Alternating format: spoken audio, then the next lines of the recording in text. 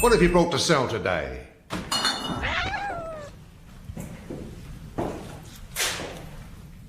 Nothing to sell today, Chancellor. You're looking well. I'm feeling well, Chancellor. You see, today, my judgment has come. Today? Today. Unexpected? Yesterday you were so down. Let's drink to it. So you won't be seen around the courts anymore, then? Not anymore. Yeah, it's strange to think of the courts of Chancery without Tom Jarndyce. You won't be bringing in your possessions for me to sell? I won't need your money. Fetch a pint of wine, Mr. Crook. What have you brought then? What's in that box if it's not to sell? You've been a good friend to me all this time, Crook. What's in the box? If only you were the Lord Chancellor. What's in the box? Chancery would be a fairer place. Jewels? I'll buy jewels. When I've been depressed, you've sat and talked with me. For that, I thank you. What's in the box?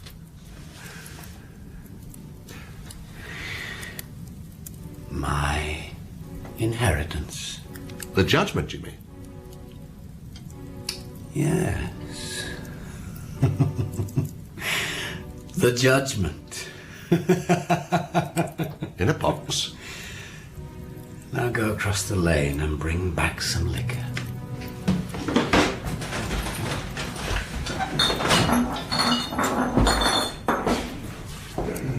Shall I tell everyone that Jarndyce and Jarndyce is finally settled?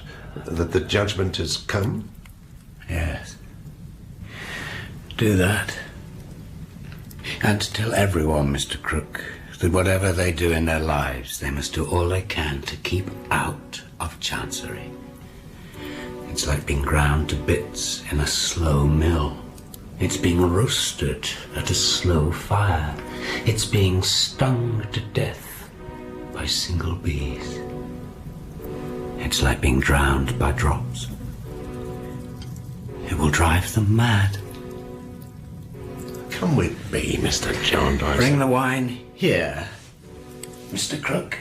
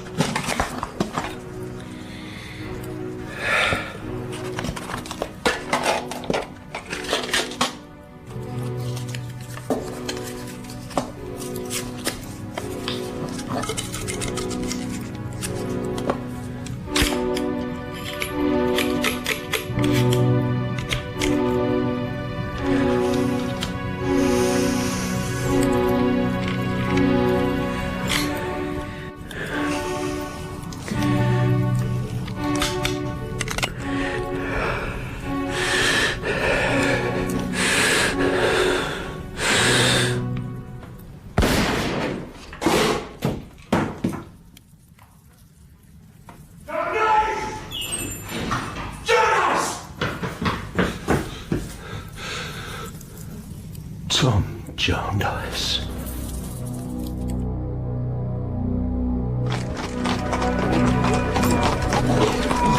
I beg your pardon, Miss Esther Summerson. Hello. Miss Esther Summerson. Miss Esther Summerson. Miss Esther Summerson. Yes. Oh, I'm Mr. Guppy. Miss from Kensington Carboys of Lincoln's Inn. Miss, I'm here to collect you. Are these your boxes? Yes, yes, they are. Thank you. Follow me, miss. Yes. Has there been a fire? Oh dear, no, miss. This is a London particular. I've never heard of such a thing. A fog, miss. The fog is very dense indeed. How does anyone see where they're going? I have a great deal of difficulty in knowing where to begin my story. In the interests of my client, my lord, to point out to the court that... Excuse me, Lesser. It relates to a suit in the Court of Chancery over a contested will that I play some small part in. It had been going on for so long, people had forgotten what it was all about. There were some lawyers who spent their entire careers working on nothing else. Mr. Tangle, have you nearly concluded your argument? Well, no. A variety of points. Feel it my duty to submit, Lordship. Am I right in thinking several members of the bar are still to be heard concerning Jarndyce and Jarndyce? Yes, my lord. In that case, we will proceed with the hearing on Wednesday fortnight. Scores of people found themselves made parties in the Jarndyce and Jarndyce cause, as it was known. Children were born into the cause. Young people married into it. Old people died out of it, with still no judgment in sight. In reference to the young girl... Beg Lordship's pardon, boy. In reference to the young girl and boy, the two young people whom I directed to be in attendance today and who are now in my private room, I will see them and satisfy myself as to the expediency of making the order for their residing with their uncle. Beg Lordship's pardon, dead. With their grandfather. Beg Lordship's pardon, victim of rash action. Bray. Will your lordship allow me? I appear for the man in question, Mr. John Jarndyce. He is a cousin, several times removed. I'm not at the moment prepared to inform the court in what exact remove he is a cousin, but he is a cousin. I will speak with both the young people and satisfy myself on the subject of their residing with their cousin, my lord. Cousin. I will mention the matter tomorrow morning when I take my seat. Thank you, my lord. The court is dismissed. This is the Court of Chancery, which has its contested, decaying houses and blighted lands in every shire, which has its worn-out lunatic in every madhouse and its dead in every churchyard. But my involvement with Chancery is indirect, though central to my story, and came much later than the point from which I think I should begin.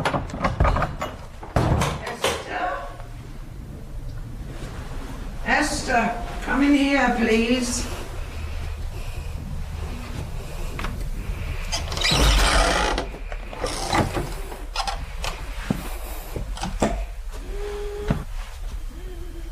I said, come in. Stand there, in front of me, where I can see you. I was brought up from my earliest remembrance, like some of the princesses in the fairy stories. Oh, sir. Only I was not charming or clever, by my godmother, Miss Barbary. At least I only knew her as such. She was a good woman. She went to church 3 times a day. Are you a good girl, Esther? I would dearly like to be, godmother. Tell me why you're late from school today. I was talking to some of the other girls, godmother. What about?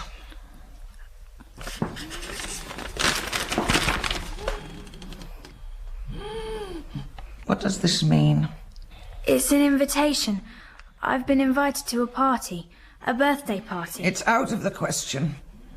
You are different from other children, Esther. Because you were not born like them in common sinfulness and wrath. You are set apart. Please, may I go, godmother? Submission, self-denial, diligent work. These are the preparations for a life begun with such a shadow on it. Not parties. I will reply to the invitation myself on your behalf. Even when my birthday arrived, it was hardly celebrated. Often it was the most melancholy day at home in the whole year. It would have been far better, little Esther, that you had had no birthday. Indeed, that you had never been born. Godmother, is it that Mamma died on my birthday? Ask me no more, child. Oh, please tell me something of her, please. What did I do to her? How did I lose her? Why is it my fault? No, don't go away. Or speak to me. Let go of me! I want to know, please. Your mother, Esther, is your disgrace, and you are hers.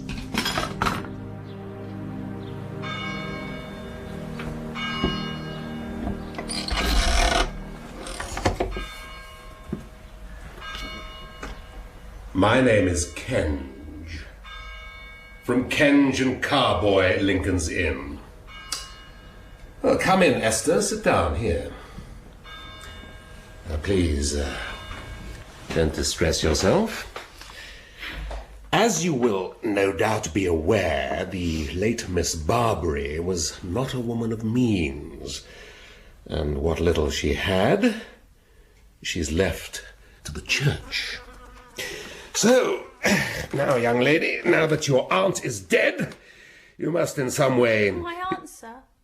Miss Barbary was indeed your aunt, Esther. Don't distress yourself. Don't cry. Now, you've heard of Jarndyce and Jarndyce. No, sir. Is it possible?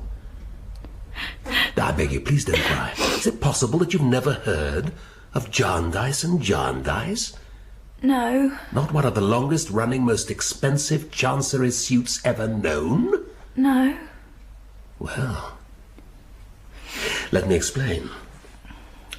Now, I represent, in the Jarndyce and Jarndyce suit, and in other matters too, a highly humane and singular man, Mr. John Jarndyce. He, being aware of your desolate position, offers to place you at a first-rate establishment where your education shall be completed. Now, what do you say, hmm?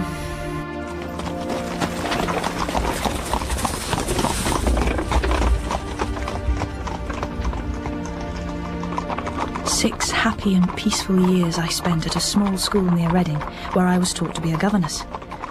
I was soon so adapted to the routine that my old life at my godmother's, my aunt's house, seemed like a dream. Regularly, I wrote to my benefactor, Mr. Jarndyce, and told him of my progress, and for 6 years heard nothing back. I was troubled to know what sort of man would want to be so generous to a stranger. Then one November morning, I received a letter from Mr. Kenge. Miss Esther Summerson. Miss Esther Summerson. Miss Esther Summerson. Yes. Oh, I'm Mr. Guppy. Miss, from Kensington Carboys of Lincoln's Inn. Miss, I'm here to collect you. Are these your boxes? Yes, they are. Thank you. Right. Follow me, miss. Yes. Has there been a fire? Oh dear, no, miss. This is a London particular. I've never heard of such a thing. A fog, miss. The fog is very dense indeed. How does anyone see where they're going? In case you should wish to see yourself, miss, after the journey, as you're going before the Chancellor, I have here a small looking glass. Not that you need to, I'm sure. Going before the Chancellor? It's only formality, miss. Mr. Kent is in court now. He instructed me to take you directly to the Chancellor's chambers. Miss Clare. Miss Ada Clare. This is Miss Ada Clare, my lord. Come here, Miss Clare. Let me see you. Sit down. Sit down, my dear. The Jarndyce in question is Jarndyce of Bleak House. Jarndyce of Bleak House, my lord. A dreary name. But not a dreary place at present, my lord. And Bleak House is in... Is in Hertfordshire, my lord. Mm-hmm. Mr. Jarndyce of Bleak House is not married. He's not, my lord. Miss Clare, do you understand the proposed arrangement? Yes, my lord, I do. That as a minor and a ward of this court, you are to live under the guardianship of your cousin, Mr. John Jarndyce of Bleak House. Yes, my lord. Have you reflected on this arrangement? Yes, I have, my lord. And do you think you will be happy living under the roof of Mr. Jarndyce? Yes, my lord, I do. Young Mr. Richard Carstone is present. Here, my lord. Mr. Jarndyce of Bleak House, my lord, if I may venture to remind your lordship, provides a suitable companion for... For Mr. Richard Carstone? No, my lord, for Miss Ada Clare. This is the young lady, Miss Esther Summerson. Miss Summerson, come here. You sit there. Miss Summerson is not related to any party in the Jarndyce and Jarndyce cause, I think. No, my lord, but, my lord, my client, Mr. Jarndyce, wanted me to make it known. So you're an orphan too? Yes. What a peculiar place for us all to meet. I'm Esther. I know. I've been looking forward to meeting you. I've never had a companion before. Very well. I shall make the order.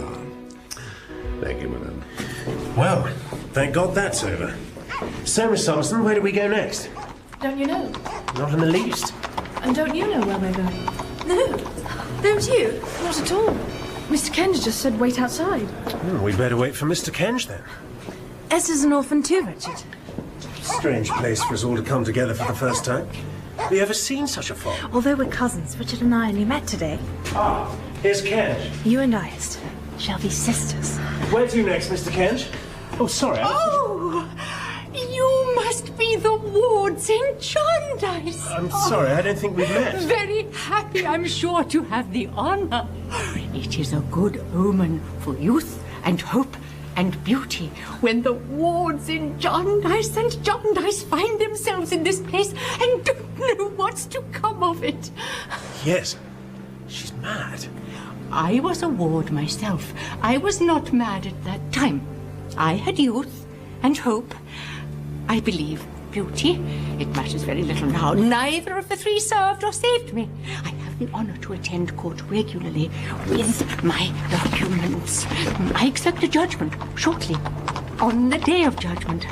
Pray, accept my blessing. We are very much obliged. Yes, I imagine so. And here is your lawyer with his documents.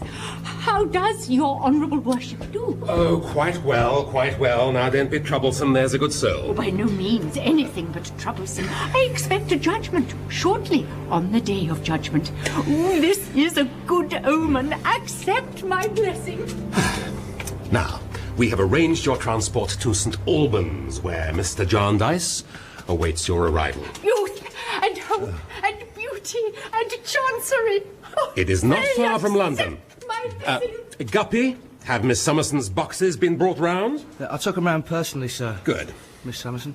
Thank you. It was my sincere pleasure, miss. But I must now leave you to Mr. Guppy. He will see you on your way. Goodbye, and good luck to all of you.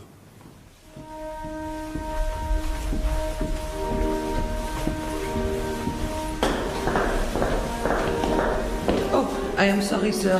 I forget. Name again? Tulkinghorn. My name is Tulkinghorn. Pardon. I am expected.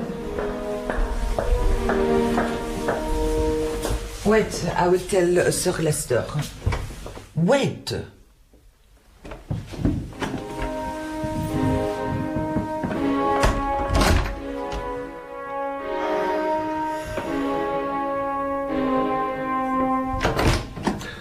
Mr. Tulkinghorn, come in, come in. Thank you. Madam Tense, never keep Mr. Tulkinghorn waiting. Now go and get some refreshments. She's French, you know. Been with us since, I don't know. How long has Madame Hortense been with us, dear?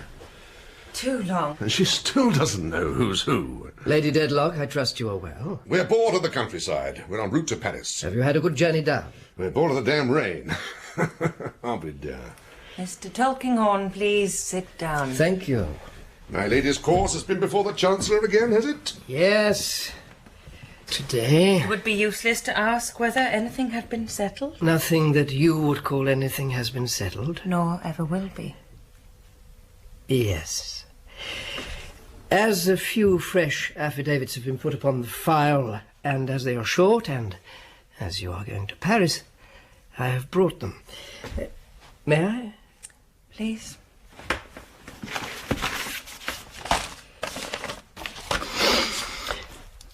In Chancery between John Jarndyce and... If you could miss out as many of the formal horrors as you can.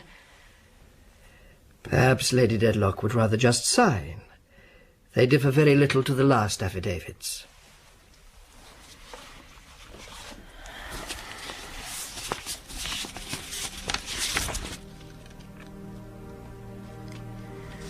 Who copied this?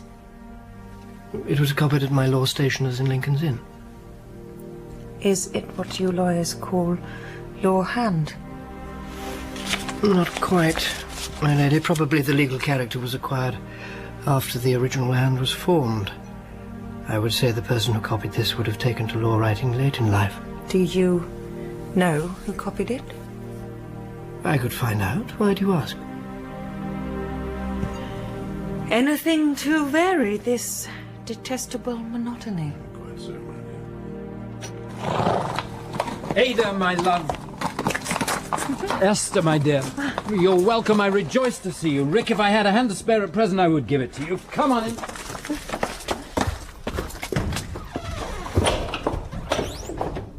Come and see your home.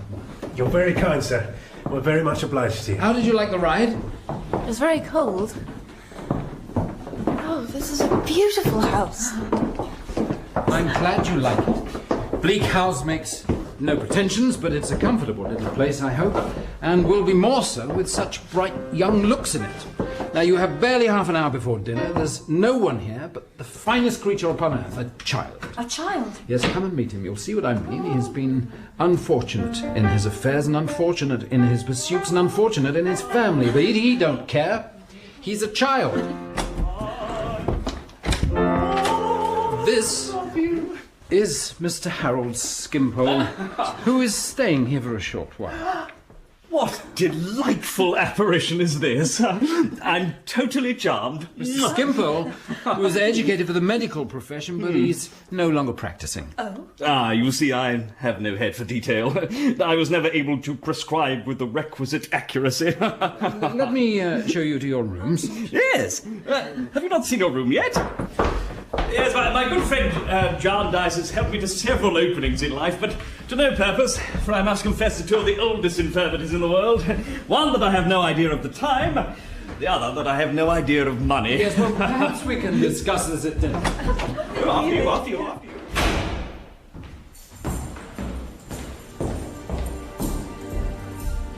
We lived at first rather a busy life at Bleak House. I, having been entrusted with the housekeeping keys, spent the first few days familiarising myself with the house with its 3 turrets and its various shaped windows.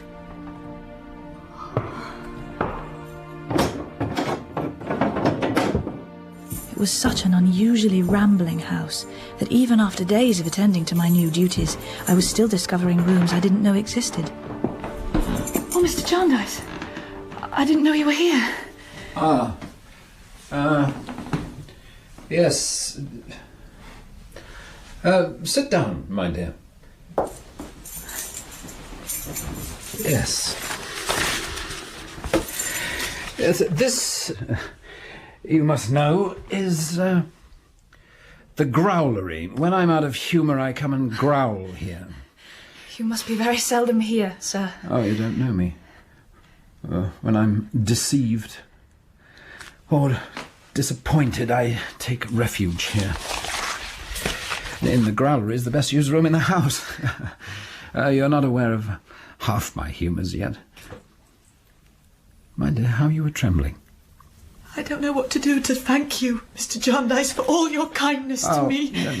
No, there's no need for that. No need. No, don't be foolish. I hear of a good little orphan girl without a protector, and I take it into my head to be that protector. She grows up and more than justifies my good opinion, and I remain her guardian and her friend. There's nothing more to it, yes? Yes? Yes. Of course, Esther, you don't understand this chancery business. I don't know who does. The lawyers have twisted it into such a state of bedevilment that the original merits of the case have long disappeared from the face of the earth. But it was, sir, about a will? Why, yes, was about a will when it was about anything. A certain Jarndyce in an evil hour made a great fortune and made a great will, but now it's about nothing but cost. And we're always appearing and disappearing and swearing and interrogating and filing and cross-filing and arguing and sealing and motioning and referring and reporting and revolving about the Lord Chancellor. And we can't get out of the suit on any terms, for we are made parties to it and must be parties to it, whether we like it or not. But it won't do to think of it. I've learned, Esther, never to think of what may come. When my great-uncle, poor Tom Jarndyce, began to think of the wealth he would receive if the Jarndyce and Jarndyce cause were settled in his favour, he could think of nothing else. And it ruined him. Well, it killed him. This was his house, Esther. When I came here, it was bleak indeed. He had left the signs of his misery upon it. How changed it must be now. It had been called before his time the Peaks. He gave it its present name and lived here, shut up, day and night, poring over the wicked heaps of papers in the suit and hoping against hope to disentangle it from its mystification and bring it to a close. And in the meantime, the place became dilapidated. Well, I told you this was the growlery, my dear. These are the things I never talk about or even think about, excepting in the growlery here. Rick, a fine young fellow, full of promise. What's to be done with him? Here he is, Esther. He must have a profession. He must make some choice for himself. Perhaps it would be best, first of all, to ask Richard what he inclines to himself. Well, exactly so. That's what I mean. You know, just accustom yourself to talk it over with your tact and in your quiet way with him and Ada and see what you all make of it. I hope, sir... Well, I think you'd better call me guardian, my dear. I hope, guardian... Oh, yes, that sounds better. That you may not trust too much to my discretion. I hope you may not mistake me. I am not clever. Well, you are clever enough to be the good little woman of our lives here, my dear. You will sweep the cobwebs from our sky. Come, I think we may have done with the growlery for one day. Only a concluding word. Esther, my dear, do you wish to ask me anything? About myself, sir? Yes. Nothing. I am quite sure that if there were anything I ought to know, or had any need to know, I should not have to ask you to tell it to me. I have nothing to ask you, nothing in the world.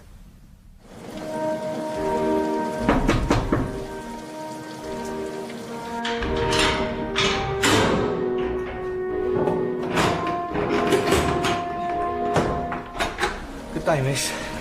Is Sir Leicester or Lady Dedlock at home today? They're in Paris. I see. I apologise for disturbing you. What do you want?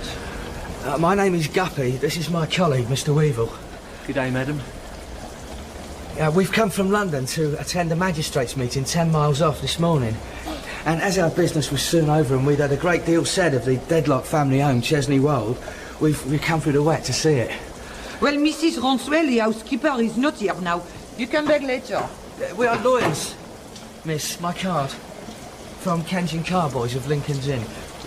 I'm not with Mr. Tulkinghorn's firm, but I'm sure I may make use of Mr. Tulkinghorn's name if necessary. Oh, Will. Thank you, miss. Us London lawyers don't often get out, and when we do, we like to make the most of it, you know. Chesney-Wold has been the seat of the Dedlock family since the reign of William the Conqueror. Really? Dear me, who's that? Oh, the present Lady Dedlock. Some say it is a perfect likeness, but I am close to her. Blessed. Has the picture been engraved, miss? Has it appeared in books? I don't think so. Well, I'll be shot. I know that picture, I'm sure. So that's Lady Dedlock, isn't it? Yeah, so over here is... She's beautiful, don't you think? This, well, it is painted by a master, but the real Lady Dedlock is... Her skin, it seems to glow. Now, over here, on the right, is the present Sir Leicester Dedlock. The picture on the left is his father, the late Sir Leicester. So it's unaccountable to me how well I know this picture. So I'm dashed if I don't think I must have had a dream of that picture, you know. Would you like to see the armory? So what? Oh, yes, yes. Come on, Guppy.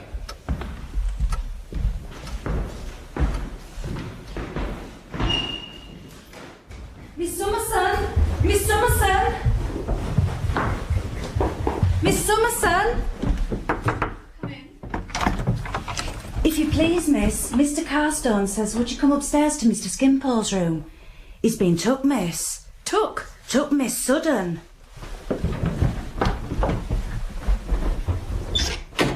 Oh, Miss Summerson, I'm glad you're here. You'll be able to advise us. Our friend, Mr. Skimpole here, don't be alarmed, is about to be arrested for debt. Now, this gentleman is Mr. Neckett. Yes. And Mr. Neckett is a bailiff. Yeah, and really, my dear Miss Summerson, I never was in a situation in which that excellent sense and quiet habit of method and usefulness, which anybody must observe in you who has the happiness of being a quarter of an hour in your society, was more needed. Are you arrested for much, sir? My dear Miss Summerson, I don't know. Some pounds, odd shillings and halfpence, I think, were mentioned. It's £24, 16 and 7pence halfpenny. That's what it is. And it sounds, well, somehow it sounds like a small sum. Mr. Skimpole has a delicacy in applying to my cousin Jarndyce because he is lately... Well, I think so. I understood... Yes.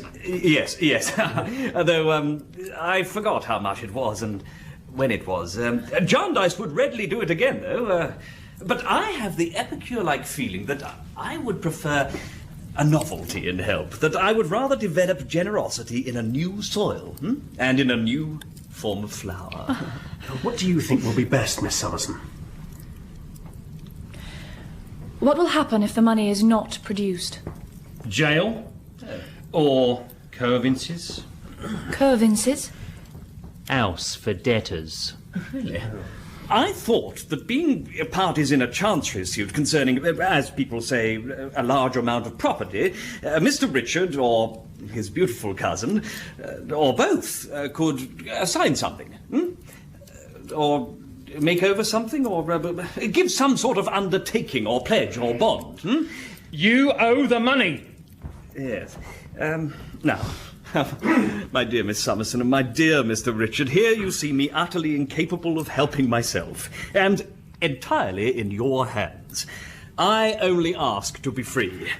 The butterflies are free, huh? Mankind will surely not deny to Harold Skimpole what it concedes to the butterflies. I have £10 that I received from Mr. Kenge. Do you have anything? I have my savings. How much? £15. Go and fetch it. We must help our new friend. And when my judgment comes, I'll see that you're repaid with interest, my dear. Yes. Oh, excellent. Well done. We held many consultations about what Richard was to be. First without Mr. Jarndyce, as he had requested, and afterwards with him. But it was a long time before we seemed to make progress. The Navy, the Army, the Church, law, all were discussed as possible careers, and all were discounted. Eventually, Richard made his choice, and we went to London to take Mr. Kenge into counsel. A surgeon? Yes, well, very good profession, Mr. Jarndyce. It was a very good profession. Well, the course of study and preparation requires to be diligently pursued. Oh, yes, no doubt. Diligently. But that's the case with everything worth doing. And Mr. Richard Carston will, no doubt, apply himself? You may rely upon it. Very well. Now, with reference to placing Mr. Carston with some sufficiently eminent practitioner, do you have anyone in mind? Well, no one, Rick, I think. No one, sir. And as to the situation now, is there any particular feeling? No. I should like a little variety, a good range of experience. Well, I think that can be arranged. As soon as we make our want, and should I add our ability to pay a premium known, our only difficulty will be the selection of one from a large number. Sir, it's pretty clear. I shall have to work my own way. Never mind. Plenty of people have had to do that before now, Richard. I only wish I could carry off the Lord Chancellor and keep him on short allowance until he gave judgment in our cause. He'd find himself growing thin if he didn't look sharp. Oh, Richard, you'll be a splendid doctor. Are we lost? This is the road we came down before. It's too foggy. We're walking around in circles. You see, cousin, we're doomed never to get out of Chancery. Well, don't look. There's the old lady again. Jarndyce! Very happy, I'm sure. Are you on your way to court, Mum? Oh, I've just come from court. It's retired. I have the honour to attend court regularly with my documents. Now, have I the pleasure of addressing another of the youthful parties in Jarndyce? Oh, no. No, Miss Summerson is not connected with the suit. Ah, she does not expect a judgment. She will still grow old. Pray, come and see my lodging. Oh, thank you, but we're due back at Lincoln's Inn shortly. It will be a good omen for me. Youth and hope and beauty are very seldom there. It is a long, long time since I had a visit from either. Come! Oh, it's not far. Richard? Come on, it might be amusing.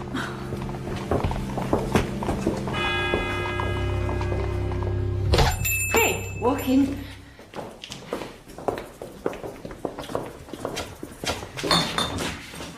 Mr. Crook! Mr. Crook! I am still having difficulty with this door. You promised to mend it. Come through, come in through the shop if other doors come in order. Yes, we'll use the other door. Come on, it'll only take a minute. Oh, well, let's get it over with. Richard, are you sure? Excuse my landlord. He's a little, you know, and he drinks. I buy bottles, marine stores, bones, kitchen stuff, old iron, paper, ladies and gentlemen's wardrobes, anything. And do you sell them too? They call me the Lord Chancellor, and call my shop Chancery. And why do you think they call me the Lord Chancellor and my shop Chancery? I don't know, I'm sure. You see, they... Oh, but here's a lovely hair. I have got 3 sacks of ladies' hair below, but none so beautiful and fine as this. What colour and what texture. That'll do, my good friend. You can admire as the rest of us do without taking that liberty. It's all right, Richard. Thank you for the compliment, sir. You see, I have so many things here of so many kinds. I have so many old parchments and papers in my stock. Yes, yes. And I have a liking for rust and must and cobwebs and all's fish that comes to my net. And I can't bear to part with anything I once lay hold of, or so my neighbours think, but what do they know? I don't mind. Hi, Lady Jane. This is Lady Jane. Shall I mow your scratcher? There, my lady. I deal in catskins among other general matters, and hers was offered to me. It's a very fine skin, as you may see, but I didn't have it stripped off. That will do, Crook. My young friends are pressed for time. I have none to spare myself, having to attend court very soon. My young friends are the wards in Jarndyce. Jarndyce? Jarndyce and Jarndyce. The great lawsuit, Crook. Your name now will be... Richard Carstone. Carstone? Yes. There was the name of Barbary, and the name of Claire, and the name of Dedlock too, I think. Yes. All names in the great Jarndyce and Jarndyce seat. Tom Jarndyce. He was as well known about court as she is now. He got into a restless habit of strolling about when the calls was on or expected, talking to the little shopkeepers and telling them to keep out of Chancery, whatever they did. He made away with himself just where the young lady stands, as near as could be.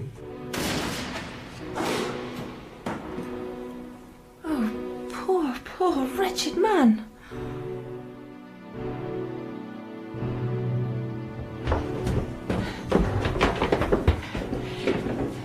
The only other lodger lives in this room, a law writer. I never see him. The children in the lanes here say he has sold himself to the devil. I don't know what he can have done with the money. Hush.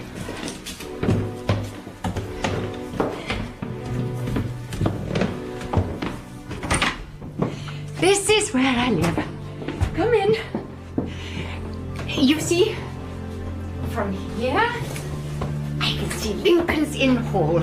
I can look at it in the night, especially in the moonshine.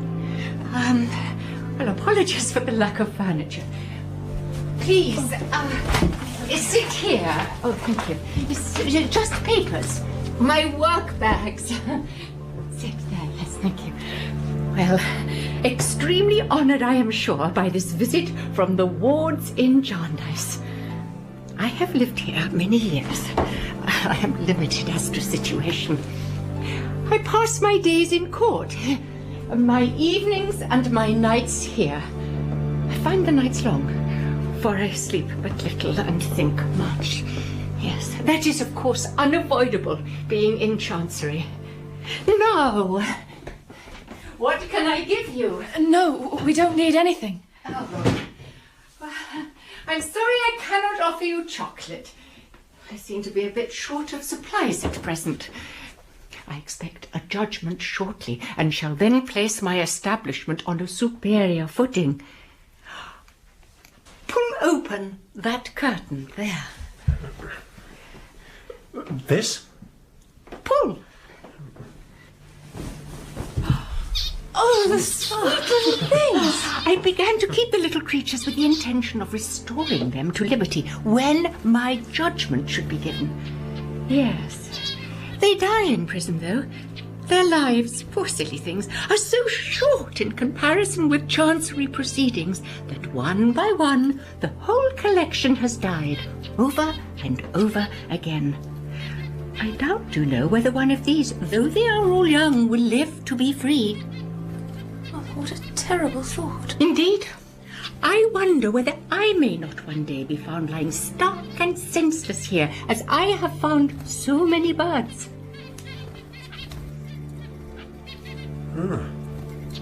Well, they must make good company.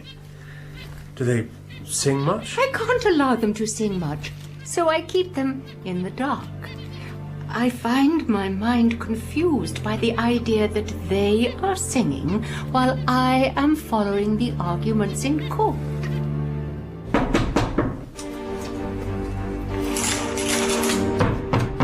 Yes, wait a minute, I'm coming.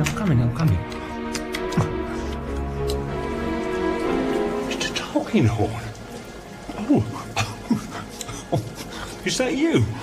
Oh dear, what a pleasure. I want a word with you, Snagsby. Oh, but I'm certainly, sir. Can't come in. Dear me, sir, why didn't you send your young man round for me? I'm just finishing my pudding. Please, come into the back shop. It's just through here. Here we go, just through here. You just like to walk through there. Yeah, that's right, just through there. I'll bring some more light. What you doing? Customer. We're waiting. Rich, influential. I'll be back in a minute, dear. I'll just put this out on the table, and we can see what we're doing. Right, please, sit down. Jarndyce and Jarndyce, Snagsby. Yes, sir. You copied some affidavits in that course for me lately? Yes, sir, we did. There was one of them, the handwriting of which is peculiar, and I rather like. I looked in to ask you who copied this. Who copied this, sir? Yes, Juby, Packer, Jarndyce. Here we are, sir. This was given out, sir, to a writer who lodges just over the opposite side of the lane. What do you call him? Nemo, sir. Given out on the Wednesday night at 8 o'clock, brought in on the Thursday morning at 9:30. Nemo? Nemo. Nemo is Latin for no one. Well, it must be English for someone, sir, I think. Our law writers who live by job work are a queer lot, and this may not be his name, but it's the name it goes by. Have you given this man work before? Oh dear, yes, sir, work of yours. And where does he live? Across the lane, sir. In fact, he lodges above a rag and bottle shop. Come through, sir. What have you got to sell? Is your lodger in? Male or female, sir? Male. The person who does copying. Shall I call him down? But there's a weak chance if you come, sir. I'll go up to him then. Second floor, sir. Take the candle. Up there.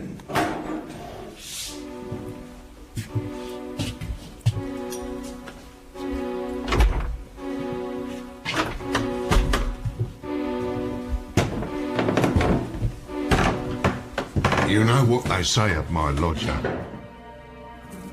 What do they say of him? They say he has sold himself to the devil. I'll tell you what, though. My lodger is so black-humoured and gloomy that I believe he'd as soon make that bargain as any other. Don't put him out, sir. That's my advice.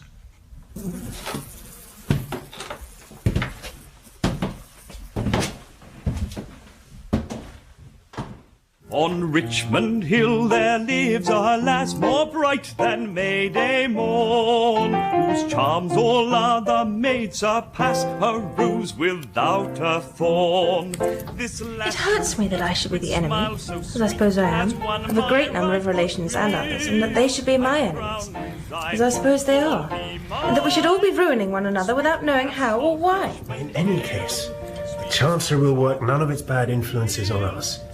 Yes? Yes. After all, it's brought us together. I'm grateful for that. I am too. And it can't divide us now. Never, I hope, Richard.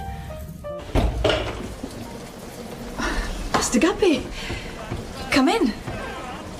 Thank you.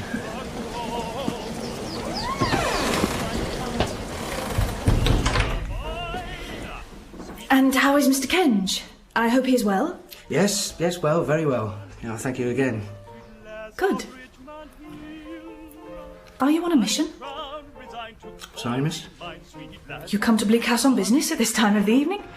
Yes, some papers, miss, for Mr. Jarndyce. Do you need to see Mr. Jarndyce? No, miss. Yes. I will inform him of your arrival. Yes. Thank you, Miss Summerson. Will you be staying tonight? No, miss. I'm required at Lincoln's Inn in the morning. You will find some dinner prepared downstairs when you have finished your meeting. Shall I have the honour of finding you here as well, miss? Yes.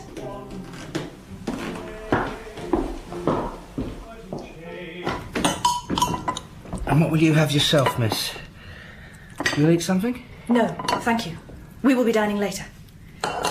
I must attend to some household matters, so if you are comfortable, I will leave you to get on with your meal. I beg your pardon, miss. Would you allow me the favour of a minute's private conversation? What follows is without prejudice, miss. I don't understand. Yeah, it's one of our law terms, miss. You won't make any use of it to my detriment at Kensington Carboys or elsewhere, if our conversation should lead to nothing. Hello, my friend. Hello. Hello.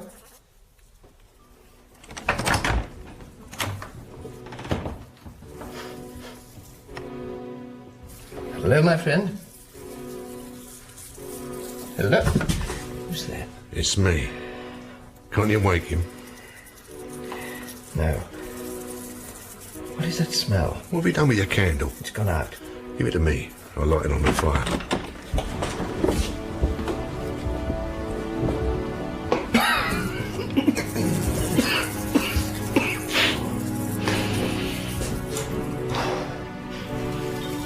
Nemo,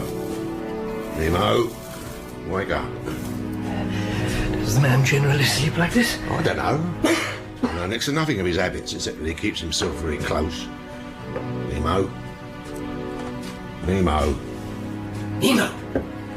Nemo, wake up. Wake up. That girl, I think he's dead. Wake up! He's dead. Call out for flight, will you? Flight? Flight! Flight! Flight, come here quickly, whoever you are! Flight! Yes, I'm coming. What is it? What has happened? Flight. The doctor. Quickly! Run! My present salary, Miss Summerson, at Kensington Carboys is £2 a week. A rise is guaranteed at the expiration of a term not exceeding 12 months from the present date. My mother is eminently calculated for a mother-in-law. She never interferes, she's all for peace, and her disposition easy. Well, she has her failings, as who has not. But may be freely trusted with wines, spirits, or malt liquors. I see. Miss Summerson, in the mildest language, I adore you. Would you be so kind as to allow me, as I may say, to file a declaration? To make an offer? Mr. Guppy, get up from that ridiculous position immediately, sir, or I will be obliged to ring the bell. Oh, hear me out, miss. I cannot listen to another word, sir, unless you get up from the carpet at once and sit down at the table.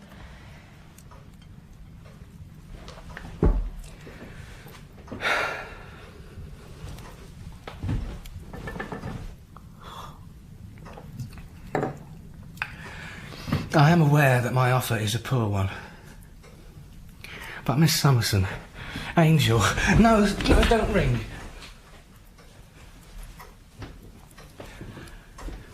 I have been brought up in a sharp school. I have ferreted out evidence, collected information for cases, and seen life. I could advance your interests, push your fortunes. I could investigate your past. Find out who your mother is, who your father is. I mean, who knows what might be thrown up? Mr. Guppy, you address my interest, or what you suppose to be my interest, quite as unsuccessfully as you have addressed my inclination. And will you now understand that I am asking you to leave immediately? Oh, please hear me. I have been struck by your charm since the day I met you off the coach. Your image is fixed in my breast. I mean, if I speak of investigating your interests, it is only so I may be useful to you. I mean, needed by you. If you have really meant to give me a proof of your good opinion, though ill-timed and misplaced, I feel that I ought to thank you. I have very little reason to be proud, and I am not proud. I hope you will now go away. Yes. Yes, of course. Half a minute, miss. This has been without prejudice. I will never mention it, sir, unless you should give me future occasion to do so. Good night, Mr. Guppy. Yes, good night, Miss Summerson.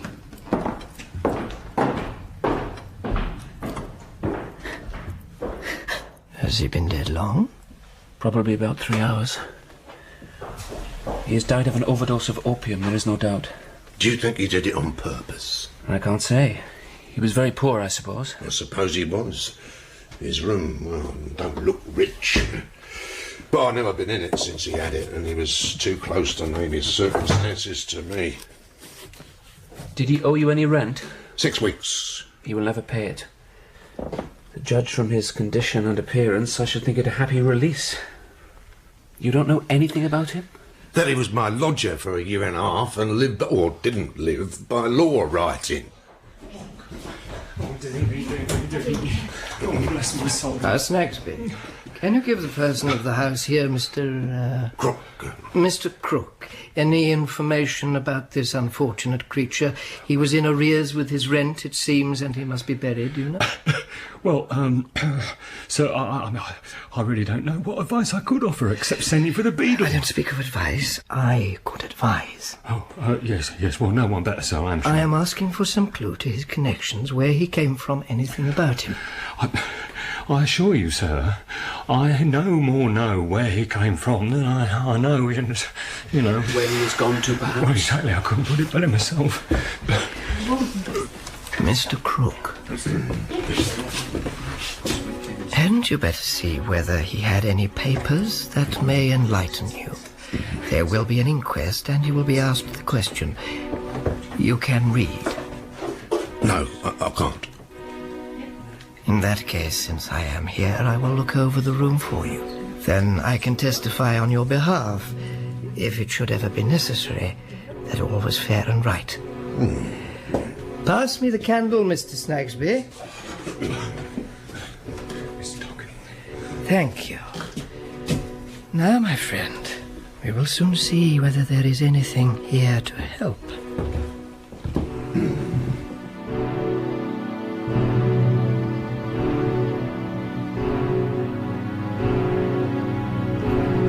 In episode 1 of Bleak House, you heard Claire Price, Michael Kitchen, John Shrapnel, Jean Marsh, Anton Lesser, Honeysuckle Weeks, Robert Portal, Rob Jarvis, Daisy Beaumont, Michael Atwell, Ellie Haddington, Michael Fenton-Stevens, Jonathan Oliver, Greg Hicks, Hugh Terry, Suzanne Rainforth, Del Synott, Tamara King, and Brendan O'Hay.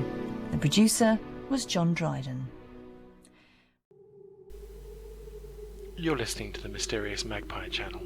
Please subscribe.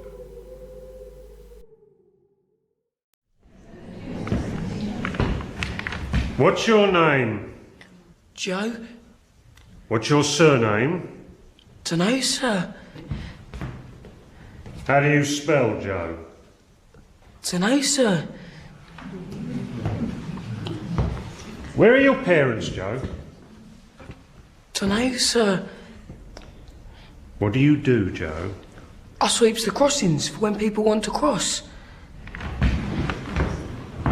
Have you ever been to school, Joe? I know a broom's a broom, and I know it's wicked to tell a lie. Silence! No. This won't do, gentlemen. We can't receive this evidence. Put the boy aside. This way, lad. Now, is there any other witness? Any other witnesses? No other witness. Very well, gentlemen. Here's a man unknown, proved to have been in the habit of taking opium in large quantities, found dead of too much opium. If you think you have any evidence to lead you to the conclusion that he committed suicide, you will come to that conclusion. If you think it is a case of accidental death, you will find a verdict accordingly. I call this session to a close.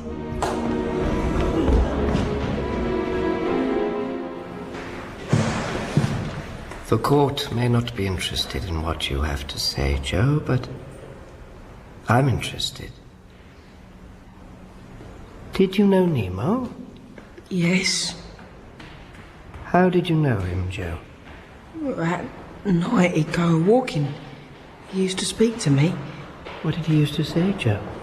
He'd ask me how I slept, how I bore cold and hunger. He used to give me food. Did he give you money? When he had me, he would have been glad to give it to me. When he had no money, he'd say, I'm as poor as you today, Joe. Did you ever see him with anyone, Joe? Did he have any friends? He didn't have none. Are you sure? I know, because one night I was sitting in a doorway near his crossing, and he asked me if I had any friends. When I said no, he said, me neither. Not one. Have you brought something to tell? Miss Flight, the woman who comes to Chancery every day, does she live here? Upstairs. She's not well, though.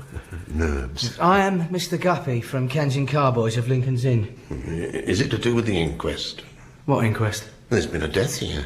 One of my lodgers. No, it's nothing to do with that. I have something for her. They call me the Lord Chancellor, you know, and they call my shop Chancery. Really? Because I collect everything. Old parchments and papers. I can't bear to part with anything.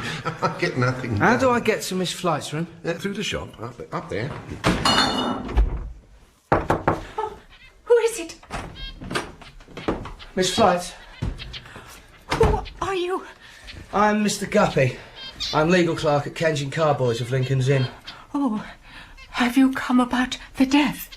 No, I'm instructed to give you this. Oh, I don't understand. You will receive the same every Saturday. Oh, has my judgment come? No, it is not connected to your chancery suit. But is this from the Lord Chancellor? No. As a sign that my judgment is soon to come. I'm not at liberty to say any more. But who else could it be?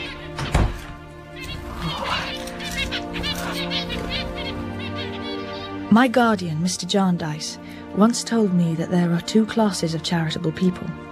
One, the people who did little and made a great deal of noise. The other, the people who did a great deal and made no noise at all. My guardian, Mr. Jarndyce, is of the latter type. I owe him a great deal for having brought me to Bleak House as companion to his young cousins Ada Clare and Richard Carstone. He saved me, a homeless orphan, from a life of destitution, and in all the years I have known him, he has never accepted thanks.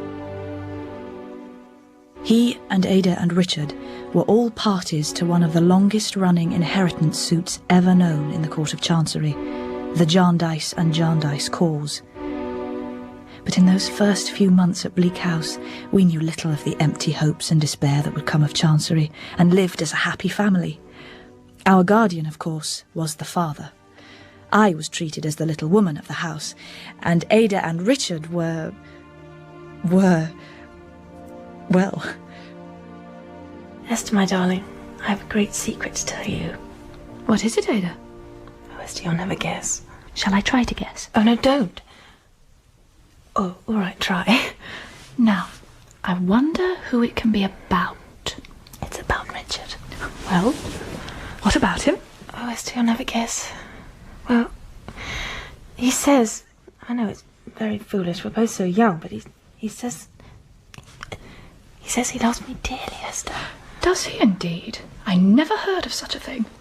Why, my dear, I could have told you that weeks and weeks ago. But Esther, that's not the worst of it. Yes? I love him too. Oh, Ada! I do with all my heart. I do with all my whole heart, Esther. I love him too.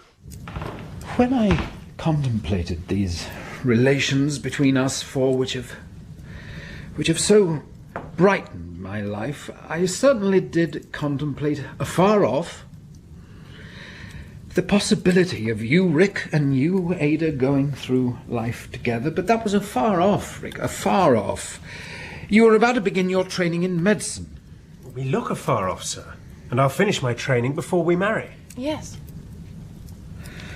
In the meantime, Ada should continue to live here at Bleak House with Esther and me. Where else, dear cousin? Well, I might tell you that you don't know your own minds yet, that 1,000 things may happen to divert you from one another, but I will not do that. All I say is, if you do change, if you do come to find that you have less in common as man and woman than you did as boy and girl, don't be ashamed still to confide in me, for there will be nothing monstrous or uncommon in it. Rick, the world is before you. Constancy in love is a good thing, but it means nothing without constancy in every kind of effort. No real success in great things or in small can be wrested from fortune. I will work my fingers to the bone for Ada, sir. And I will work my fingers to the bone for Richard. Love her, Rick, in your active life no less than in her home when you revisit it, and all will go well. Otherwise, all will go ill. That's the end of my preaching. Richard left us the next evening to begin his new career, and committed Ada to my charge with great love for her and great trust in me. I know you're the best spy I could wish for. You're to write to me every week and tell me how my dear Ada is doing. And you, Richard, are to stop thinking about me and concentrate on being an excellent doctor. I will. It touched me then to reflect, and it touches me now to remember having what I have to tell, how they both thought of me, even then. No, she will live with us. I was a part of all their plans. I was to be Ada's bridesmaid when they were married. I was to live with them afterwards. I was to keep all the keys of their house. I was to be made happy for ever and a day. And if the suit should make us rich, Esther, which it may, you know... Richard! My dearest Ada, why not? Did better declare us poor at once? Oh, I don't know about that. But at all events, it won't declare anything at once. It hasn't declared anything in heaven knows how many years. Too true. Yes, but the longer it goes on, dear cousin, the nearer it must be to a settlement one way or the other. Now, is that not reasonable? You know best, Richard. But it may be better to forget all about it. Well. Thank you. Then we will forget all about it. We can sign the whole thing to oblivion. Esther puts on her approving face and it's done. Nonsense. Esther does not put on her approving face. So there's an end to it. Goodbye, Esther. Goodbye, Richard. Goodbye, my love. Goodbye. Thank you, driver. Bye. Bye. Bye. And don't forget to write. Bye. Yeah, come and see me soon.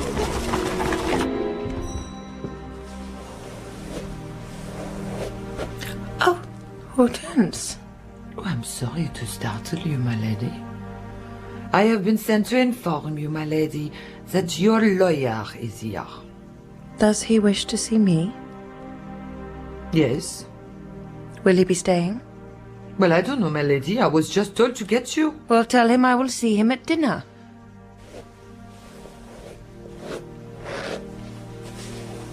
Well, go on, then. You can contemplate your beauty another time. Oh, pardon. It was your ladyship's beauty. That you needn't contemplate at all. You sent me a message respecting the person whose writing I happened to inquire about. I had quite forgotten about it. I can't imagine what association I had with a hand like that. But I surely had some. You had some? Oh, yes. I think I must have had some. And did you really take the trouble to find out the writer of the actual thing? What is it? Affidavit? Oh, yes. How very odd. That you should remember. Yes, I inquired about the man and I found him.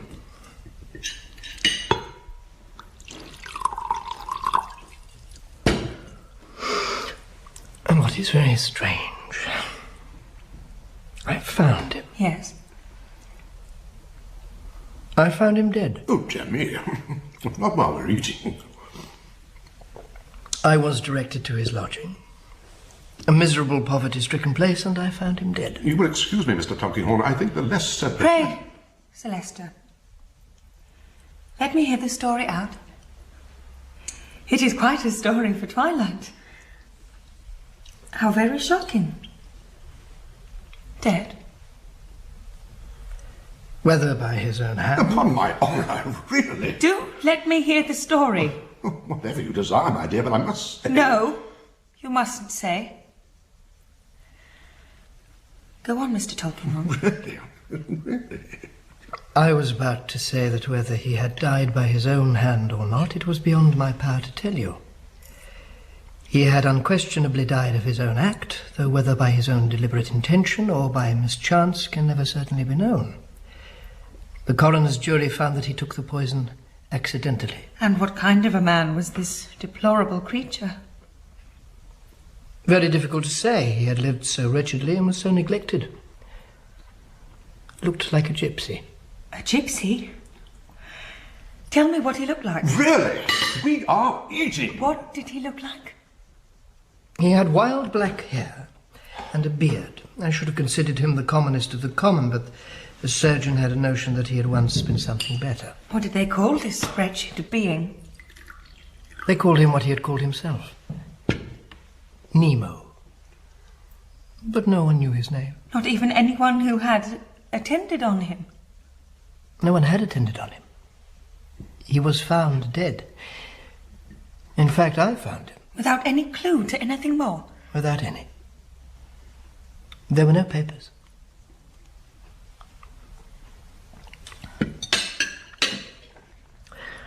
I hope this hasn't been a shock for my lady. Why should it be? You look pale. So do you, Mr. Tulkinghorn. It must be the light. Our guardian had some business to attend to in London, and decided that Ada and I should go with him so that we might see Richard, who had been placed with a surgeon in Chelsea. We were to spend a week there, and took up our abode at a cheerful lodging near Oxford Street, over an upholsterer's shop. London was a great wonder to us, and we were out for hours and hours at a time, seeing the sights, which seemed to be less capable of exhaustion than we were.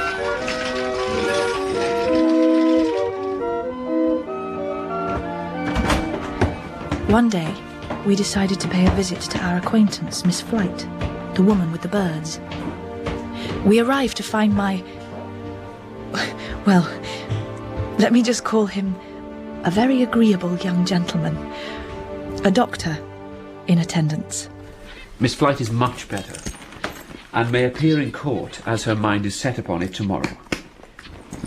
She's been greatly missed there, I understand. How are you, Miss Flight? The truth is, we have had death here. I am very susceptible to such horrid things. Only Mr. Woodcourt knows how much. Oh, my physician, Mr. Woodcourt.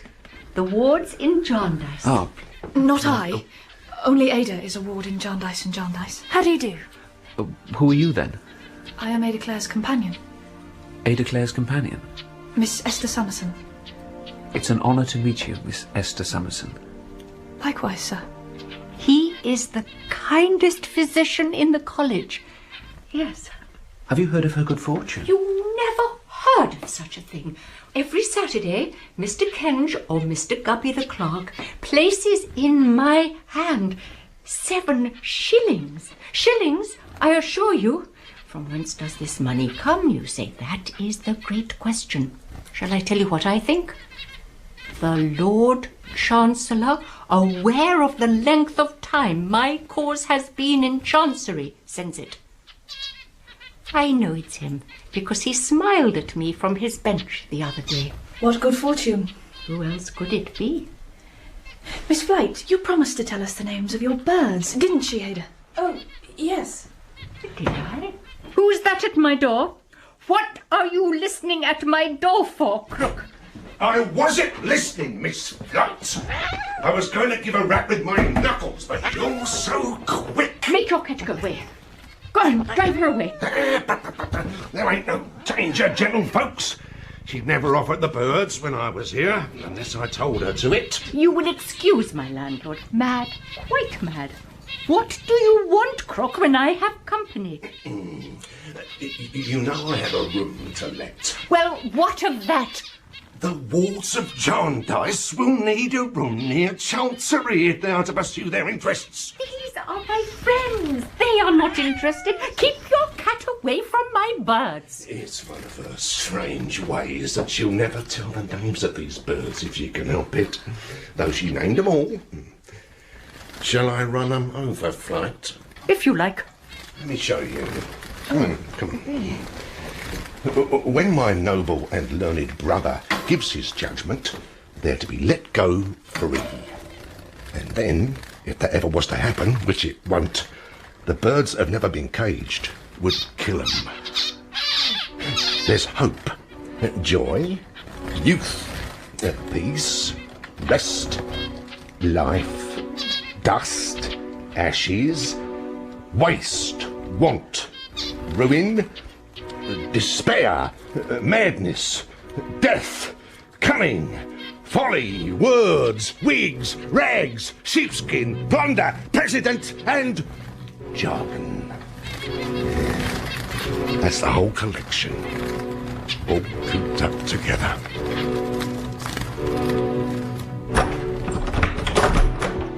This is the room. It's been cleaned and painted.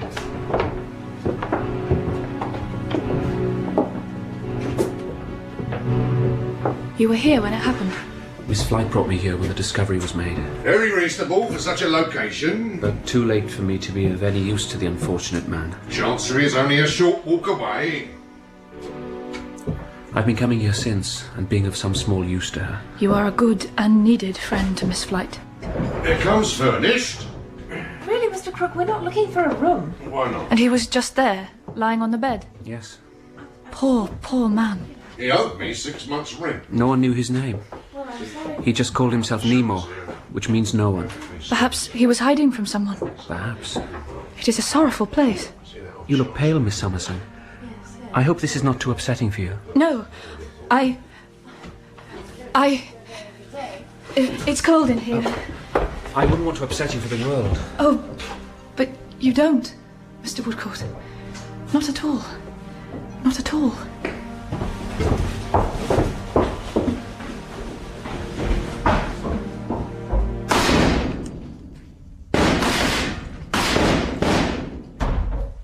How do you do? Sergeant George. How do you do? Aye, middling. How does the world use you, Sergeant George? Pretty much as usual, like a football. My dear friend. So this is your shooting gallery. It's a delightful place. It's a picture. You never find that anything goes off here accidentally, do you, my dear friend? No fear of that. Has anybody ever hurt themselves here, my dear friend? Never. But they might, you know. Or hurt someone else. Deal. They mightn't mean it. Can we go anywhere away from these infernal firearms? Aye. There's an office at the back here.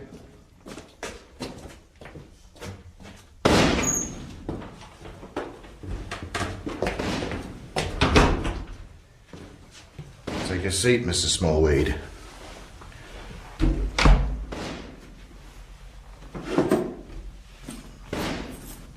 Here's 2 months' interest.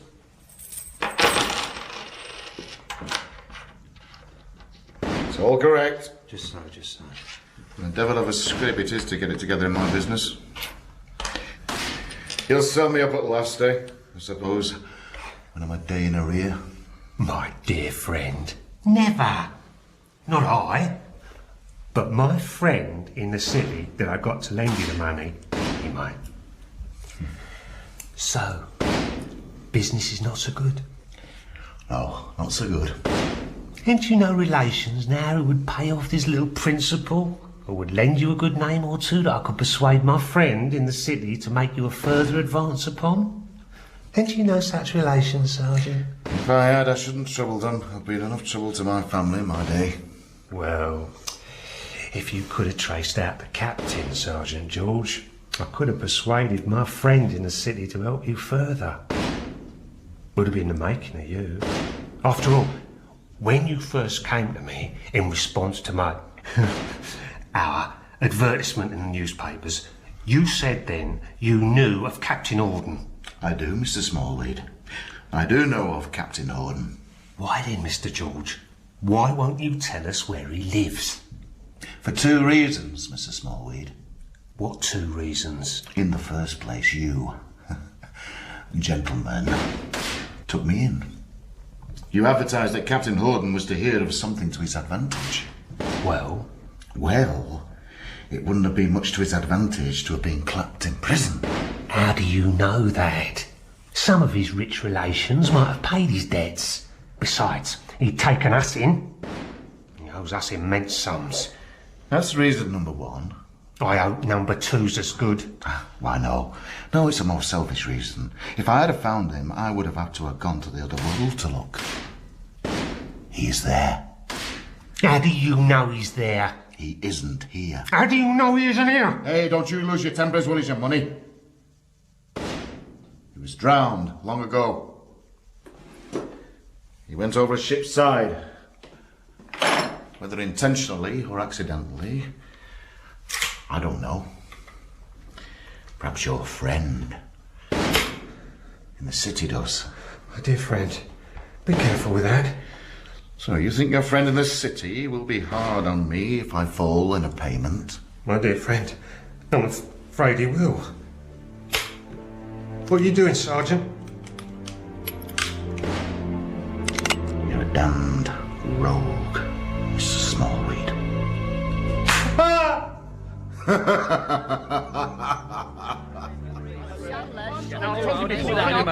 You wouldn't mind, sir.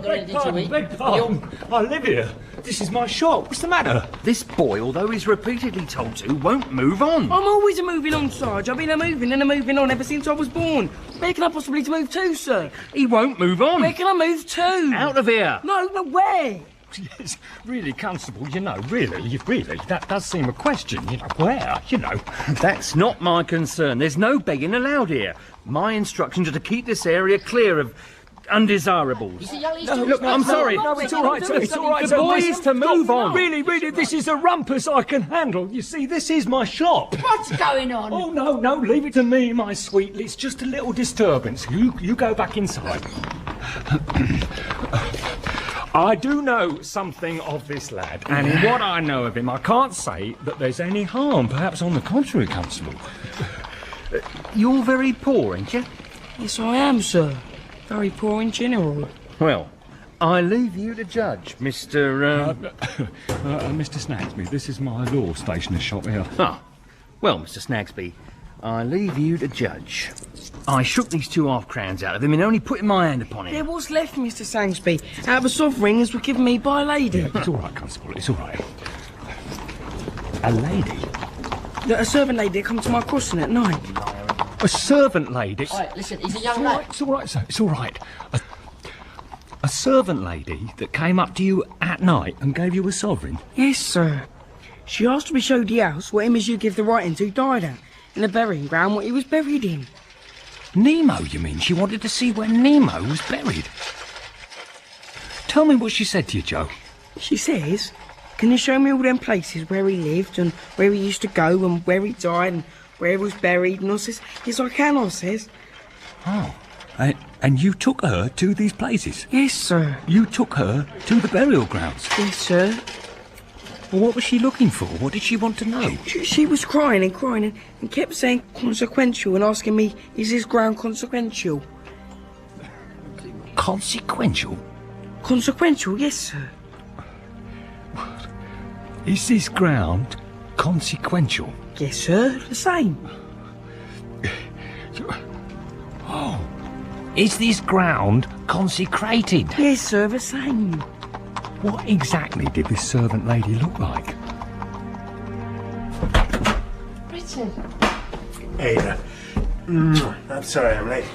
Richard came to see us often while we remained in London, and with his good spirits, his gaiety and freshness was always delightful. But though I liked him more and more the better I knew him, That's just making some tea. I regretted that he had not been educated in the habits of application and concentration. The uncertainties and delays of the Chancery suit had imparted to his nature something of the careless spirit of a gamester, who felt that he was part of a great gaming system. Is that really true? Of course. You only have to look at the conduct of lawyers to see. Oh, tea. And how do you get on, Richard? Oh, well enough. He can't say better than that, Esther, can he? Well enough? Yes, well enough. It's rather humdrum, but it'll do as well as anything else. Oh, my dear Richard. What's the matter? Do as well as anything else? I can't see any harm in that. If it'll do as well as anything else, it'll do very well, I hope. Oh, yes, I hope so. After all, it may be only a kind of probation till our suit is... Oh, I forgot, though. I am not to mention the suit. Forbidden ground. Let's talk about something else. Yes. No. Richard and my dear Ada, this is important. I think we had better talk about this, really, Ada. It will be too late very soon. Oh, yes. We must talk about it. But I think Richard is right. The fact is, I don't care much for the medical profession. Oh, no, it doesn't matter. It'll do as well as anything else. You hear him, Ada? The fact is, it's not quite for me. I don't take to it. I'm sure that's very natural. It's monotonous. Today is too like yesterday, and tomorrow is too like today. But I am afraid this is an objection to all kinds of application. To life itself, except under some very uncommon circumstances. Do you think so? Perhaps. Anyway, it'll do as well as anything else. Let's talk about something else. Yes, let's.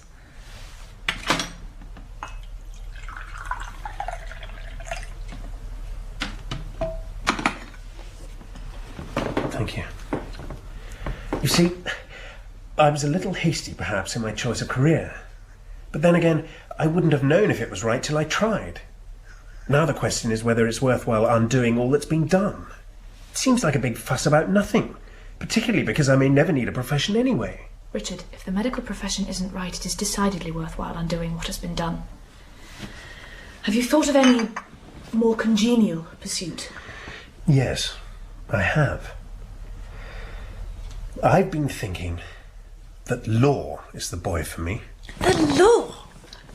If I went into Kenge and Carboy's office, and if I were placed under articles to Kenge, I should have my eye on the forbidden ground, and should be able to study it and master it, and to satisfy myself that it was not neglected and was being properly conducted. I should be able to look after Ada's interests and my own interests. It's the same thing. Allow me to fill your glass, Mr. Snagsby. Oh, you're very kind, Mr. Tulkinghorn. Now, Snagsby, to go over this odd story again. If you please, sir. You told me, when you were so good as to step round here last night, yes, for which I must ask you to excuse me if it was a liberty, sir, but I remember that you'd taken a sort of interest in that person. I thought it possible you might just wish to, but anyway, Miss Sparrow. A little more, Snagsby. Oh, thank you, sir. I'm sure this is wonderfully fine wine, sir. It is a rare wine now. It is 50 years old. Is it indeed, sir? But I'm not surprised to hear it. I am sure it might be any age or almost. So the boy said it was a servant lady. Oh, yes, sir, but a jolly servant. By which he meant what? Don't mind this gentleman. This is only Mr. Bucket. Oh, indeed, sir. I wanted him to hear the story because I have half a mind, for a reason, to know more of it, and he is very intelligent in such things. What do you say to this, Bucket? It's very plain, sir. Since our people have moved this boy on, and he's not to be found on his own lay, if Mr. Snagsby don't object to go down with me to Tom All Alone's and point him out, well, we can have him here in less than a couple of hours' time. Mr. Bucket is a detective officer, Snagsby. Is he? Indeed, sir. If you have no objection to accompany Mr. Bucket to the place in question, I shall feel obliged to you if you will do so. Don't you be afraid of hurting the boy. Oh, you won't do that. We shall only bring him here to ask him a question or so I want to put to him, and he'll be paid for his trouble and sent away again. So don't you be afraid of hurting him. You ain't going to do that. Very, very well, Mr. Tulkinghorn. Since that's the case, I'll yes, yes. Esther. Esther. Esther. Guardian? I'm sorry to wake you, my dear. What is it? Is there anything wrong? I've been thinking, Esther. Remember what your godmother, your aunt, used to tell you of your mother? I try to forget. Tell me once more. She used to say, "Your mother, Esther, is your disgrace, and you were hers." 9 years, my dear, have passed since I received a letter from a lady living in seclusion. My aunt? Yes, Miss Barbary. You were then 12 years old. She told me how she had bred you secretly from birth. She was concerned that she might die whilst you were still a child, and that you would be left entirely friendless and unknown.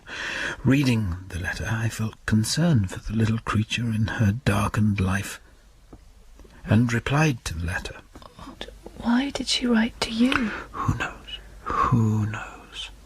She had long been estranged from all intercourse with the world. She refused to meet me, but she would see Mr. Kenge, my lawyer. I saw you, my dear, oftener than you saw me, and I always knew that you were beloved, useful, and happy. And you have repaid me everything. You bring me joy every hour, in every day. You are a father to me. Take a fatherly good night, my dear, and go to sleep. It's just a job, Joe. You'll get paid for it. Come on, Joe. Mr. Tulkinghorn will only ask you a few questions. Don't be nervous.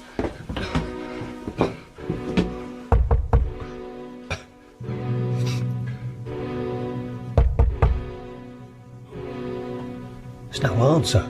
Yeah, Mr. Tulkinghorn mentioned that he might be out by the time we returned. Yeah, but I thought it was... Yeah, I've got the key here, look. He said we could let ourselves in. This way, Joe. That's right. Just through here. It's too dark. Now, why don't you just sit down here, Joey? That's it. You just sit down there and we'll wait a bit, eh?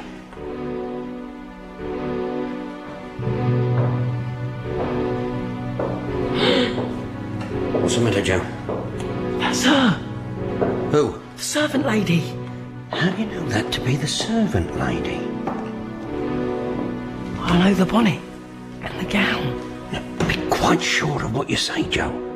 Look again. Why am I looking? And that is the bonnet and the gown. What about those rings you told me of? No. Not rings like them. Not hands like that. Her hands were smaller, whiter. Do you recollect the lady's voice?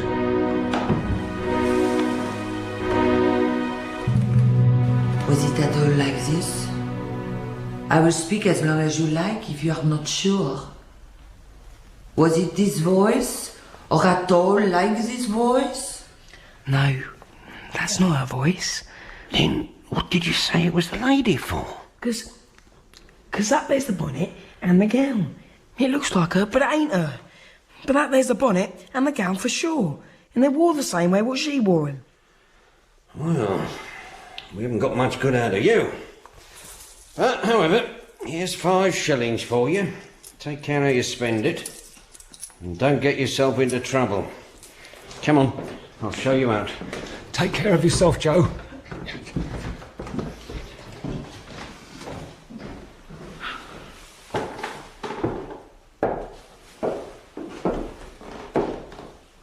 Thank you, Mademoiselle Hortense. I will give you no further trouble about this little wager. You will do me the kindness, sir, to remember that I hate my present place. I am looking for another situation. Certainly, certainly. Receive the assurance of my devoted gratitude, dear sir. Good night.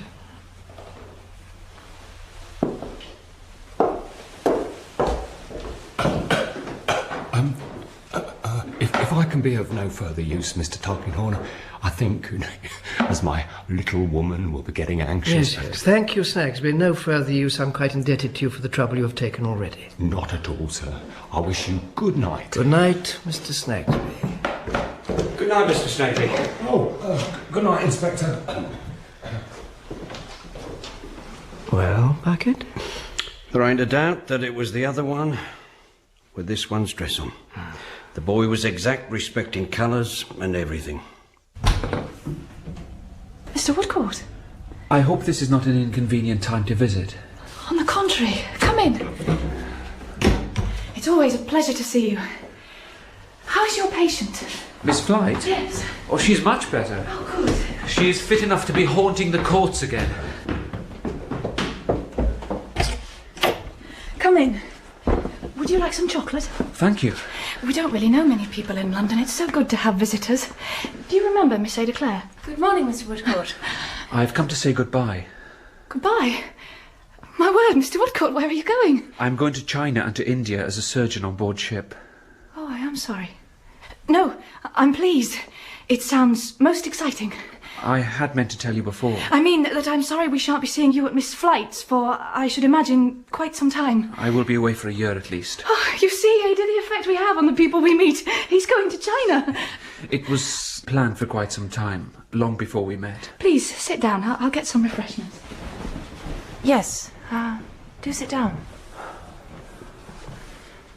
We shall both miss you, Mr. Woodcourt. Yes?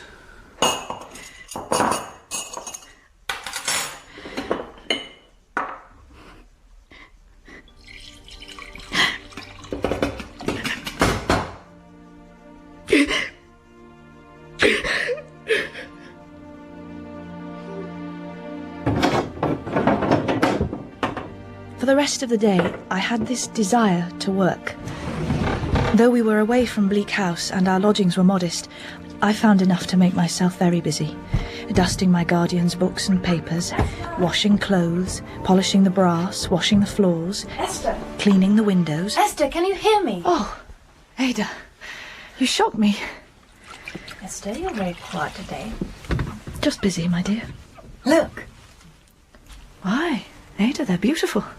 Yes, I think so. They are the loveliest I ever saw. Richard? Not from Richard. Well, to be sure, you must have two lovers. What? Do they look like that sort of thing? Do they look like what sort of thing? They're for you. For me? For you. They were left behind by somebody. Left behind? Somebody was hurrying away to join a ship. Why me? Why do you think, silly? Why anyone would want to send flowers to you, I really can't say. I mean, what on earth would Esther be wanting with flowers?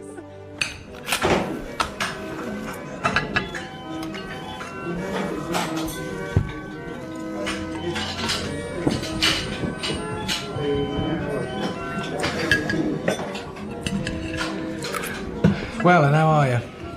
So-so. How are you?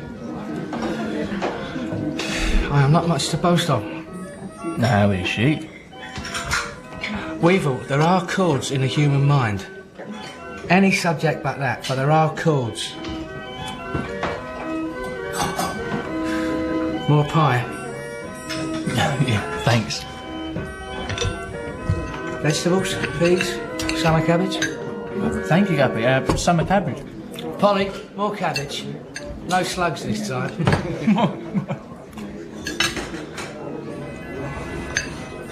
So, you're thinking about enlisting? I don't want to, but I ask myself the question, what am I to do? How am I to live? If I get a job back here, my creditors will come after me. What can I do? I've been keeping out of the way and living cheap down at the market gardens in Deptford. But what's the use of living cheap when you've got no money? You might as well live dear. Tony, since your departure from the Lord... Say got the sack. Say it, Guppy. Since I got the sack. That's what you mean. Since you left the inn, I've been thinking. You know Snagsby, the law stationer? He'll give you work copying documents. You wouldn't have to give him your real name. That's better than enlisting. Interested? Maybe. All right.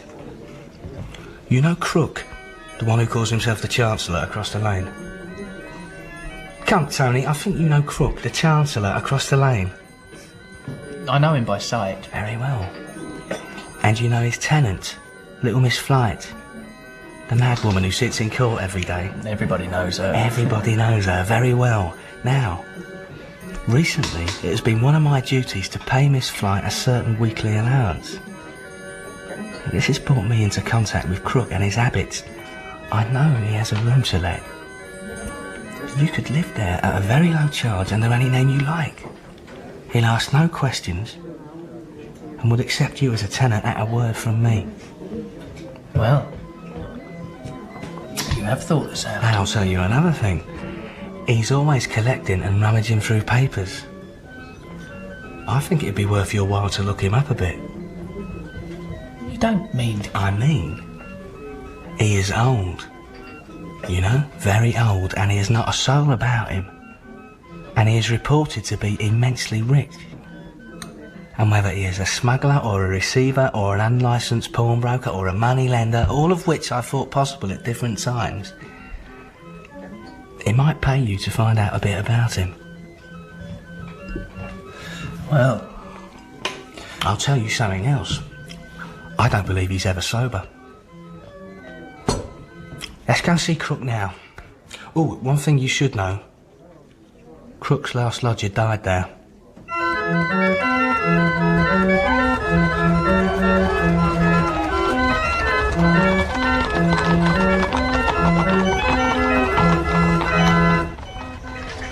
So, Richard, are you beginning to feel more settled? Oh, yes, my dear. I'm all right enough. But settled? How do you mean settled? Settled in the law. Oh, I am all right enough. Richard, tell me. I can't say I'm settling down, because one can't settle down while this business remains in such an unsettled state. When I say this business, of course, I mean the forbidden subject. Do you think it will ever be in a settled state? Not the least doubt of it. My dear Esther, if I were a more constant sort of fellow, I shouldn't be in debt, and then... Are you in debt, Richard? Well, yes. Just a little. I've taken rather too much to billiards and that sort of thing. Now the murder's out. You despise me, Esther, don't you? You know I don't. Esther, I wish I was more settled, but how can I be?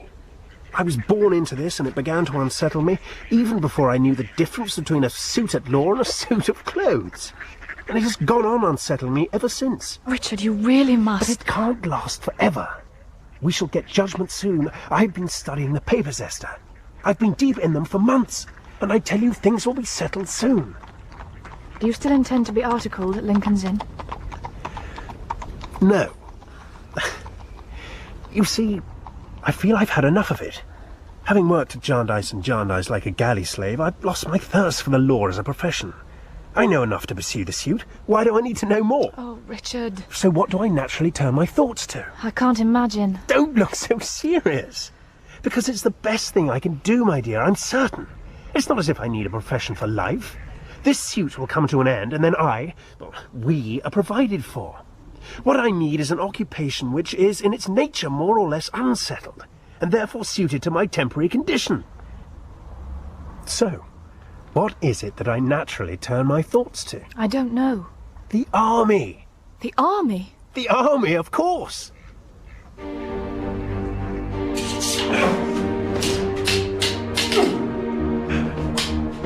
Hold steady! You're opening yourself up! I'll strike you this time, Sergeant. You see, this is what I like about the army. The rules are clear. You win or you lose, not like Chancery. Concentrating, Mr. Carlson. Remember what I said? Oh, I'm concentrating. Once you paid for your commission, living is cheap. I can pay off my debts. I can even save, don't you think, Sergeant? Concentrate, Mr. Carlson. I can even be reasonably well off. At least I'd have enough to tide me over till my inheritance is finally settled. Mr. Carlson! Come on, then! You're opening yourself up to attack, Mr. Carlson. But if I don't attack, how can I score? Let your opponent tire himself out. Got you. You see, Sergeant? Oh, Mr. Carlson. Got you.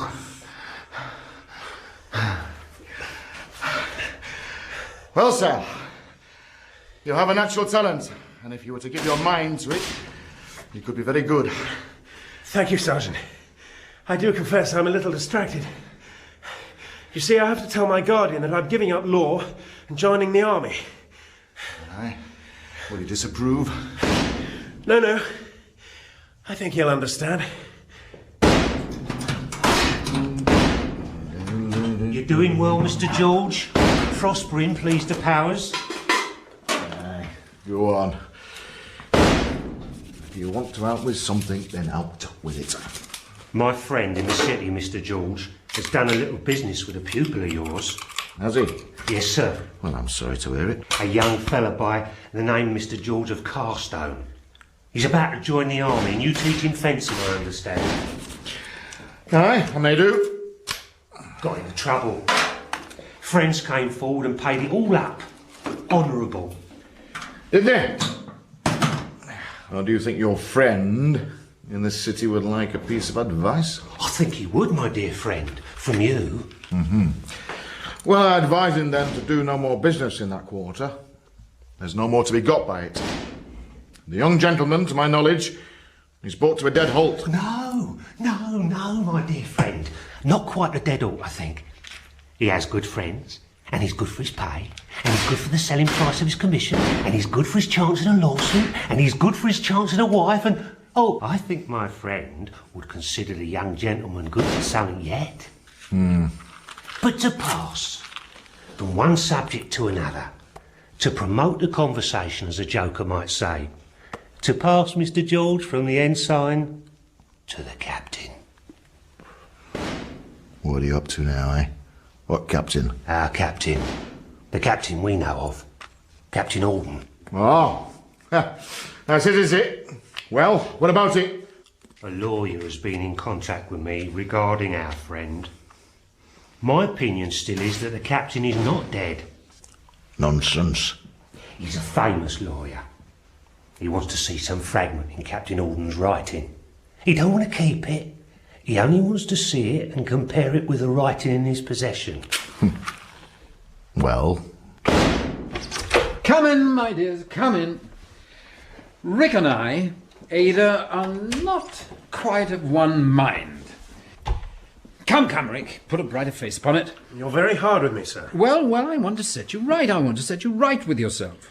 Well, I hope you'll excuse my saying, sir, that I think I'm the best judge about myself. Well, I hope you will excuse my saying, my dear Rick, that it's quite natural for you to think so, but I don't think so. I must do my duty, Rick. Don't look so worried, Ada. Sit down. It's nothing, my dear, it's nothing. Rick and I have only had a friendly difference, which we must state to you, for you are the theme. Oh. Ada, you should know that Rick has now chosen his profession for the last time. He has his commission in the army and is to go to Ireland. All the money he has will be expended when he is fully equipped. He has exhausted his resources and is bound from now on to the tree he has planted. I have exhausted my present resources, and I'm happy with that. But those are only my present resources. Rick, for the love of God, you cannot rely on the family curse. Better to borrow, better to beg, better to die.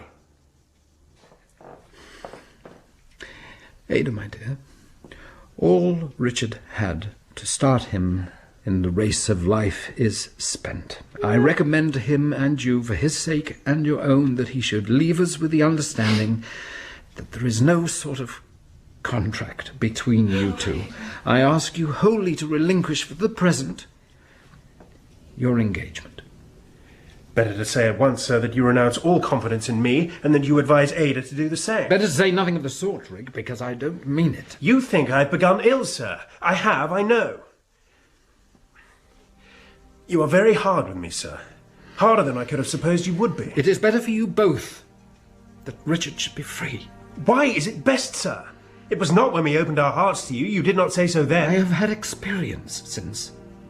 I don't blame you, Rick, but I have had experience since. You mean of me, sir? Well, yes, of both of you. The time has not come for you to make promises to one another. It is not right. Come, my young cousins, begin afresh. Let bygones be bygones. Turn a new page in your lives. Richard, I think no choice has left us. It was strange to me that Richard should not be able to forgive my guardian for entertaining the very same opinion of him which he had expressed of himself in much stronger terms to me. But it was certainly the case. I observed with great regret that from this hour he never was as free and open with Mr. Jarndyce as he had been before. He had every reason given him to be so, but he was not. A rift began to emerge between them, which would never be bridged.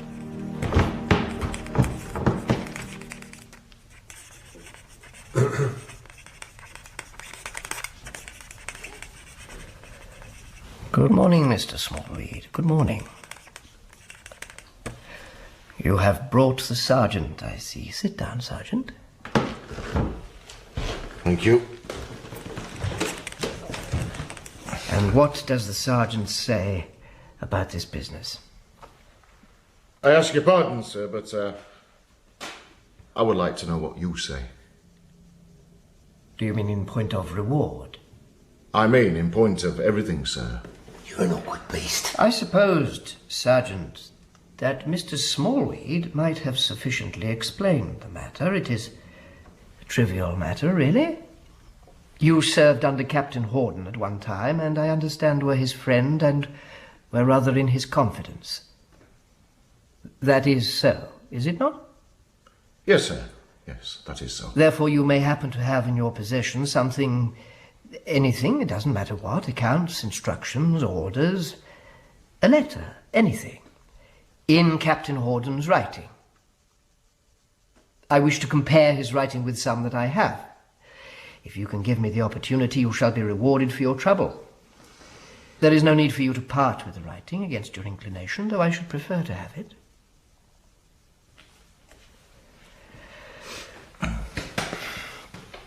The question is first whether you have any of Captain Horden's writing. Whether I have any of Captain Horden's writing? Yes. And secondly, what will satisfy you for the trouble of producing it? I see. Thirdly, you can judge for yourself whether it is at all like that.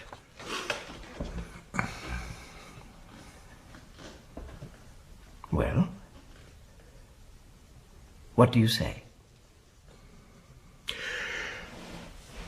Well, sir, I would rather, if you excuse me, have nothing to do with this. Why not? Why, sir? Except on military compulsion. I am not a man of business. I have no head for papers, sir. I can stand any fire better than a fire of cross questions, and when I come into things of this kind, I feel as though I am being smothered. And that is my sensation at this present moment. You are the best judge of your own interests, Sergeant. Please yourself, please yourself.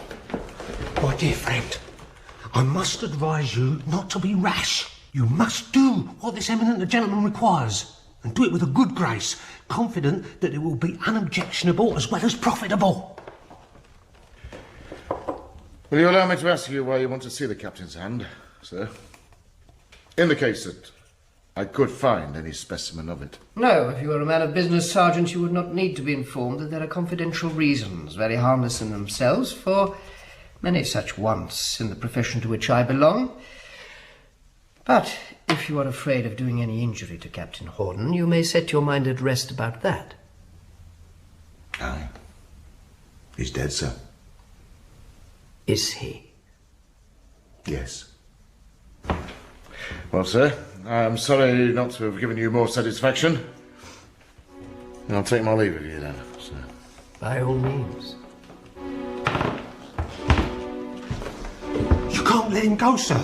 He's got the letter buttoned to his breast. I saw him put it there. Violence will not do for me, my friend. No. I know, sir. But never mind, sir, never mind. At the most, he's only his own way for a little while. I have him in a vice, you see. I'll twist him, sir. I'll screw him.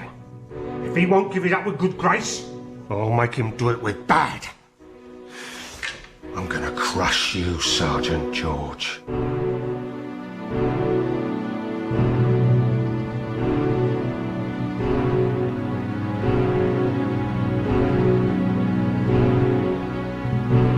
In part 2 of Bleak House by Charles Dickens, dramatised by John Dryden, you heard Claire Price, Michael Kitchen, Jean Marsh, Anton Lesser, Honeysuckle Weeks, Robert Portal, Rob Jarvis, Daisy Beaumont and Michael Atwell, with Danny Waters, Beric Kaler, Greg Hicks, Brendan O'Hay, Eamon Boland, Roger Frost, Ellie Haddington, Del Sinnott and Hugh Terry.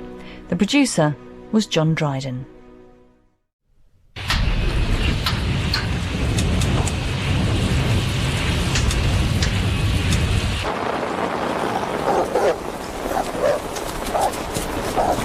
This way, Miss Summerson.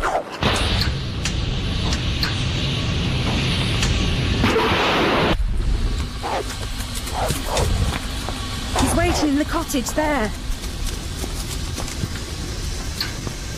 I had no idea that night of the impending danger. I have always remembered since that when we stopped at the garden gate to look up at the sky, I had for a moment an undefinable impression of myself as being something different.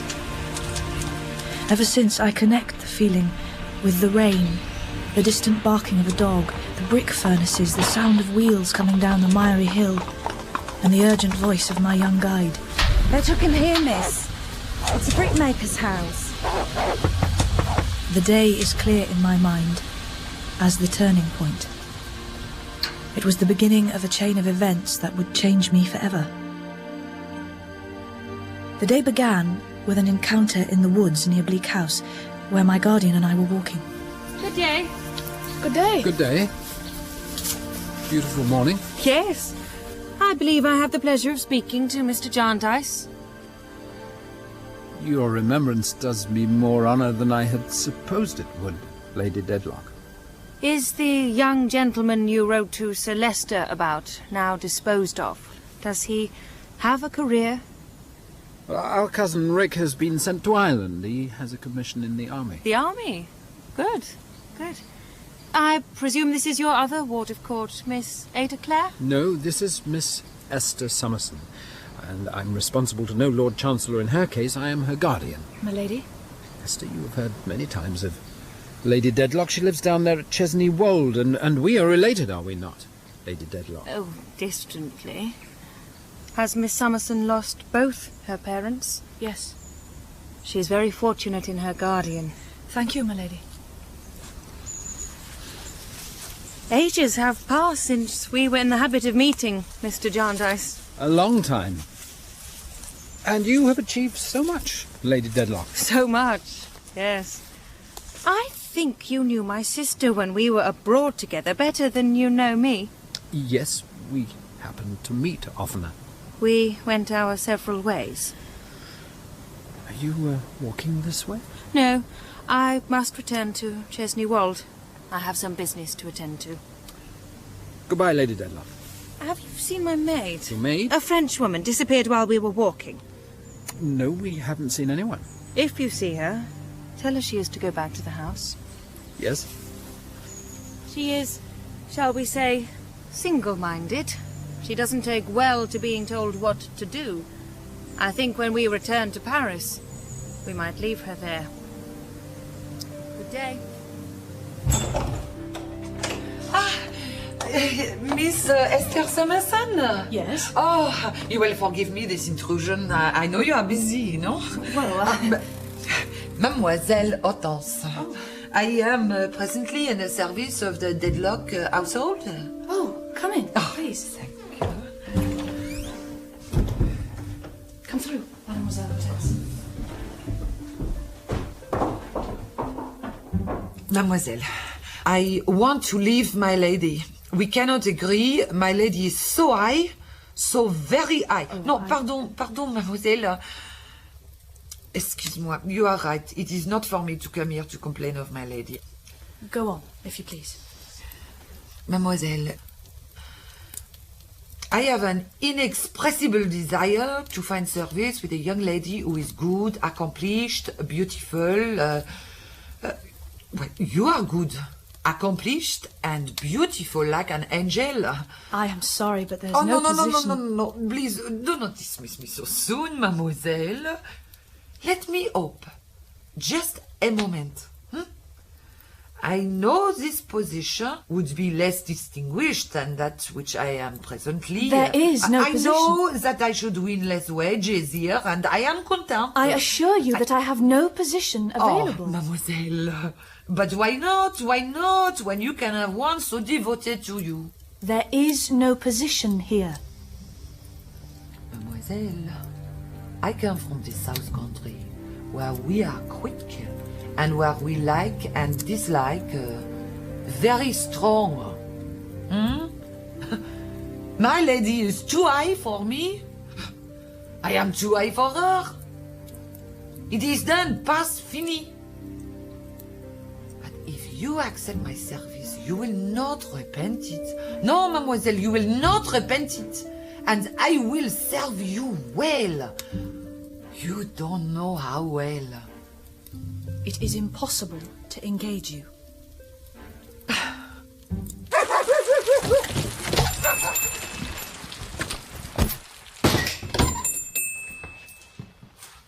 My dear friend, how do you do?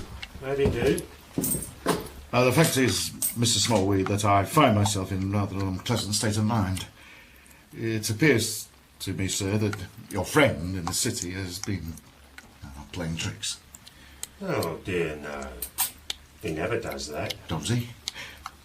Well, I'm glad to hear it, because I thought it might be his doing. This, you know, I'm speaking of. This letter? What does it mean? Come. You know, Mr. Smallweed, a lot of good money has passed between us, and I want to arrange this pleasantly. I mean, here am I. I will settle this matter on the spot, if you please, Mr. Smallweed, in the usual way, and you'll ease my mind. Oh, good gracious. Oh, but I think you asked me, Mr. George, what did the letter mean?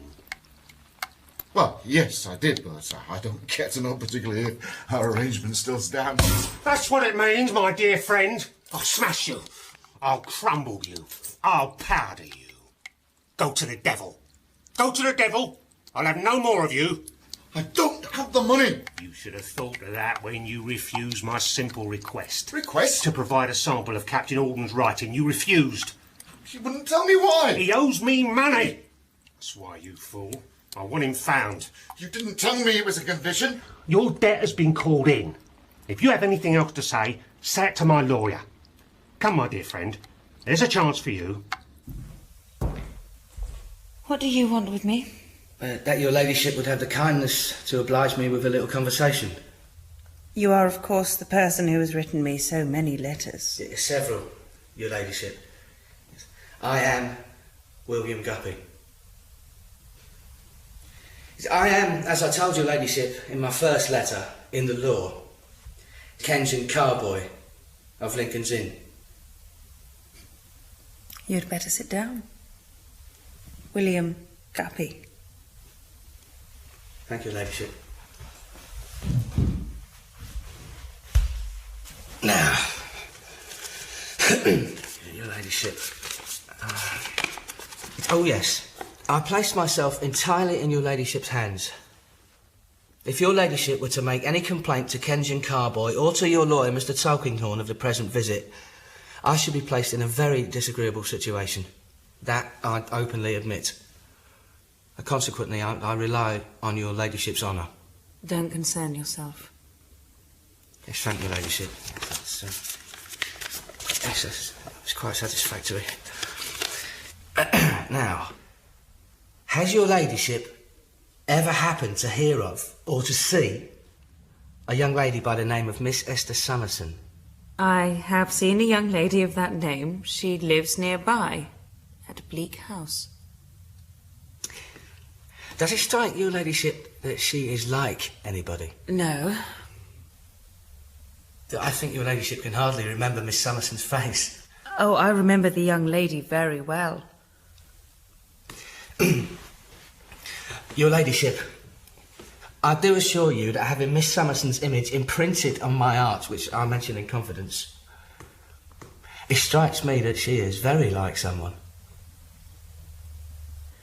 What do you want? Your ladyship, there is a mystery about Miss Esther Summerson's birth and upbringing. Now, as I have already mentioned to your ladyship, Miss Summerson's image is imprinted on my art. If I could clear this mystery for her, or prove her to be well related, why, I might make a sort of claim upon Miss Summerson. Or she might look upon a certain proposal I have made to her with more favour than she has exactly done as yet. Now, as is the practice of us professional men, I've been working hard of late, studying all the files we have on Miss Summerson. Kenjan Carboy, my firm, has been involved with her since she was very young, even before your neighbour, Mr. Jarndyce, took charge of her, and I have discovered in the files a strange detail. Esther Summerson was brought up by her aunt, a Miss Barbary, your ladyship. Did your ladyship ever happen to hear of a Miss Barbary? I don't know. I think so. Yes. Was Miss Barbary at all connected with your ladyship's family? Well, not to your ladyship's knowledge, perhaps. Possibly. But it might be. Yes. Yes, very good. Now, this Miss Barbary, it seems, possessed not a single relative, and being in poor health made through Kenjan Carboy, though this was before my time, some arrangement for Esther Summerson to live with Mr. Jarndyce should Miss Barbary die. Now, this is where I come to my discovery. On one occasion, and only one, she seems to have referred in a letter to her charge not as Esther Summerson, but Esther Horden. Really? Your ladyship is acquainted with the name of Horden? I have heard it before. Is it a name of any remote branch of your ladyship's family? No. Does the name Nemo mean anything to you? Nemo? Nemo. It means no one. Did you hear of a man found dead recently at his lodging near Chancery Lane? No. No? It was in the papers. There was an inquest into the death.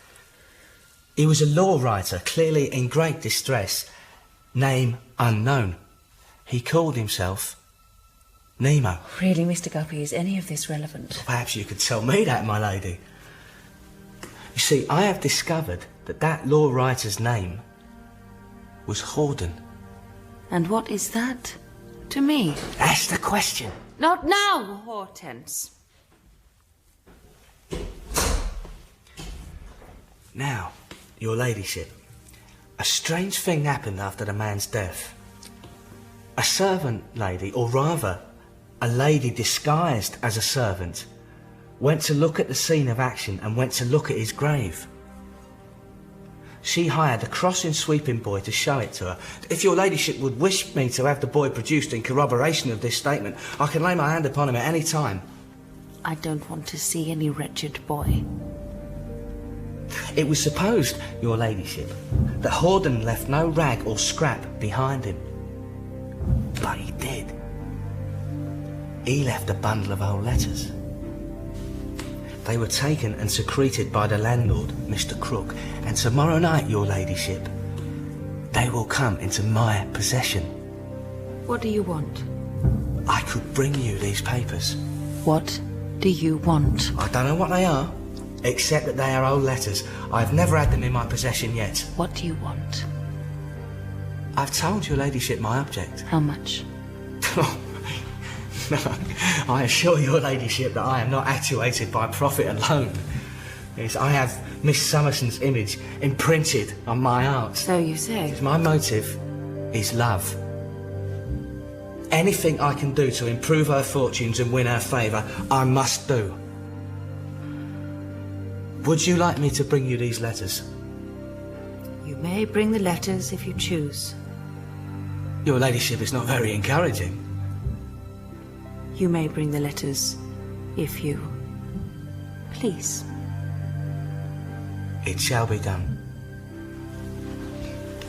I wish your ladyship good day.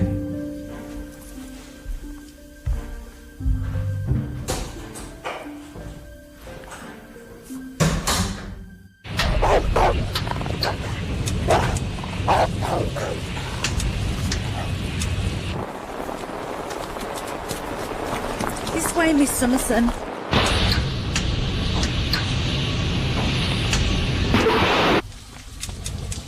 They took him here, miss.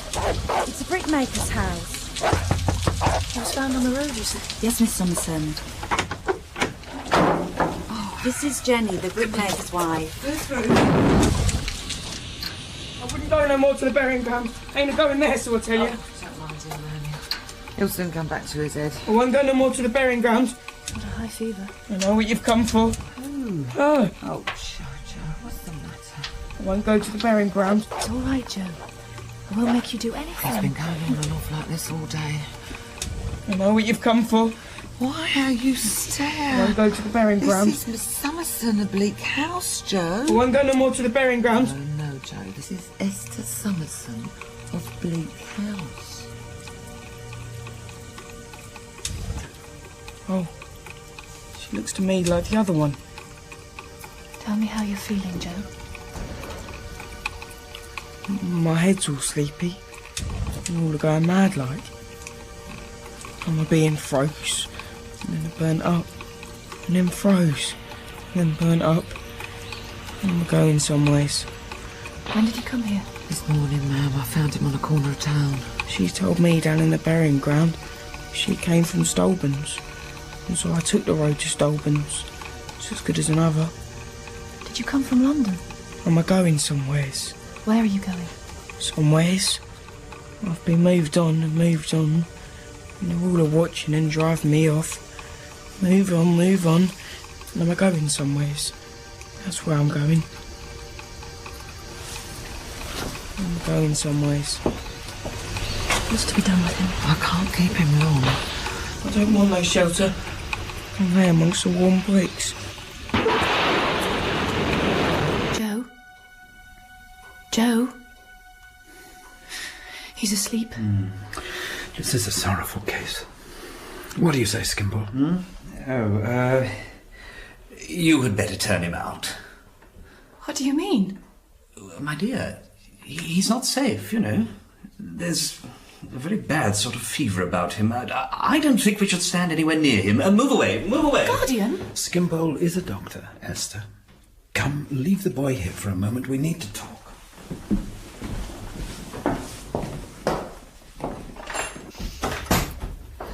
If you put him out on the road, you only put him where he was before. He will be no worse off than he was, you know. Even make him better off, if you like. Give him 6pence or 5 shillings or £5.10. You're the arithmeticians, I'm not. Get rid of him. And what is he to do then? Well, upon my life, I've no idea, but I have no doubt he'll do it. Perhaps he should commit a crime. What? Well, then he would go to prison and be as well taken care of as any sick boy in the kingdom. It seems to me that it would be wiser, as well as in a certain kind of way more respectable, if he showed some misdirected energy that got him into prison. There would be more of an adventurous spirit in it, and consequently more of a certain sort of poetry. In the meantime, he is getting worse. In the meantime, as Miss Summerson, with her practical good sense, observes, he is getting worse. Therefore, I recommend your turning him out before he gets still worse. It's a very bad night, and the boy's worn out already. There is a bed in the loft room. We'd better keep him there till morning, when he can be wrapped up and removed. We'll do that. Oh, are you going back to our young friend? Yes. Oh, how I envy your constitution, Jarndyce. You don't mind these things.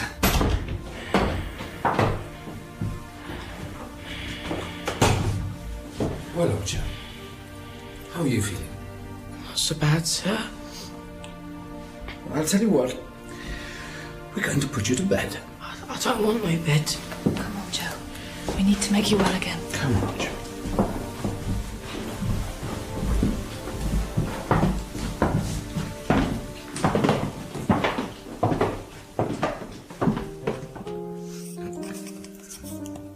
Now, Sergeant, what do you want? I've received this letter, sir. I've been to Mr. Smallweed about it, and I've been referred here.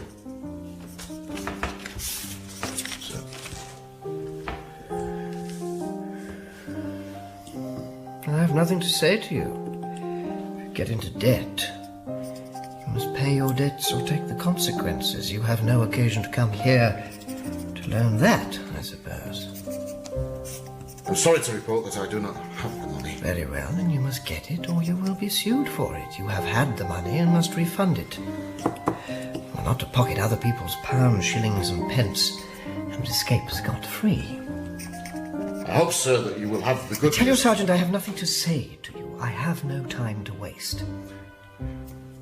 Well, sir, if I could come through this matter, I should have no help for it, but to give up without any other consideration what you wanted of me the other day. Have you got it here? I've got it here, sir. Sergeant, make up your mind while I speak to you, for this is final. After I have finished speaking, I have closed the subject and I won't reopen it. Understand that? You can leave here for a few days what you say you have brought here if you choose. You can take it away at once if you choose. In case you choose to leave it here, I can do this for you. I can replace this matter on its old footing, and I can go so far besides as to give you a written undertaking. Have you decided?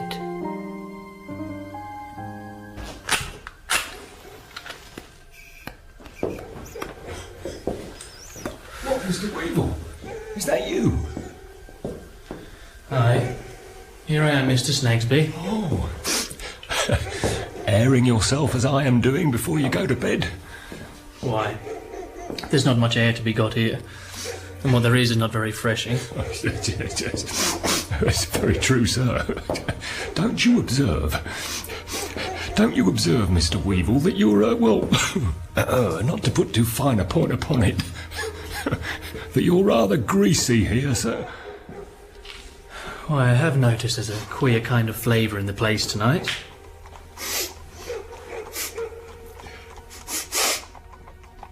I suppose it's chops at the Soul's Arms. Oh, chops, do you think?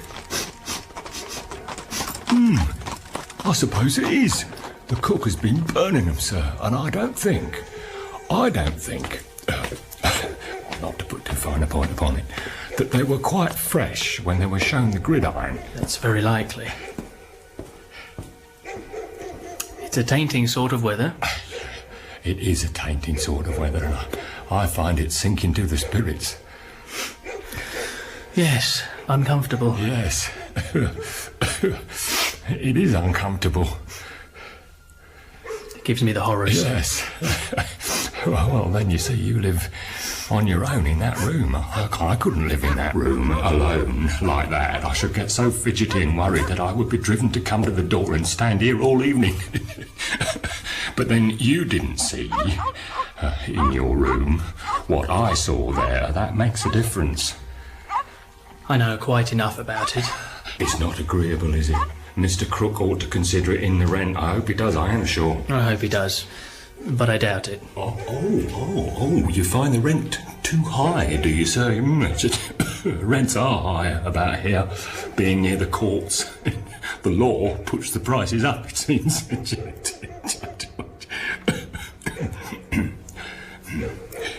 It's a curious fact, sir, that he should have been... Who's he? The deceased. You know, Nemo, who lived, died in your room. I thought we'd finished that subject. I was only going to say, it's a curious fact, sir, that he should have come and lived here and been one of my law writers, and then that you should come and live here and that you are a law writer too. It is, as you say, a curious coincidence. Seems a fate in it, don't they? There does. Just so. Quite a fate in it. Quite a fate. Well, Mr. Weevil, I'm afraid I must bid you good night, otherwise my little woman will be looking for me. Good night, sir. Good night.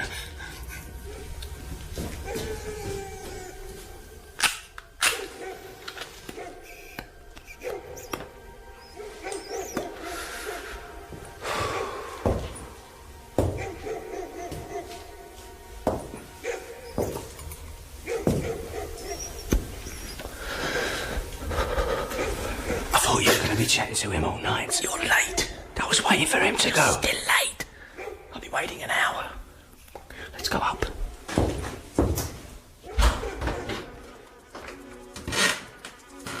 What's the matter with you? I don't like it here. Gives me the horrors.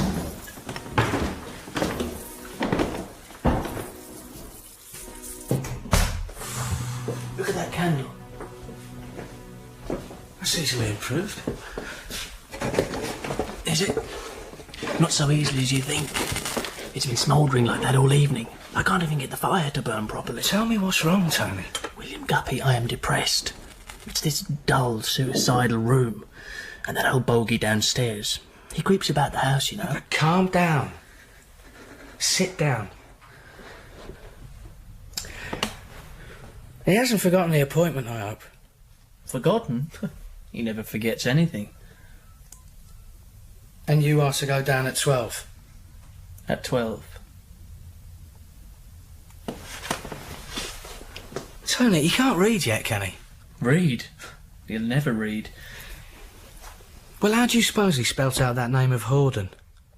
He didn't exactly spell it out. He imitated it, copying each letter and asked me what it meant.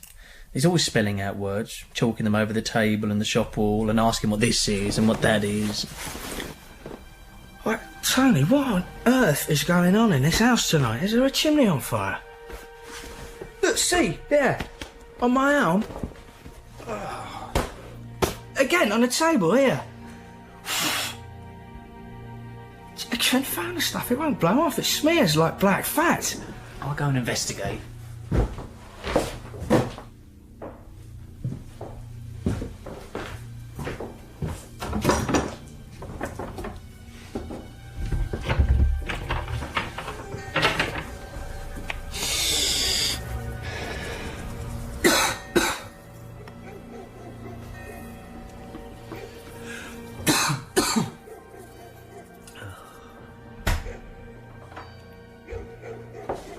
Seems to be all right.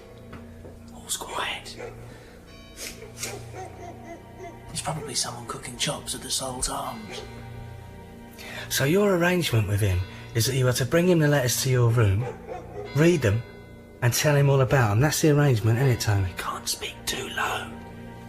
Yes, that's what he and I agreed. I'll tell you what, Tony. You can't speak too low. I'll tell you what. The first thing to be done is to make another packet like the real one, so that if he asks to see the real one while it's in my possession, you can show him the dummy. And suppose he detects the dummy as soon as he sees it, which is about 500 times more likely than not. Then we'll face it out. They don't belong to him, they never did. He stole them from his tenant's room. They should have been handed over to the coroner. You found that out and you placed them in my hands, a legal friend of yours, for security. But, Tony, don't look like that. You're not doubting me, are you? I don't understand what we are going to get out of it. How's it likely to be profitable? Tony, all I ask is that you leave that to me and trust me, your friend. Yes? Yes. Your friend is no fool, Tony. Oh, what in the devil's name is this? Look at my fingers, they're yellow. What have you been doing here? What have you been pouring out the window? Am I pouring out the window? Nothing, I swear. Here, and here, look, get a candle.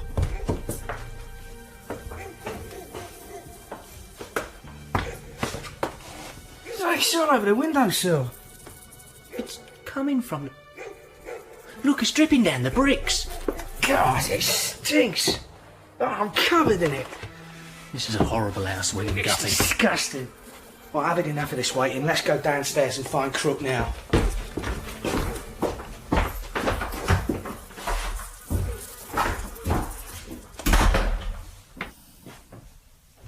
Esther, are you awake? Guardian, is there anything wrong? No, Esther, don't upset yourself. It's the boy. Is he worse? He's gone. Dead? Dead? No, not dead. He's gone away. Gone away? But we locked his door. No, don't upset yourself. He couldn't have got out on his own. No, we've sent a search party out How and... could he have gone?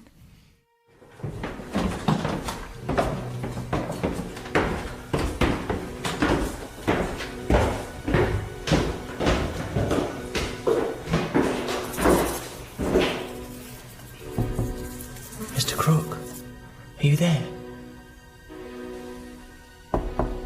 Mr. Crook?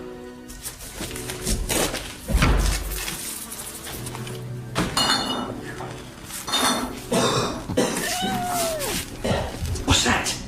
Lady Jane. It's Cat. But what's wrong with her? Maybe she's got mad. Oh, we need to get some out here. Mr. Crook! It's me, Mr. Weevil. Lieutenant. Mr. Crook. What's the matter with that cat? Look at her.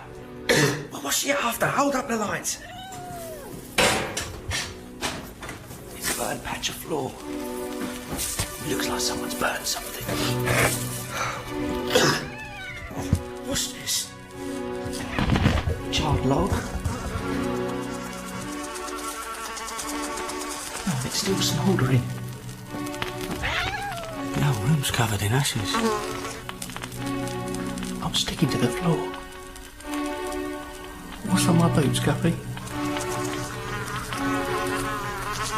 Looks like grease. Grease.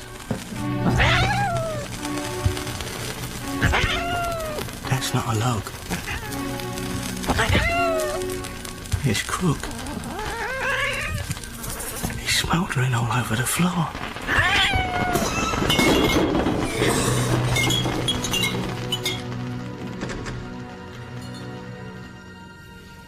Well, it might have been worse. At least he didn't take anything with him. Esther, you did everything you could to help the poor boy. And we've searched everywhere. There's no sign of him at all. My friends, I do believe he has done you a kindness. Oh, get a bottle of that splendid port of yours, Jarndyce. I'll entertain you, yes? Why don't I sing you a little ballad which has come into my head apropos of our young friend?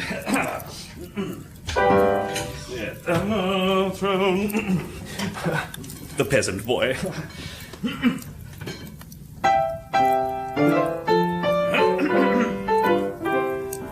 Thrown on the wide world, doomed to wander and roam, bereft of his parents, bereft of a... This song always makes me cry. A stranger to pleasure, to comfort and joy, behold little Edmund. Esther, what's the matter? Poor peasant boy. I can't hold myself still. You look exhausted. Let's get you to bed. No, I'll go alone. Esther! Oh, pity. Wait! Ada, I don't want to alarm anyone. I think I'm ill. Esther. I will go to my room and lock the door. I will stay there until I am well. Bring my food and leave it outside. But Esther, I can help you to get better. Don't attempt to come in. I won't let you in. Nor anyone else. Now, go back to the drawing room, love, and tell our guardian. But calmly, my dear. All right? Pity, oh pity, the poor peasant boy. Oh pity, oh...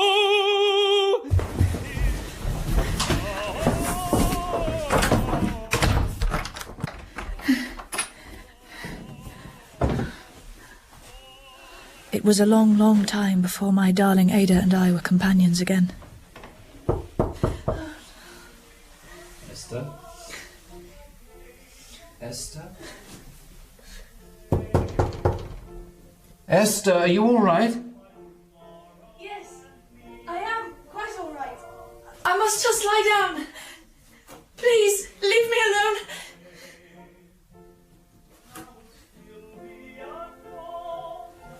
Within 12 hours, I was very ill. At first, my greatest anxiety was that my housekeeping duties were unperformed, but these thoughts were soon as far off as my godmother's house.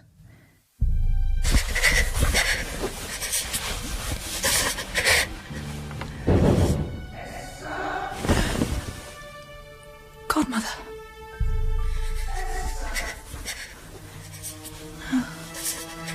I had never known before how short life really was,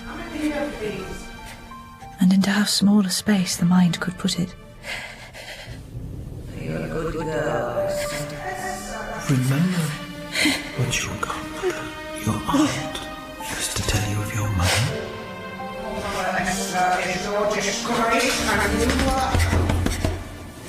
Esther!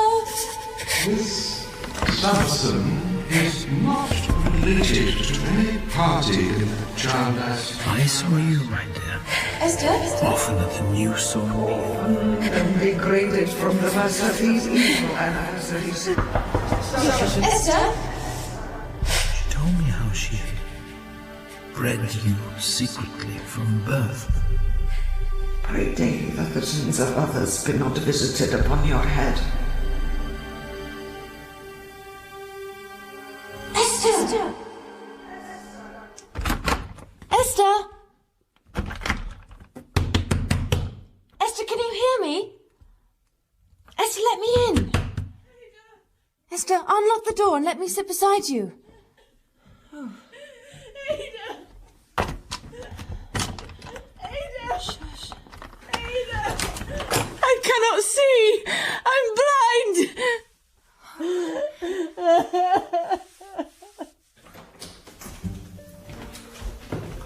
Mr. Guppy, my lady. Thank you, Hortense. I beg your ladyship's pardon if this is an inconvenient time. I told you you could come at any time. Oh, thank you, ladyship. Yes, your ladyship is very affable. You can sit down. I don't know, your ladyship, that it's worthwhile my sitting down and detaining you, for I have not got the letters I mentioned. In short, your ladyship, the person who is to give me the letters has come, well, to a sudden end, and... Where are the letters? I believe the letters were destroyed with the said person. You believe? Yes, I believe so, yes, your ladyship. Is this all you have to say, Mr. Guppy? I think so. You had better make sure that you wish to say nothing more to me.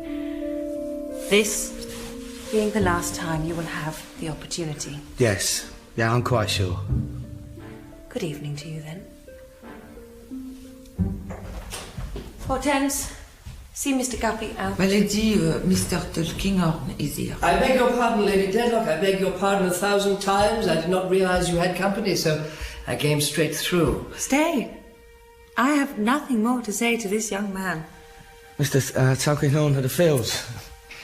I hope you are well. Aye. From Kenge and Carboys, surely. Kenge and Carboys, yeah. Yes. Yes? The name of Guppy. Sir William Guppy. Yes, William Guppy. To be sure. I thank you, Mr. Guppy. I am very well. I'm happy to hear it. You can't be too well, sir, for the credit of the profession. Thank you, Mr. Guppy.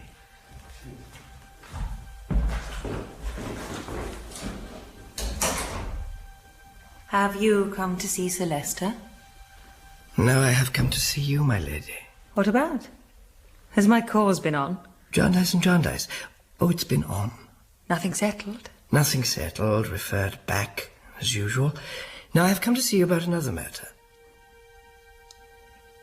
Do you remember, Lady Dedlock, your interest in the law writer? Law writer? Yes, the one who died, Nemo. Yes, I remember something of it. I have come into possession of a letter in the same hand. It seems our man was a captain in the Navy. The letter tells us very little, really. It is instructions only to a sergeant under his command, but it tells us his name. Horden. Captain Horden. He assumed the name Nemo because he owed a lot of money, but Nemo, the law writer, was in fact Captain Horden. How interesting. Yes, I thought you would be interested. I do not know exactly how long my illness lasted. It seemed one long night, but I believe there were both nights and days in it. In my weakness, I was too calm to have any care for myself, and I would not have feared dying. But when one morning the light twinkled on me once more, and I knew with boundless joy that I should see again, my strength too began to return, and instead of lying with so strange a calmness, watching what was done for me, I helped. Ada, there's something missing in the room, surely. Oh, really? I don't think so. Have you moved the pictures around? Yes. Yes, I think I did. You think you did? Yes, I thought we needed a little change. It's not the pictures. Ada, where's the mirror? It matters very little to me what I look like. I can do without my old face. Oh, Esther, my love. You've removed the mirror to protect me? Yes. Have I changed so much? No, of course not. How much have I changed? A little bit, Esther. Where's the mirror? It's too early. I want to see my face. Let down your hair. That's it.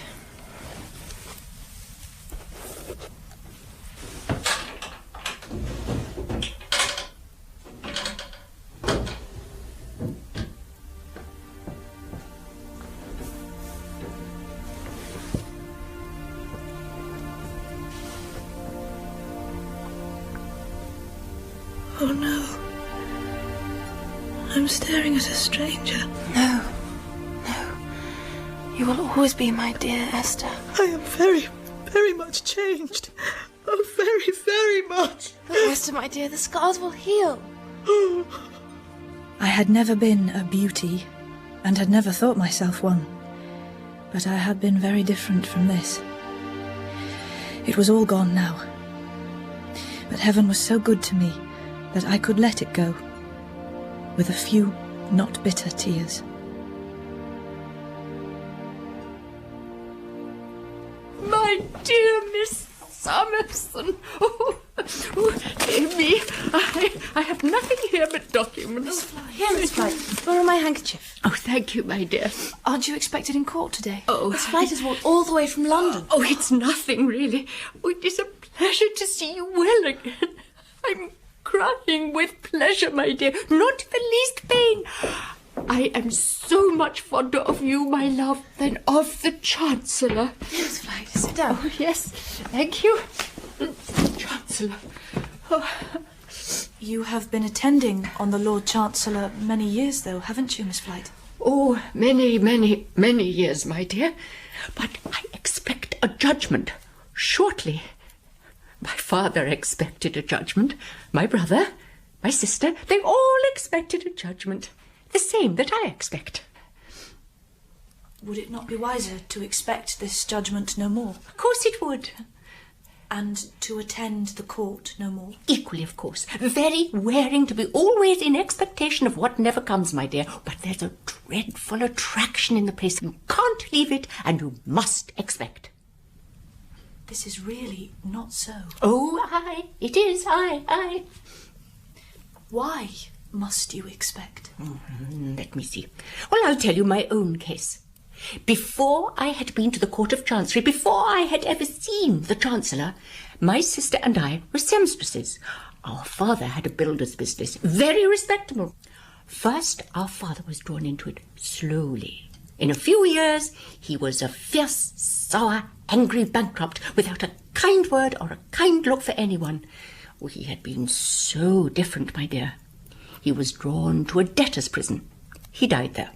Then our brother was drawn swiftly to drunkenness and rags and death. Then my sister was drawn in. Then I was drawn in too. Yes, I expect a judgment shortly. Then I shall release my birds, you know.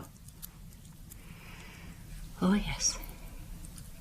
But, my dear, you have not congratulated me on my physician. Positively not once yet. I'm sure I don't know what you mean. My physician, Mr. Woodcourt, my dear, who is so exceedingly attentive to me. But Mr. Woodcourt is at sea heading for China. Oh, but my child, is it possible that you don't know what has happened? She doesn't know. Not what everybody has been talking of, my beloved Esther. No, you forget how long I've been here. Well, my dear, there has been a terrible shipwreck over in those East Indian seas. Mr. Woodcourt, shipwreck. Don't be alarmed, my dear. He is safe. My dear physician was a hero, saved many lives. The whole country rings with it. Wait, where's my bag of documents? I've got it there, and you shall read it. You shall read it. Here, in hunger and thirst, he wrapped naked people in his spare clothes, showed them... And now I must part with the little secret I have thus far tried to keep. I had thought sometimes that Mr. Woodcourt loved me, and that if he had been richer, he would perhaps have told me that he loved me before he went away. I had thought sometimes that if he had done so, I should have been glad of it. But how much better it was now that this had never happened. What should I have suffered if I had had to write to him and tell him that the poor face he had known as mine was quite gone from me, and that I freely released him from his bondage to one whom he had never seen. Worshipped him. They fell down at his feet when they got to the land and blessed him. Oh, it was so much better as it was. There was nothing to be undone, no chain for me to break, or for him to drag. Is Miss Summerson at home? Miss Summerson is resting. I heard she'd been unwell. I hope she's on the mend. She's much better, thank you, for your good wishes, Mr. Guppy. Will she see me? Well, I don't mind waiting. She's quite frail, Mr. Guppy. Miss Clare, I don't mind telling you that the last few weeks have been a misery for me. See, ever since I first met her, Miss Summerson has occupied my thoughts. Did she tell you of a certain proposal I made to her? She mentioned it, yes. Since then, I've been working on her behalf. And I think what I've discovered may encourage her to look on my proposal with more favour than before. I love her, Miss Clare. Her image is etched upon my heart. Come in, Mr. Guppy. Much obliged. Please, sit down. Thank you. Esther? Guppy has come up from London. Is it too irksome?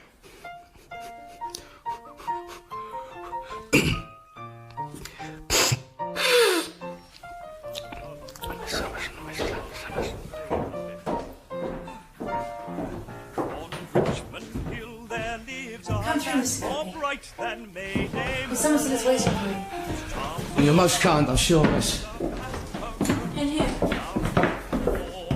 This lass so neat, with smile so sweet, has won my right good will. Miss Summerson, I have been sick with worry. I thank God you have been delivered from the clutches of death. Thank you, Mr. Guppy. Miss Summerson, I can't stop thinking about you. You're in my dreams. Your image is imprinted on my... I beg your pardon, but the light, it seems to be playing strange tricks.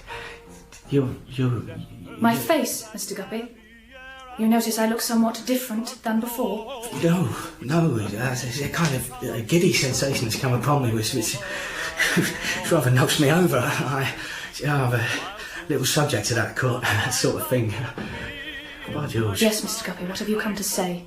Mine, sweet lass of Richmond Hill, sweet lass of Richmond Hill, sweet lass of Richmond Hill. Dear me, something bronchial, I think. My intention was to remark, miss, that you was so good as to repel and repudiate my declaration of, love. You wouldn't perhaps object to admit that? There can be no doubt that I declined your proposal, Mr. Guppy. Thank you, miss. You wouldn't perhaps be offended if I was to mention, but not that it's necessary for your own good sense, but if I was to mention that such declaration on my part was final and there terminated. I quite understand that. I mean, it might be a satisfaction to both our minds if we was to put this admission in writing. By all means. Ada, will you fetch Mr. Guppy some paper? Thank you. It's very honourable, I'm sure.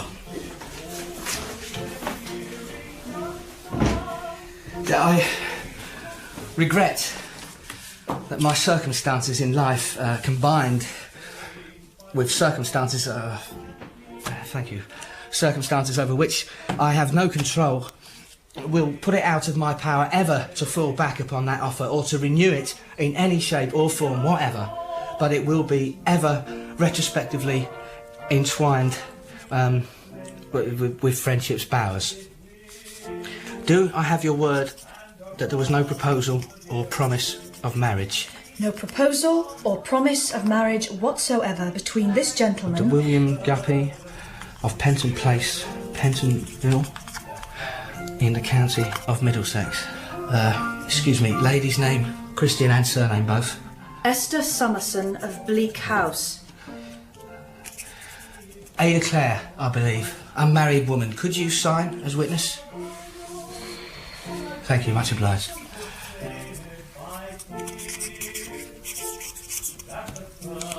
Have you finished, Mr. Guppy? Yes, thank you. I will show you out. Goodbye, Miss Summerson. Goodbye, Mr. Guppy.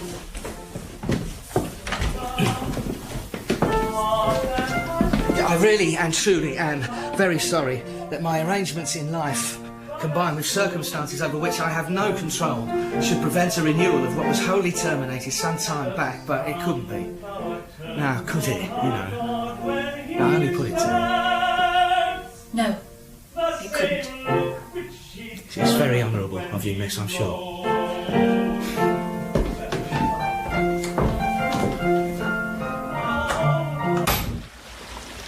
Miss Summerson? Miss Summerson? I'm sorry, Miss Summerson. I'm afraid I startled you. Oh, no. I was lost in thought. You can scarcely be strong yet.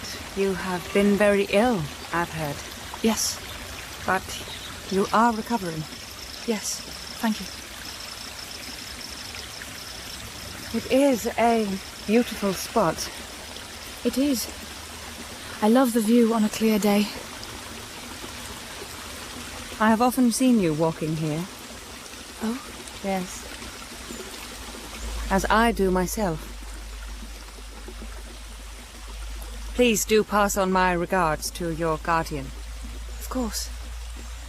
Well, good day, Miss Summerson. Good day, Lady Dedlock.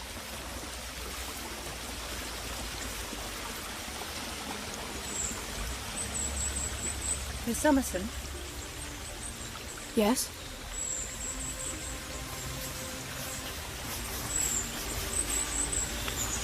Esther? Yes? Yes? Do you know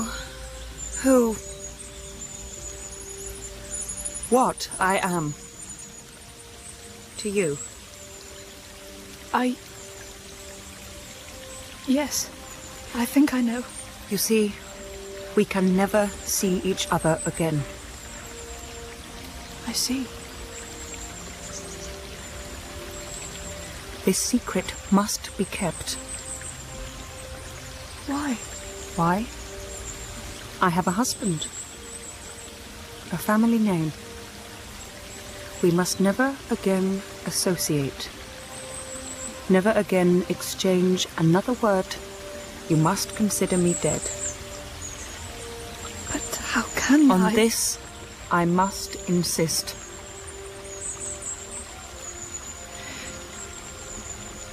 Is the secret safe so far? I think so. It was saved by an accident. It may be lost by another accident. Tomorrow, any time. Is there someone... I fear one person. Who? My husband's lawyer. Is he suspicious? Yes. I may keep him at a standstill, but I can never shake him off. But what does he want? Want? Why, power. Mr. Jarndyce... Does he suspect? No. No, he does not. But perhaps if he knew... Confide fully in him. You have my consent, but do not tell me of it. Mr. Jarndyce may be able to help you. It is impossible. No one can help me. I must travel my road alone. Mother! Oh! Esther, my child! I thought you were dead! Mother! I thought you were dead! How can you ever forgive me? Forgive you? I didn't know you were taken from me when you were born. She told me you were dead. Who told you? My sister. She took you from me. She told me the child was dead. She told me you were dead. Forgive me. There's no need. I haven't been able to stop thinking of you. I haven't been able to sleep. When I heard you were ill, I was nearly frantic. Oh, Mother. I have wanted to see you for weeks. I had to see you. Mother, don't cry. My child, my child. This is the last time. This is for the last time. Stay here. Tell me more. His arms upon my neck for the last time. I want to know more. We shall never meet again. Don't go. Not yet. I must. If you hear of Lady Dedlock, brilliant and prosperous, think of your wretched, selfish mother underneath that wretched mask and cry to heaven to forgive her. Please, please, for pity's sake, forgive her if you can. Mother! Mother!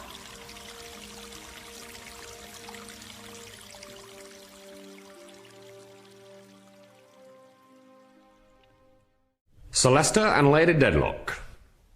As I've already apologised for intruding, I cannot do better than be very brief. Please, sit down, sir. Thank you. I will get straight to the point. Lady Dedlock has a maid, a young beauty by the name of Rosa. Now, my son has fallen in love with Rosa and has asked my consent to his proposing marriage to her. Well? Well, my son's a very young man and Rosa is a very young woman. As I made my way, so my son must make his, and marriage at present is out of the question. But, supposing I gave my consent to an engagement, I think it a piece of candour to say at once. I am sure, Sir Leicester and Lady Dedlock, you will understand and excuse me. I should say at once that I would make it a condition that the young girl did not remain here at Chesney Wold. Therefore, before communicating further with my son, I take the liberty of saying that if her removal from here would be in any way inconvenient or objectionable, I will advise my son to hold back for the present. Am I to understand, Mr. Rouncewell, and is my lady to understand, sir, that you consider this young woman too good for Chesney Wold? Certainly not, Sir Leicester. I'm glad to hear it. Please, Mr. Rouncewell, explain what you mean. I am the son of your housekeeper, Lady Dedlock, and grew up in this house. My mother's lived here half a century and will, I have no doubt, die here. She has been a faithful servant. Old England and the old order would be proud of her. Really? But times are changing, Sir Leicester. Pardon me for stating the obvious, but I wouldn't have you think that I am ashamed of my mother's position here. I have worked my own way in this world, and beyond a certain point have had to educate myself. Fortunately, I'm able to give my children greater advantages than I have had myself. And it has been one of my great cares and pleasures to make them worthy of any station. Are you aware, sir, that this young woman whom my lady has placed near her person was brought up at the village school outside the gates? Oh, I'm quite aware of it. A very good school it is, and handsomely supported by this family. Then, Mr. Rouncewell, the application of what you have said is, to me, incomprehensible. Will it be more comprehensible, Sir Leicester, if I say that I do not regard the village school as teaching everything my son's future wife would need to know?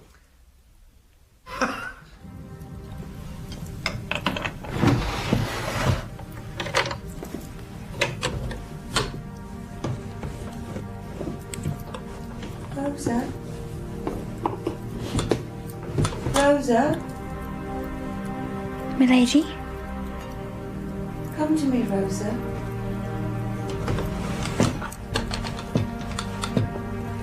Yes, milady.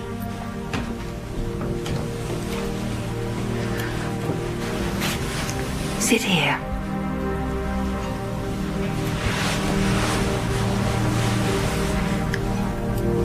the truth. Are you in love? Lady? Who is it? Is it Mrs. Rouncewell's grandson? Yes, milady. But I don't know that I'm in love with him. Yet. Do you know that he loves you yet? I think he likes me a little, milady. Listen to me, Rosa. You are young and true, and I believe you are attached to me. I am, milady. And I don't think you would wish to leave me just yet, Rosa, even for a lover. Don't be frightened of me, Rosa. I want you to be happy. I will make you happy, if I can make anybody happy on this earth. You are like a daughter to me. Come closer. Lie next to me.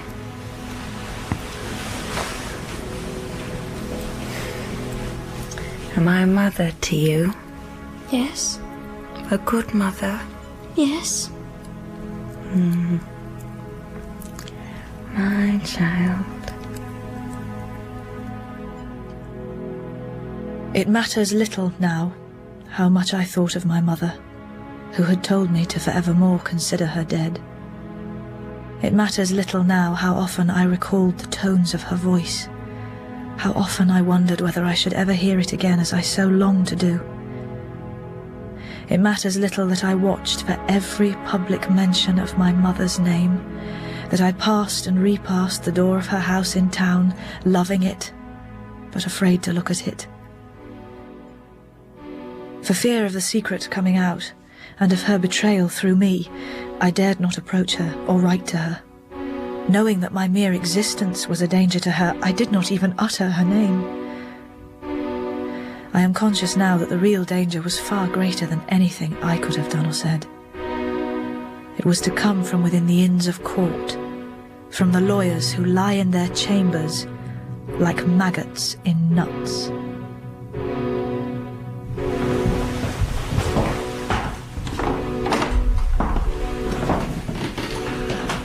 Come in, Esther. This is Mr. Vowles, my dear. Mr. Vowles. How do you do? Mr. Vowles has brought an ugly report of our most unfortunate Rick. And as Rick and you are happily good friends, I should like to know what you think, my dear. Come. Can I come in, Richard? It's me. My dear little woman. A sergeant showed me here. What are you doing here? Well, I thought of sending you a note, but I wasn't sure if I would be allowed into the barracks, so I thought if I just came... Oh, Ada and I have missed you so much, Richard. Is nothing the matter? No, nothing. Ada is very well. Answering my very thoughts. Always the same dear girl. Take off your veil, I can't see you. Not completely the same, dear girl, Richard. I have been ill. I've heard. And my illness has left its scars. Take off the veil.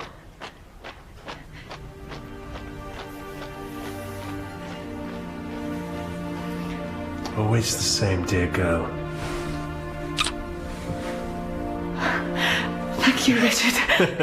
What can I get you? We can call up some tea. No, I'm not... There's a man upstairs. Oi! Tea, too! Doesn't understand too many words, it just makes the tea. How are you finding your profession? That's all right. Does as well as anything else, for a time. I don't know that I shall care about it when I come into my inheritance. I'll tell you what, my dear girl, we're finally getting close to a judgment. I've got a new lawyer and he has lots of ideas. What lawyer? Vowles is his name. Skimpole introduced me to him. He's the hardest working lawyer I've ever come across. He's quite inspired me. Richard, would it not be better to stop thinking about the judgment? Well, that's not easy. It's sure it can't be done. I can't do it at least. Why not? You know why not, Esther. If you were living in an unfinished house, liable to have the roof put on or taken off tomorrow, next week, next month, next year, you'd find it hard to settle, well, so do I. Richard, this is a bad beginning to our conversation. If you say so. It's not just me, Richard. There you come to John Jarndyce. Well, we must approach him sooner or later. My dear Esther, how can you be so blind? Don't you see that he is an interested party, and that it may be very useful for him to wish me to know nothing of the suit, and care nothing about it, but that it may not be quite so useful for me? Oh, Richard, he doesn't want it to ruin you. Esther, I don't want to make underhanded charges against John Jarndyce. The fact is, under one of the wills in dispute, I would receive much more than him, and I'm going to do all I can to pursue my and Ada's interests, even if John Jarndyce would prefer it otherwise. All you can, Richard. Don't you think in all these years others have done all they could? It can't last forever. I'm young, determined and energetic, and I make it the object of my life. Richard, please see how foolish this is. Yeah, bring it down here, please. Thank you, just on the side.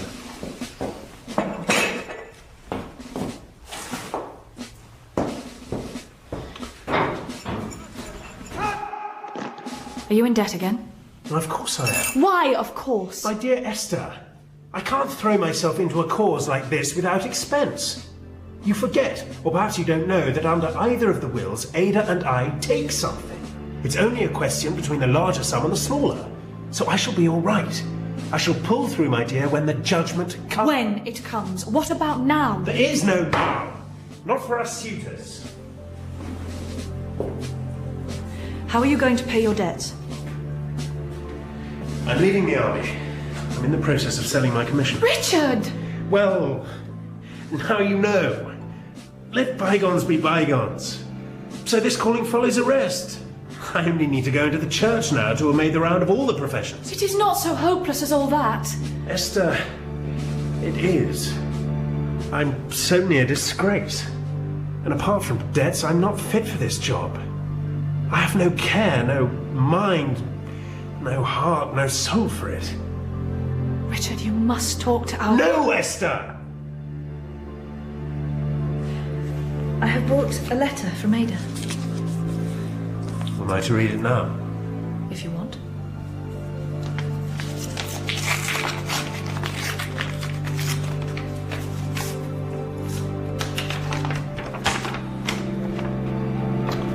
It's too dark. I'll go to the window.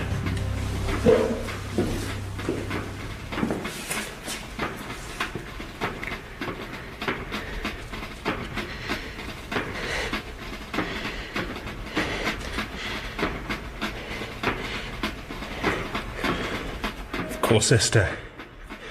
You know what she says here? Yes, Richard.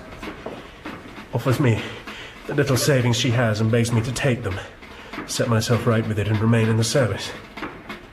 I know your welfare to be the dearest wish of her heart. I'm sure it is. I wish I was dead.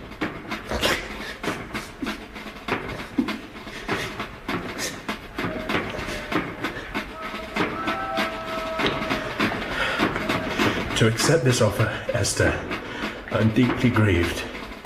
But it is some satisfaction in the midst of my troubles to know that I'm pressing Ada's interests in pressing my own. Bowles has his shoulder to the wheel, you know. And he cannot help urging it on as much for her as for me, thank God. Richard, how did you meet Mr. Bowles? He's done some work for Skimpole. Harold Skimpole? Yes. He's in London now, had enough of Bleak House. He was asked to leave. I see him from time to time. Take him out, feed him up.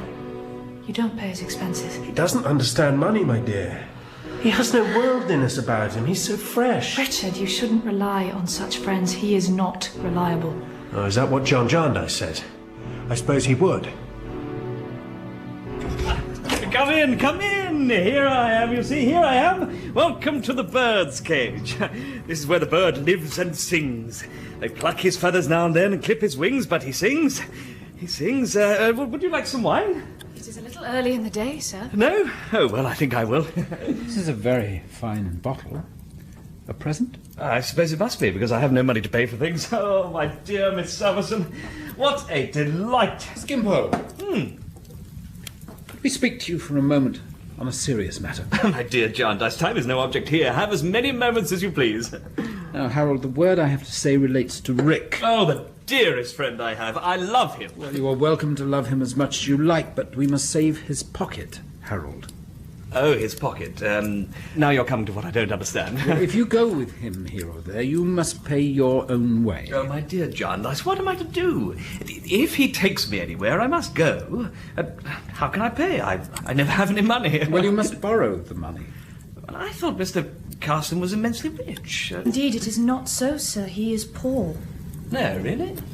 No, you surprise me. And not being the richer for trusting in a rotten reed, eh? We have a responsibility to encourage Richard. A responsibility, my dear Miss Summerson? I'm the last man in the world for such a thing. I never was responsible in my life. I can't be. I am afraid everybody is obliged to be. Really?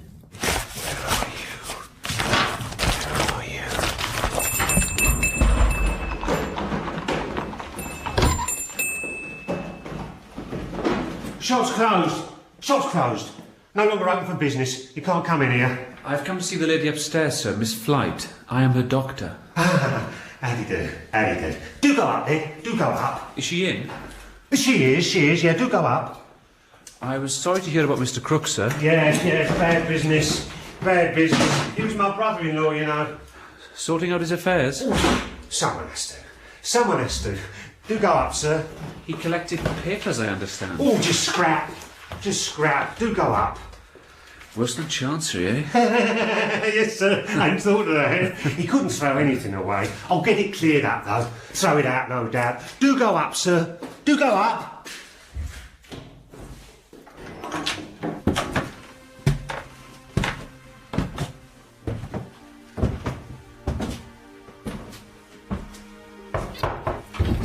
Oh, my dear physician, look who's here. Mr. Woodcourt, Miss Summerson. we have heard so much about the shipwreck and your bravery, Mr. Woodcourt. I kept Miss Summerson informed during her illness. I'm sure Miss Flight exaggerated wildly. Not at all, Mr. Woodcourt. To have saved so many lives. Really, it was the least I could have done. You're too modest, sir. Sit. Thank you. I was very grieved to hear that you'd been ill. I was very ill. And you have quite recovered? I have quite recovered my health and my cheerfulness. She caught it from the road sweeper boy that used to live on the street here. He's been missing for weeks, you know. Missing? Disappeared after Miss Summerson took him in, made him comfortable, and like a thankless monster, he ran away in the night. We woke up in the morning to find him gone. And Miss Summerson, who was such a pretty dear, caught his illness, lost her beautiful looks. I think Miss Summerson has lost nothing. Thank you, Mr. Woodcourt. I am completely recovered. Lost her beautiful looks, you know. I saw Richard Carstone. I walked into him near the Chancery. Richard Carstone, I see him every day. They think we are married. We sit together in Chancery, waiting for our judgments. Do you think him changed? Well, he'll grow old in Chancery. I've seen it happen. No, not changed. Anxious and weary. There is nothing Richard needs so much as a friend, Mr. Woodcourt. He always liked you. Please, visit him if you can. I would be so grateful. Your housekeeper's son has been very active in this election, I hear. Did I understand you? Did you say that Mr. Rouncewell has been very active in this election? Uncommonly active. Against? Oh, dear, yes. Against you. Against me? He is a very good speaker. Plain and emphatic. The man is an ironmaster. There will be riots in the streets next. My lady, let me suggest, in reference to that young woman... I have no intention of parting with her. You should exert your influence to keep her from such dangerous hands. These people are, in their way, very proud. I should not be surprised if they all abandon the girl, yes, a young lover and all, if she remains here at Chesney Wold. Well, you should know, Mr. Tulkinghorn. Really, Sir Leicester, I state the fact. Why, I could tell you a story, with Lady Dedlock's permission. What sort of a story? One with real flesh and blood, my lady. Celesta, these particulars have only lately become known to me. They exemplify what I have said. I suppress names for the present. Lady Dedlock will not think me ill-bred, I hope? Please.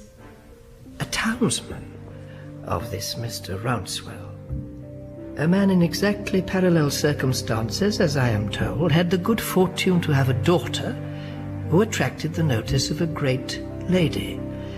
I speak of, really, a great lady, not merely great to him, but married to a gentleman of your condition, Celesta. Yes, I understand, Mr. Tulkinghorn. The lady was wealthy and beautiful, and had a liking for the girl and treated her with great kindness and always kept her near. Now, this lady preserved a secret under all her greatness, which she had preserved for many years. In fact, she had in early life been engaged to marry a young rake. He was a captain in the army, nothing connected with whom came to any good. She never did marry him, but she gave birth to a child of which he was the father. The captain in the army being dead, she believed herself safe. But a train of circumstances with which I need not trouble you led to discovery. There was an outcry, great trouble, domestic and public. I leave you to imagine, Celesta, the husband's grief and the shame inflicted on the family name by the scandal. But that is not the present point. When the girl's father heard the news, he was ashamed to have her in the service of a lady now considered to be the commonest of commoners.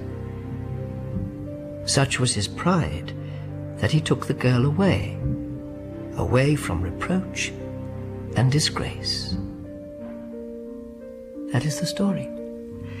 I hope Lady Dedlock will excuse its painful nature. Again, nothing! Nothing! Nothing! Don't say nothing, sir.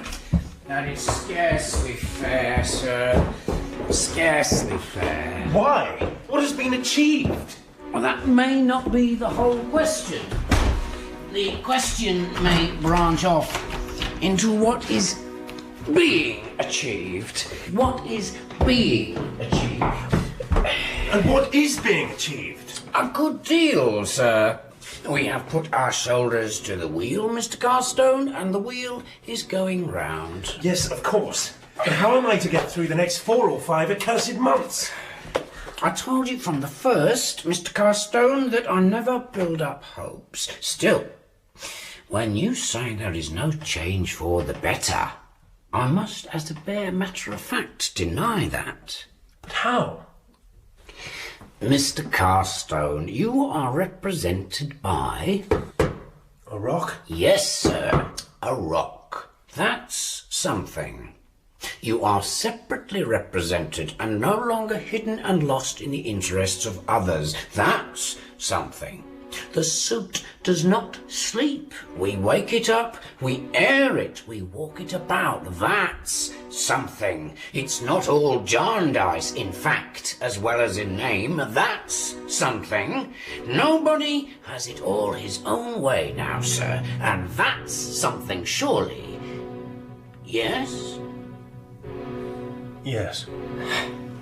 Now, Mr. Carstone, perhaps you will favour me with a payment for £20 on account. Of course. It is a little overdue.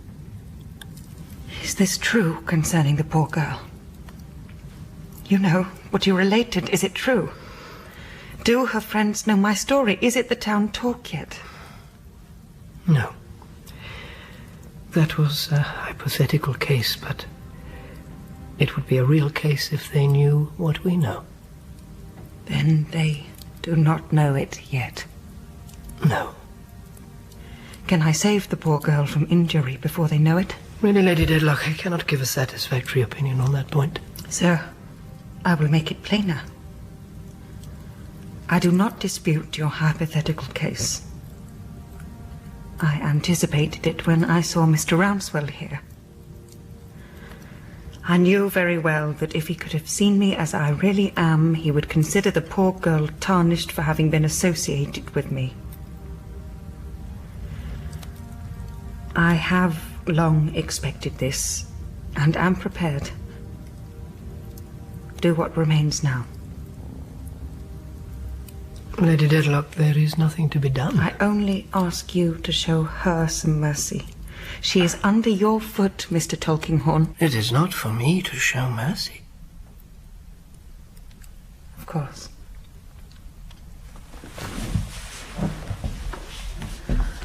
Good night, Mr. Tulkinghorn. Oh, just one other thing. Please, could you tell them in the morning that my jewels are all in their proper places of keeping? They will be found there. So will my dresses, all the valuables I have. Tell them I had some ready money with me, but no large amount. Excuse me, Lady Dedlock, I am not sure that I understand you. You want to be lost and forgotten, yes. I leave Chesney Wall tonight. No. This won't do at all. Mr. Tulkinghorn, please, don't you know the relief that my disappearance will be? No, Lady Dedlock, have the goodness to stop and hear me, or before you reach the stairs I shall ring the alarm bell and rouse the house, and then I will speak out before every guest and servant, every man and woman in it. Have the goodness to hear me, Lady Dedlock. The relations between us are of an unfortunate description, Lady Dedlock, but as they are not of my making, I will not apologize for them. The position I hold in reference to Celesta is so well known to you that I can hardly imagine, but that I must long have appeared in your eyes the natural person to make this discovery. Sir, it would have been far better not to have detained me. I have no more to say. Excuse me, Lady Dedlock, if I add a little more to hear. I wish to hear it at the window, then. I can't breathe where I am.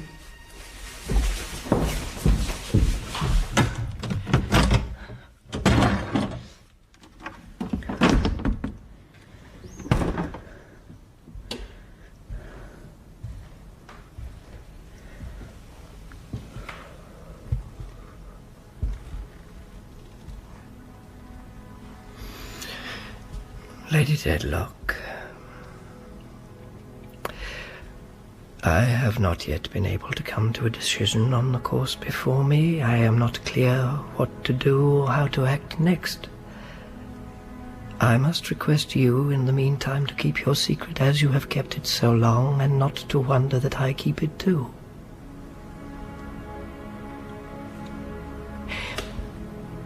Pardon me, Lady Dedlock, this is an important subject. You are honouring me with your attention. I am. Thank you. The sole consideration in this unhappy case is Celesta. Then why do you detain me? Because he is the consideration. If I inflicted this shock upon him tomorrow morning and he were driven out of his wits, how would the immediate change in him be accounted for? People will ask, what could have caused it? What could have divided you?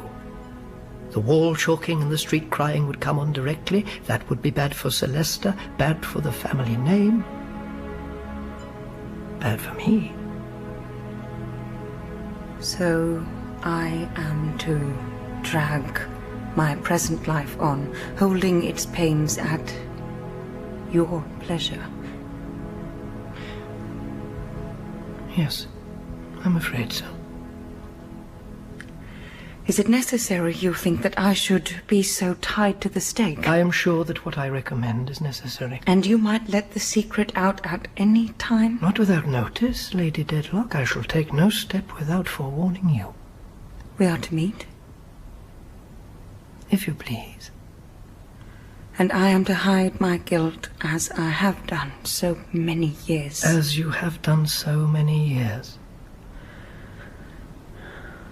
Your secret can be no heavier to you than it was, and is no worse and no better than it was. Is there anything more to be said tonight? I should like to be assured of your acquiescence in my arrangements, Lady Dedlock. You may be assured of it. Is everything all right, Colin? Yes.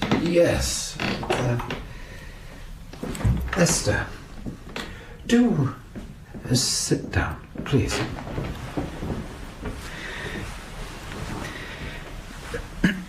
My dear Esther, I have long had something in my thoughts that I have wished to say to you. Yes? Yes, I have had some difficulty in saying it, and I still have. You see, I should wish it to be so deliberately said, and so deliberately considered. Would you object to my writing it? Of course not. Tell me, my love, can you fully trust me? Can you thoroughly rely on what I profess? Most thoroughly, dear guardian. My dear girl, give me your hand. You have wrought such changes in me, little woman. You have done me a world of good since you came here. Oh, guardian, what have you done for me since that time? Nothing can change me as you know me. Can you feel quite assured of that, my dear? I can, and I do. If you were sure of that, on good consideration, you have quite resolved within yourself that nothing can change me as you know me. Then read this letter. Give me the letter.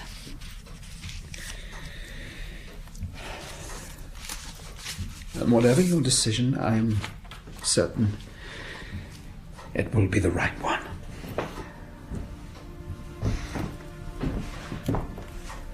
You are young, my lover. I am past the prime of life. I attained a ripe age while you were a child. You are the last to know what happiness you can bestow upon me. You owe me nothing. I am your debtor. Oh, guardian. You see, I have often thought of our future. That the time must come, and I fear it might come soon, when Ada, now very nearly of age, will leave us. When would you like to have the answer to this letter?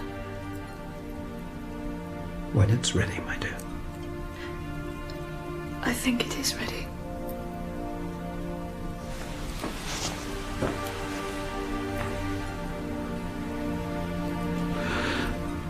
Are you to become the mistress of Bleak House, then? Yes.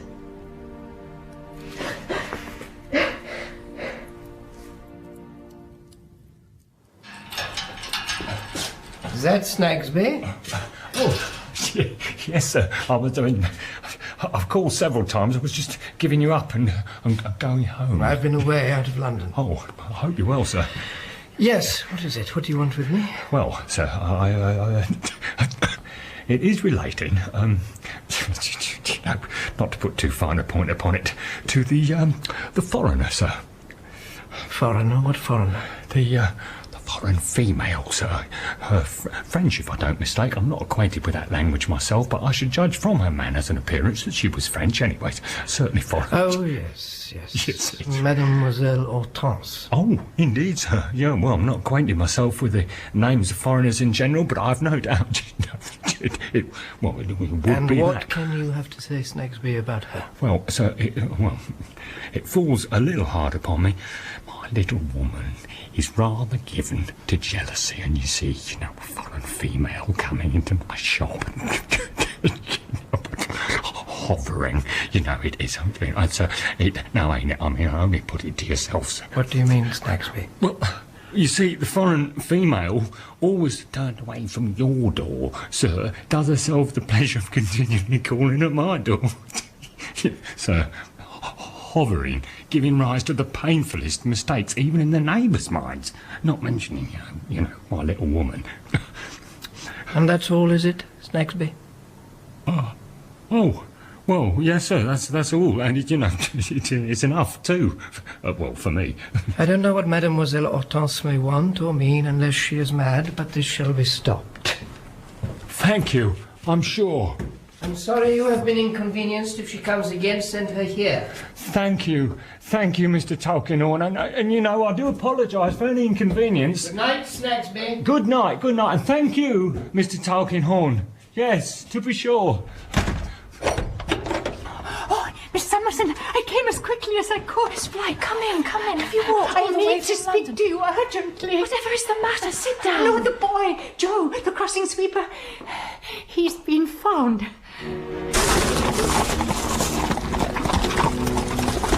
My physician, Mr. Woodcourt, found him in the lane where he used to live. He's very ill. Where is he? At Sergeant George's shooting gallery. Mr. Woodcourt took him there. How is he, sir? Poor. I hope you will forgive me for the intrusion. Ah, you're welcome, sir. You're welcome. You see, I am unwilling to place him in a workhouse. Supposing I have the patience to be evaded and shirked and handed about from post to pillar in trying to get him into one, which is a system that I don't take kindly to. No man does, sir. I'm almost in the workhouse myself. How so, Sergeant George? I'm in the clutches of a lawyer's power. He promises me help, but help never comes. He leaves me hanging on a string. What lawyer? Tulkinghorn. Tulkinghorn? That's the name, sir. What kind of man is he? Oh, what kind of man do you mean to look at? I mean to deal with. Generally, what kind of man? He is a confoundedly bad kind of man. He's a slow, torturing kind of man. He is the kind of man that has caused me more restlessness and more uneasiness and more dissatisfaction with myself than all other men put together. That's the kind of man Mr. Tulkinghorn is. I'm sorry to have touched so sore a place. Sore? It's no fault of yours, sir. He has got power over me. He keeps me on a constant seesaw. He won't hold off and he won't come on. Why, God, I spend half of my life, pretty well, loitering and dodging in about his door. What does he care? Nothing.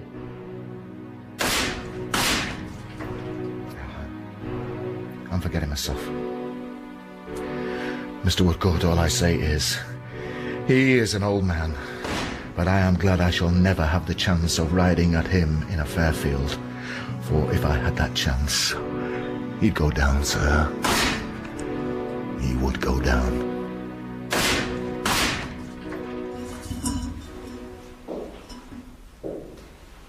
Who's this? Ah, yes. It's you, mistress, is it? You appear at a good time. I've just been hearing of you.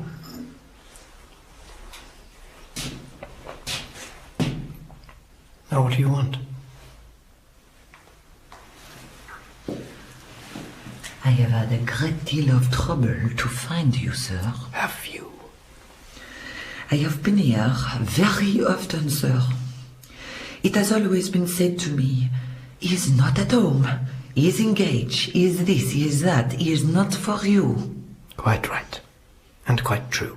Not true. Lies. Now, mistress, if you have anything to say, say it. Say it. Sir. Sir, you have not used me well. You have been mean and shabby. Mean and shabby, huh? You have trapped me, catched me, to give you the information. You asked me to show you that dress of mine my lady must have worn that night. You have preyed on me to come in it here to meet that boy. Say it is not so. You're a vixen, a vixen. Well, wench, well, I paid you. You paid me 2 sovereigns. I have not changed them. I refuse them. I despise them and I throw them from me. Now, you have paid me, eh? Oh, God, yes. You must be rich, my fair friend, to throw money about in that way. I am rich. I am rich in hate. I hate my lady.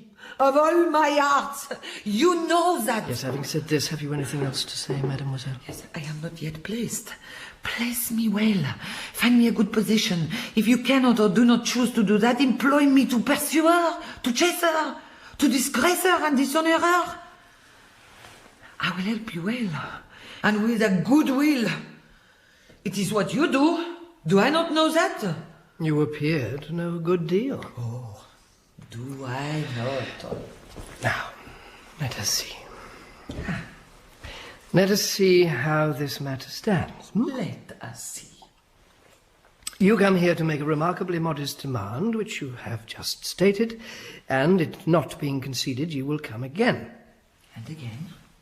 And again. Yes. And yet again, and many times again. Now, Mademoiselle Hortense, let me recommend you to take the candle and pick up that money of yours. I think you will find it behind the clerk's partition in the corner over there, and leave.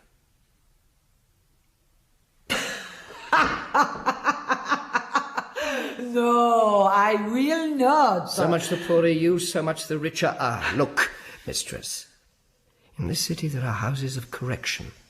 I am afraid a lady of your spirit and activity would find it an inconvenience to be locked away there for any length of time.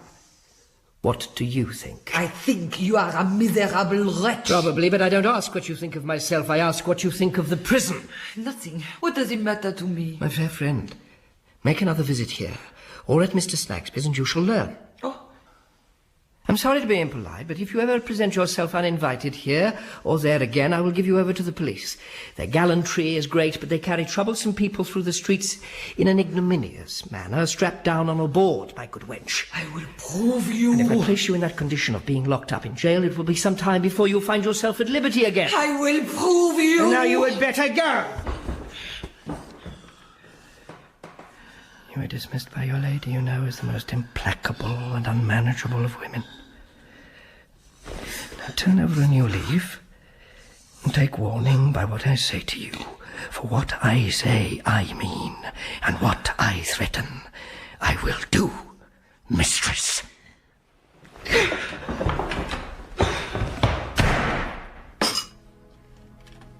Rosa, stay.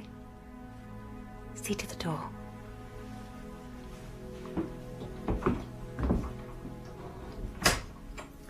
Come, lie with me, child.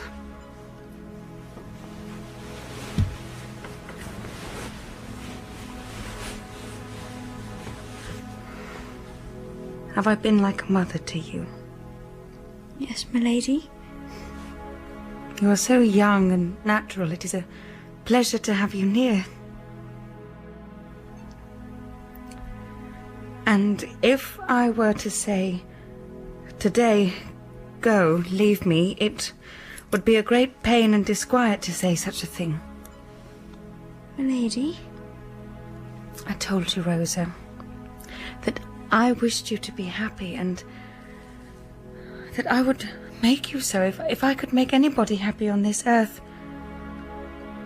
I cannot.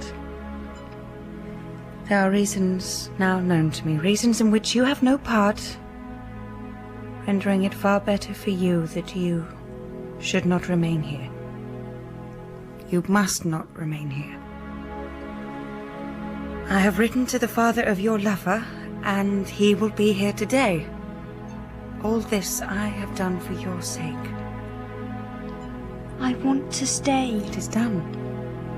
What I am towards you, Rosa, is what I am now, not what I shall be in a little while hence.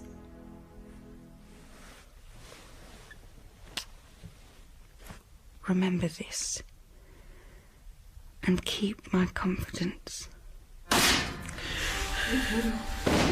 Joe. I'm moving on. It's all right. I don't want to go to the burying ground. No one's going to make you go anywhere. This is Miss Summerson, Joe. Do you remember? We thought we had lost you, Joe. I'm sorry, miss. I never meant to give you an illness. It's all right, Joe. I know it wasn't your fault. And I know you didn't really run away. He's been asking for you since I brought him here. Is this your boy, miss? No. This is Mr. Woodcourt, Joe. It's me, Joe. Rest, Joe. Rest.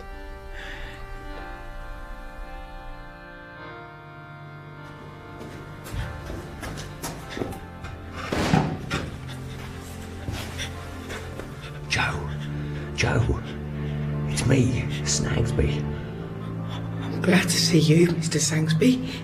And how do you find yourself, my poor lad? Mr. Sangsby, I went and give the illness to a young lady, and none of them never says nothing to me for having done it. She sits down a smiling, so quiet, and don't pass a word, nor yet look upon me for having done it. She don't. Here's half a crown, Joe. I hope it helps.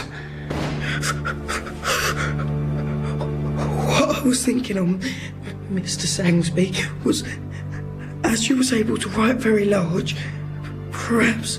Yes, my poor boy. What I was thinking on then, Mr. Sangsby, was that when I was moved on as far as I could ever go and couldn't be moved no further, that whether you might be so good as perhaps to write out very large so that anyone could see it, as that I was very truly hearty sorry and that I'd done it and that I never went for to do it, and that I hoped the young lady would be able to forgive me if the writing could be made to say it very large. It shall say it, Joe. Thank you, Mr. Sangsby. Very large. It was kind of you, sir. And it makes me more comfortable than I was before.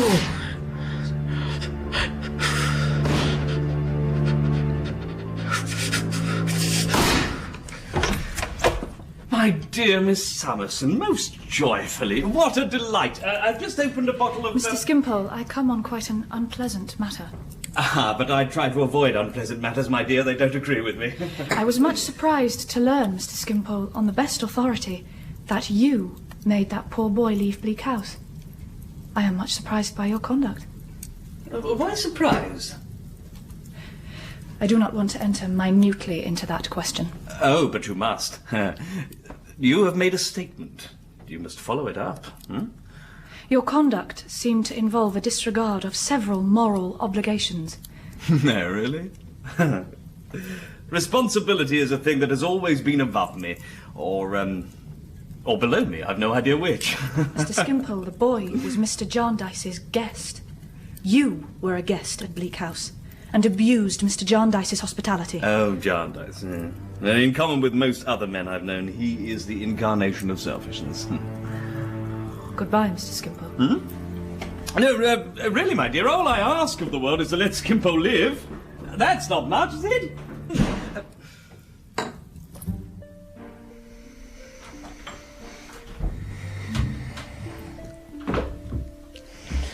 Who's there?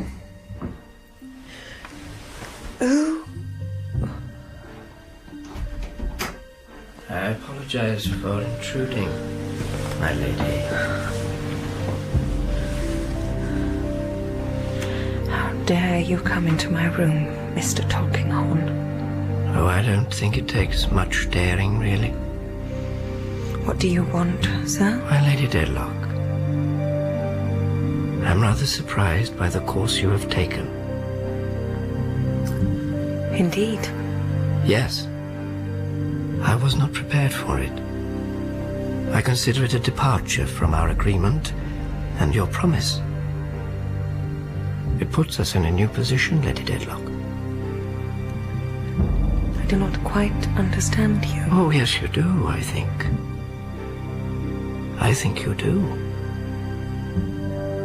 Come, Lady Dedlock, we must not fence and parry. Now you know you like this girl. Well, sir... And you know, and I know, that you have not sent her away for the reasons you have assigned, but for the purpose of separating her as much as possible from, excuse my mentioning it, as a matter of business, any reproach and exposure that impend over yourself. Well, sir? Well, Lady Dedlock, I object to that. I consider that a dangerous proceeding. Besides, it is a violation of our agreement. You were to be exactly what you were before. If, sir, in my knowledge of my secret... It is no longer your secret. Excuse me. That is just a mistake.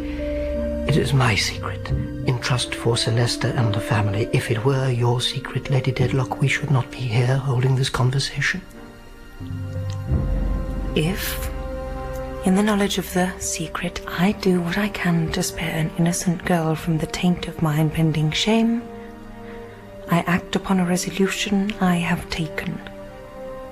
Nothing in the world and no one in the world could shake it or could move me. Really? Then you see, Lady Dedlock, you are not to be trusted. Our arrangement altogether precluded any action on your part founded upon my discovery. There can be no doubt about that. As to sparing the girl, of what importance or value is she? Spare. Lady Dedlock, here is a family name compromised. Lady Dedlock, our agreement is broken. A lady of your sense and strength of character will be prepared for my now declaring it void and taking my own course. I am quite prepared. That is all I have to trouble you with, Lady Dedlock. This is the notice I was to receive. I wish to understand you. Not exactly the notice you were to receive, Lady Dedlock, because the contemplated notice supposed the agreement to have been observed. But virtually the same. The difference is merely in a lawyer's mind. You intend to give me no other notice? You're right, no. Do you contemplate telling Celeste tonight? No, not tonight. Tomorrow? All things considered, I had better decline answering that question, Lady Dedlock. If I were to say I don't know when exactly, you would not believe me, and it would answer no purpose. It may be tomorrow. I would rather say no more. I wish you a good evening. Do you intend to remain in the house any time? I heard you were writing in the library. Are you going to return there? Only for my hand. I'm going home. To Lincoln's Inn. No, not there. I'm moving on. I'm moving on. Joe, don't be frightened. Well, Joe, what's the matter? I thought I was at the burying grounds again. Ain't met nobody here but you, Mr. Woodcott. Nobody, Joe. And I ain't took back to the burying ground, am I, sir? No. I'm very thankful. Joe, did you ever know a prayer? I never knowed nothing, sir. Not so much as one short prayer, Joe? No, sir. Nothing at all. Different times there was a gentleman and woman come onto a street a-praying, but they all mostly said to the other ones prayed wrong.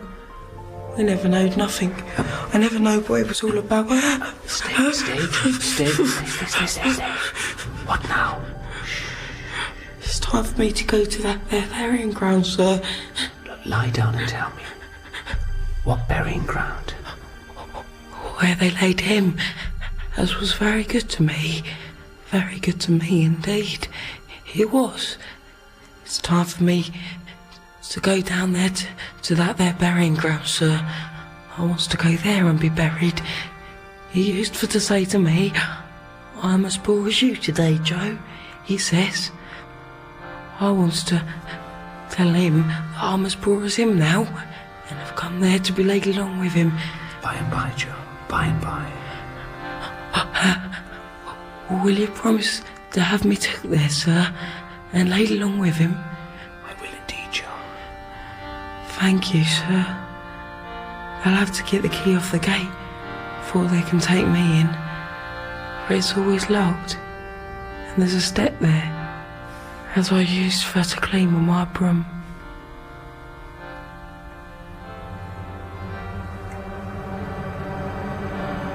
It's turned very dark. Sir, is there any light coming?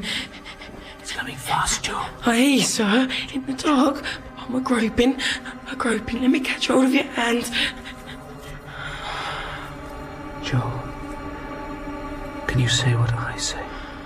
I'll say anything as you say, sir, for our nose is good. Our Father. Our Father, That's very good. Which art in heaven? Art in heaven. Is there a light coming? It's coming fast, Joe. It's close at hand. Hallowed be thy name. Hallowed be thy.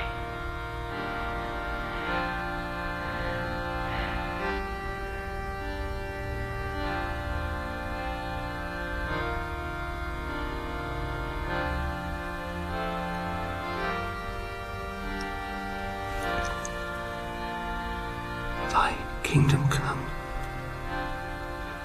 Thy will be done. On earth as it is in heaven. Who's there? Is anyone there? Hi, it's me, sir. Sergeant George, sir. Go away, Sergeant. I have nothing to say to you. Sir, I need to speak to you about our business. Not now, thank you. Sir, you made me a promise. You made me a promise. Give us this day our daily bread. You made me a promise, sir! And forgive us our trespasses, as we forgive those who trespass against us.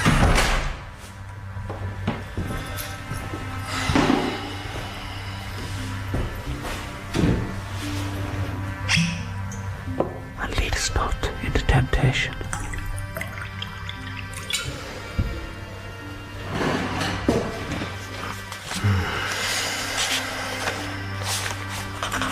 Yes.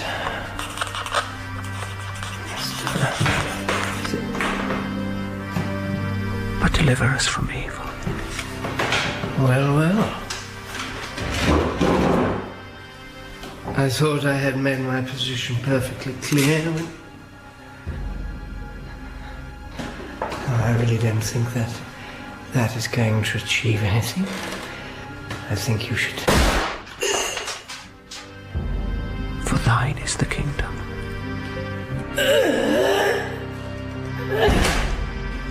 The power and the glory.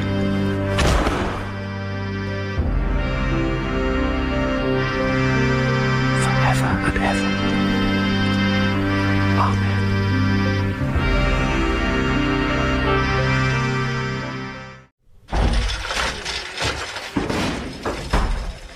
Sergeant? Sergeant George! How do you find yourself? Oh, well enough, I suppose. I was looking in next door at the musical instruments in the shop window. My wife wants a second-hand violin. And I heard the shots coming from me and I thought, my word, Sergeant George is doing good business today. You've made a success of this, eh? Not really, Inspector. No? What's the matter, George? Don't tell me you're out of spirits. What's on your mind? Nothing in particular. Nothing particular? I have something particular, Sergeant. Here, see my hands. Would you say they were musical hands? I don't know about music, Inspector. I could tell you they are not.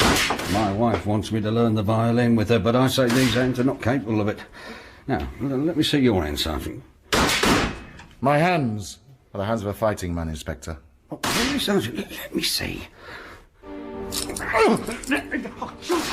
George! George! Listen! Duty is duty. Now then, I have endeavoured to make this as pleasant as the situation allows. You must consider yourself in custody, Sergeant. Custody? What for? It is my duty to inform you that any observations you make will be liable to be used against you. Therefore, George, be careful what you say. Now, you don't happen to have heard of a murder. Murder? No, George! Bear in mind what I've said to you. Now, you've been in low spirits. I say you don't happen to have heard of a murder. Where has there been a murder? Now, George, don't commit yourself. I'm going to tell you what I want you for. There's been a murder in Lincoln's Inn Fields. Gentleman of the name of Tulkinghorn, the lawyer, was shot last night. It's not possible. George, it's certainly possible, because it's the case. But I was there last night. So I understand, Sergeant.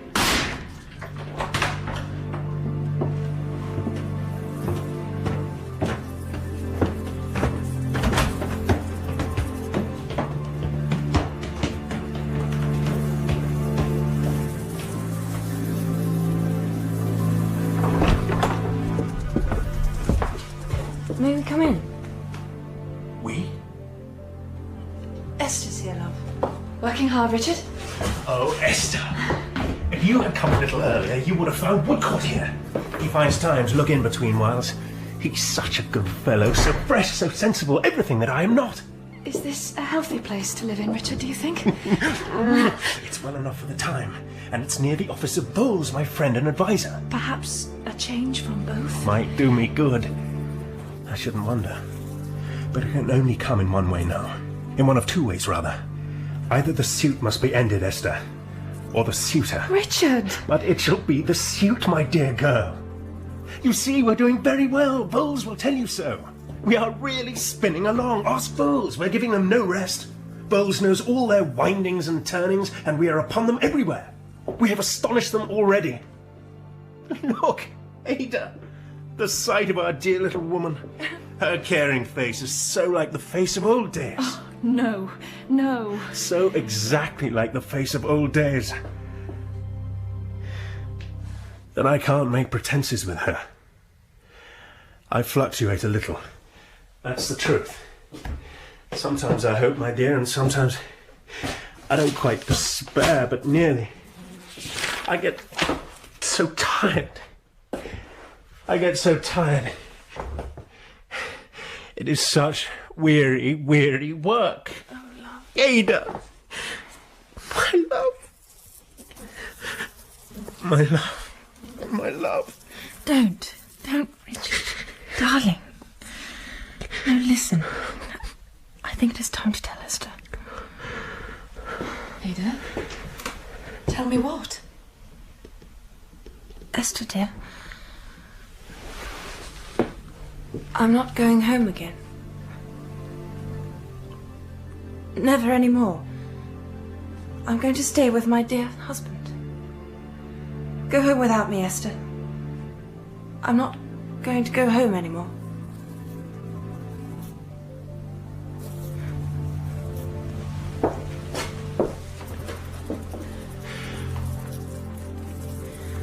We married in secret 2 months ago. 2 months? When you were ill, dear. It was not a long-considered step. We went out one morning and were married.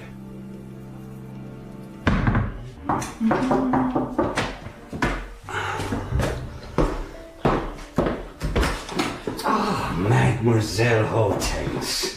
You asked to see me, Inspector. Yes. I hope this is not inconveniencing you, but you were so helpful before and I need your help again. No, I am at your service, Inspector. Beautiful place, this. For an office, isn't it? Did well, Mr. Tulkinghorn, didn't he? Oh, he was a great man. Look, come here. Look, even had a picture painted on the ceilings. See the pointing moment up here, right? There, just there. Oh, That's it. Yeah. He fell directly beneath the finger here. There. He was lying face down on the floor here, shot through the heart. Oh, terrible, is it not? It is so terrible. We have taken a man into custody. Oh, really, Inspector? He runs a shooting gallery in Leicester Square. He had some sort of debt which he blamed Mr. Tulkinghorn for aggravating. Oh. But we think he may have an accomplice, or perhaps someone who put him to it. Oh, you think so? Madam, you saw Mr. Tulkinghorn several times before his death? Yes, he was helping me to find a position. Did he confide anything to you? You know, did he tell you any of his secrets? Do you know if Mr. Tulkinghorn had any other enemies? Oh, I don't know. Well, let me see. I am a woman of the world. If I help you, you will help me? What help? Well, you meet many people, Inspector. Some high, some respected. I seek a position, as you know. You want me to find you a position? Mm-hmm. Oh, I can help you do that. You'd be a gem in any household. D'accord. Then I will help you. Is Celeste and Lady Dedlock at home? They have just returned from the funeral, sir. I need to talk to Celeste again. Sir? Another letter has been delivered here for you. Who? I don't know, sir. Do you know, that's around half dozen in the last 24 hours. Well, my dear. Oh, she has been in such distress, and is so very sorry. Bleak House is thinning fast. But its mistress remains. Guardian, you know you said, was this the mistress of Bleak House? And I said yes. Since then, we have never spoken on the subject. Perhaps you expect me to renew the subject? I wanted to give you time to consider my proposal carefully. I will be the mistress of Bleak House when you please. Oh, Esther. I have had nothing else, poor Rick, accepted in my mind. When shall we give Bleak House its mistress? When you please. Next month? Next month, then. The day on which I take the happiest and best step of my life, the day on which I give Bleak House its little mistress, shall be next month, then. So, does my lady go out most days when she's in London? Oh, yes. Not surprising, eh? Such a fine woman as her, so graceful and elegant. Was your father a footman too? No, sir. Mine was. First a page, then a footman, then a butler, then a steward, then an innkeeper. And how'd you find my lady? Was she friendly? As friendly as you can expect. A little spoiled, eh? A little unpredictable. Lord, what can you expect when they're as glamorous as that? And we like 'em all the better for it, don't we? Talk of the angels, here she is. Good day, my lady. Inspector Bucket. Are you waiting to see Sir Leicester? No, my lady, I've seen him. Have you anything to say to me? Not just at present, my lady. Made any new discoveries? A few, my lady. She's a lovely woman, too. She really is. Doesn't look quite healthy, though. Hello? Hello? Is anyone there? Hang on. Hello?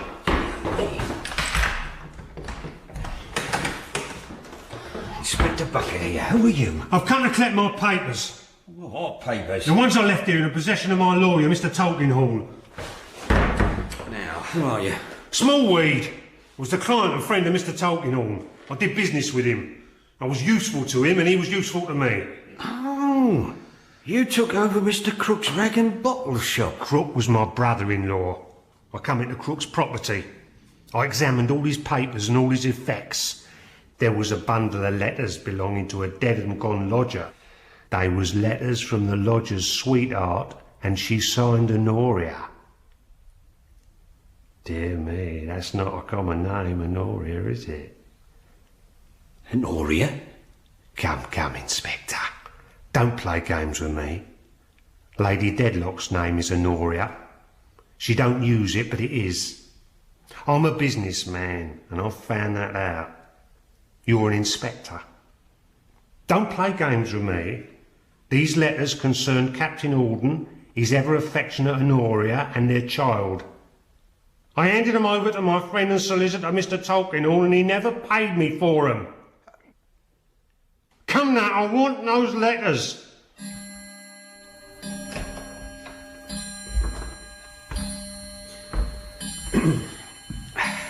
Sir Leicester Dedlock, Baronet. I mentioned yesterday evening that I needed but a very little to complete this case. I have now completed it and collected proof against the person who did this crime. Against the soldier? No, Sir Leicester Dedlock, not the soldier. Is the man in custody? It was a woman. Good heavens. Now, sir, it is my duty to prepare you for a train of circumstances that will give you a shock, but you are a gentleman. I know a gentleman can bear a shock when it must come. Thank you for your preparation, which I hope is not necessary. Be so good as to go on. Now, sir, Lady Dedlock, you see, she's universally admired. I would greatly prefer, officer, my lady's name being entirely omitted from this discussion. So would I, Sir Leicester Dedlock, Baronet. But it's impossible. Impossible? Sir Leicester Dedlock, Baronet. It becomes my duty to tell you that the deceased Mr. Tulkinghorn long entertained mistrusts and suspicions of Lady Dedlock. If he had dared to breathe them to me, sir, I would have killed him myself. Sir Leicester Dedlock, the deceased Mr. Tulkinghorn was deep and close, and what he fully had in his mind in the very beginning I can't quite take upon myself to say. Inspector... But I know from his lips that he long ago suspected Lady Dedlock of having discovered, through the sight of some handwriting in this very house, and when you yourself, Sir Leicester Dedlock, were present, the existence in great poverty of a certain person who had been her lover before you courted her, and who ought to have been her husband. Inspector Bucket, if you... Ought to have been her husband. Not a doubt about it. I know from his lips that when that person soon afterwards died, he suspected Lady Dedlock of visiting his wretched lodging and his wretched grave alone and in secret. I know from my own inquiries that Lady Dedlock did make such a visit in the dress of her own maid, for the deceased Mr. Tulkinghorn employed me to reckon up her ladyship. If you'll excuse my making use of the term we commonly employ. Sir Leicester Dedlock, Baronet, I did endeavour to pave the way a little towards these unpleasant disclosures. Get on with it, sir. Yes, sir. It's my belief that the deceased Mr. Tulkinghorn followed up these inquiries to the hour of his death, and that he had threatened to reveal Lady Dedlock's secret that very night. She followed him home. You ask her, Sir Leicester Dedlock, Baronet. You ask her ladyship whether she didn't go down to his chambers that night dressed in a loose black mantle with a deep fringe to it. You ask her if she passed the soldier on the staircase. See if she denies it.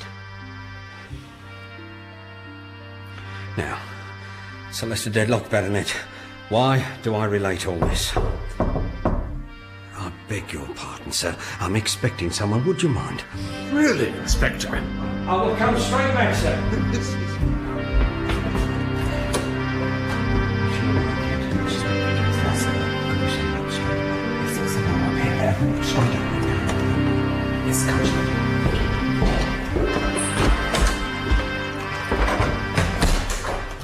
I am sorry for that interruption, Sir Leicester, Baronet. Now, where was I? This is really most impudent, Inspector. Sir Leicester, please indulge me for just a little while longer. Do sit down. You will see how things turn out. Yes. Yes. I hear her coming.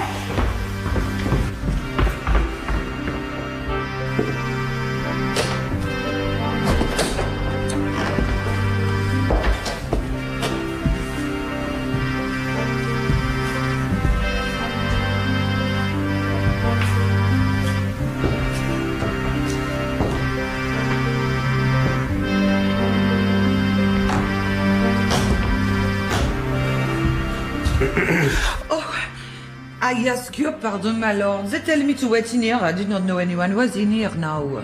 This is my lodger, Sir Leicester Dedlock. This foreign woman has been my lodger for some weeks. And what do you say, Leicester, care for that, you think, my angel? Why, my angel, we shall see. You are very mysterious. You are drunk? Tolerable sober, my angel. I have come from arriving in this so detestable house with your wife. Your wife have left me since some minutes. They tell me downstairs that your wife is here. I come here, your wife is not here. What is the intention of this fool's play? Oh my God, you are an unhappy idiot. Leave me to pass downstairs, you great pig! Now, mademoiselle, you go and sit down upon that sofa. I will not sit down upon nothing! No, mademoiselle, you sit down upon that sofa. Why? Because I take you into custody on a charge of murder. What? And you don't need to be told it. Now, I want to be polite to one of your sex and a foreigner if I can. If I can't, I must be rough, and there's rougher ones outside. So I recommend you go and sit down on that sofa.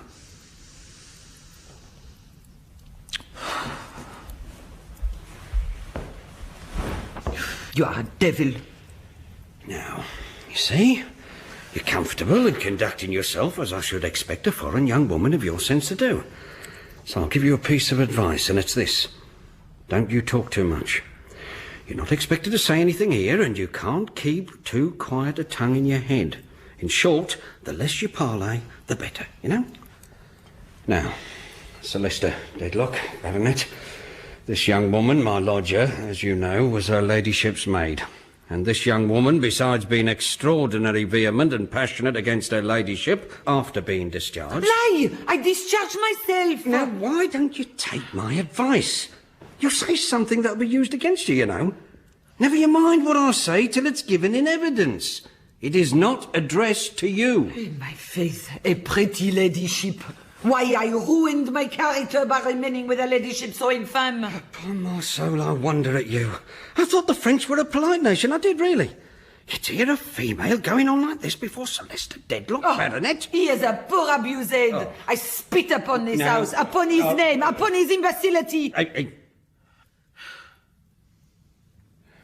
Well, Sir Leicester Dedlock, this intemperate foreigner also angrily took it into her head that she had established a claim upon Mr. Tulkinghorn deceased for some assistance she had given him, though she had been liberally paid for her time and trouble. Lie! I refuse his money altogether. If you will parley, you know, you must take the consequences.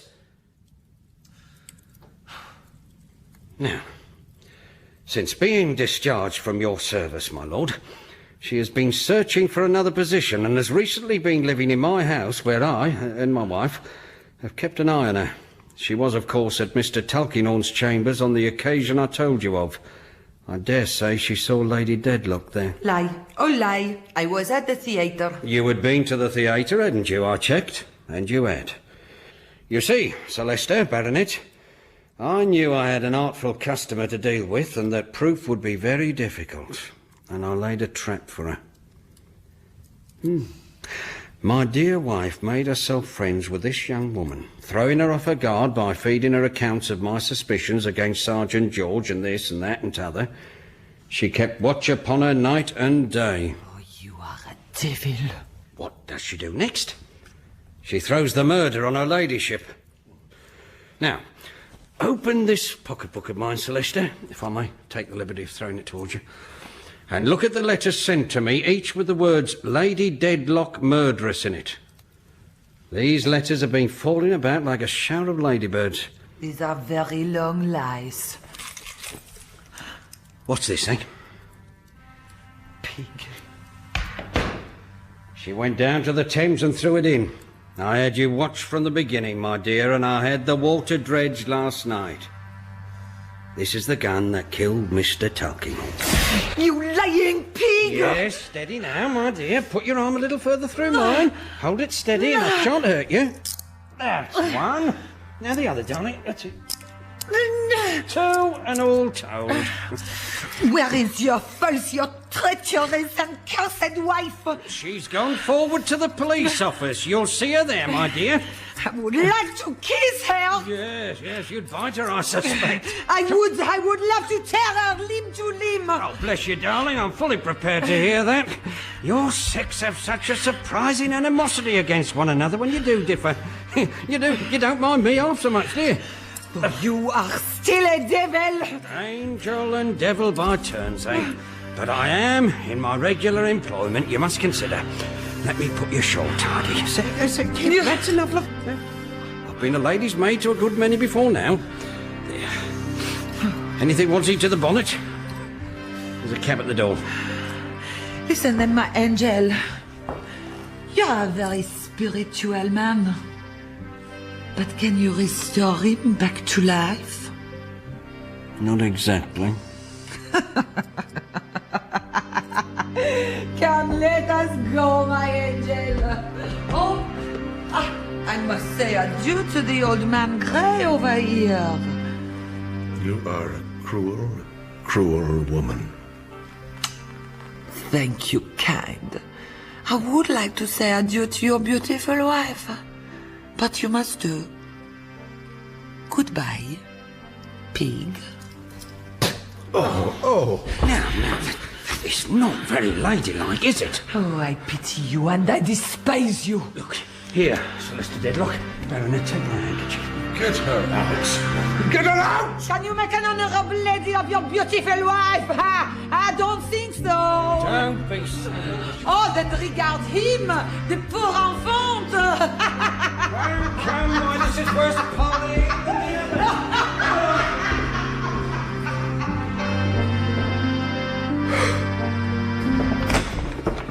This way. You can do as you please with me. It is but the death. It is all the same. Death. Come along.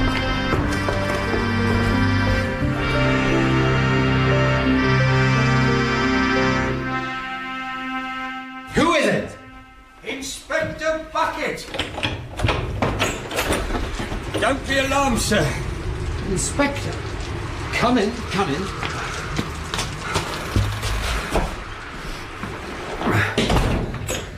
You know, Lady Dedlock? Yes? There has been a discovery there today. Family affairs have come out. Lady Dedlock has disappeared this afternoon. I see. You are aware, sir, of her relationship with... With Miss Summerson? Yes, she is her mother, I know. She has gone out in the snow. She's been missing over 8 hours. Poor wretched woman. I am employed by Celeste Dedlock, Baronet, to find her. To save her and take her his forgiveness. I have reason to believe she is still in London. I want Miss Summerson to join me. But she's sleeping, and look at the weather. It's not safe. Mr. Jarndyce, I speak to you as a gentleman of a humane heart. If ever delay was dangerous, it is dangerous now. She believes she is suspected of murder. If I follow her alone, she might be driven to desperation. But if I bring the young lady with me, she will give me credit for being friendly. Wait here. Have you had much communication with Lady Dedlock? Very little. I believe I've only met her on 2 occasions. When did you last speak to her? In the summer, up there in the woods. It's when she told me the secret. I know she went to Chancery disguised as a maid where your My father. Yes, where he lived and died. She'll go back there. We'll go to the law station as first. He knows all that happens round there. Driver! Chancery Lane!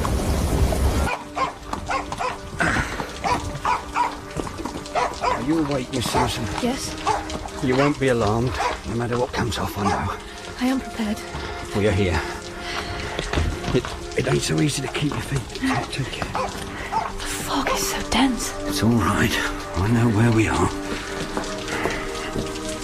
This is Snagsby shop. Inspector! Inspector, thank God you've come. She's been here. Mr. Woodcourt. My dear Miss Summerson, she's been here and left this. I've brought the good doctor. Tell me everything, Snagsby. Well, she left this letter at the rag and bottle shop across the lane. Miss Flight brought it over to me. Summerson, you must take my coat. Really, I am warm enough, Doctor. I insist. It'll be the death of you otherwise. I came looking for you, Inspector, but they said you were out of London. Don't you be at all put out, miss. This scrap of paper is some sort of diary. I think you should read it.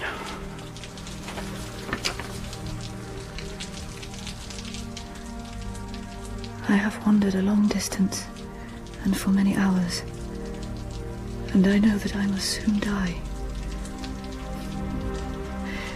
These streets, I have no purpose but to die. It was right that all that had sustained me should give way at once, and that I should die of terror and my conscience. My only wish. If I could just see her once more, not to speak to her, but just to see her once more. But now I must elude pursuit and be lost. Not lost. The burial grounds. Hurry, miss. I have the most confused impressions of the walk to the burial grounds. I recollect that it was neither night nor day, that morning was dawning, but the street lamps were not yet put out, that the sleet was still falling, and all the ways were deep with it. Through here. It's quicker. At last we stood under a dark covered way, where one lamp was burning over an iron gate. The gate was closed. Beyond it was a burial ground, a dreadful spot in which the night was very slowly stirring, but where I could dimly see heaps of dishonoured graves and stones, hemmed in by filthy houses with a few dull lights in their windows. On the step at the gate, drenched in the fearful wet of such a place which oozed and splashed down everywhere, there it is. I saw a woman lying. Mother! Shall we stop her? No. Her hands should touch her first. They have a higher right than ours.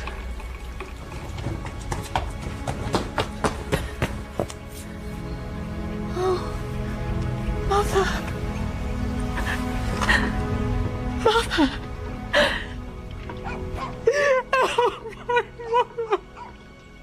Oh, my mother! I have done all I could do to be lost. I shall soon be forgotten so, and shall disgrace him least. I have nothing about me by which I can be recognized. This paper I part with now.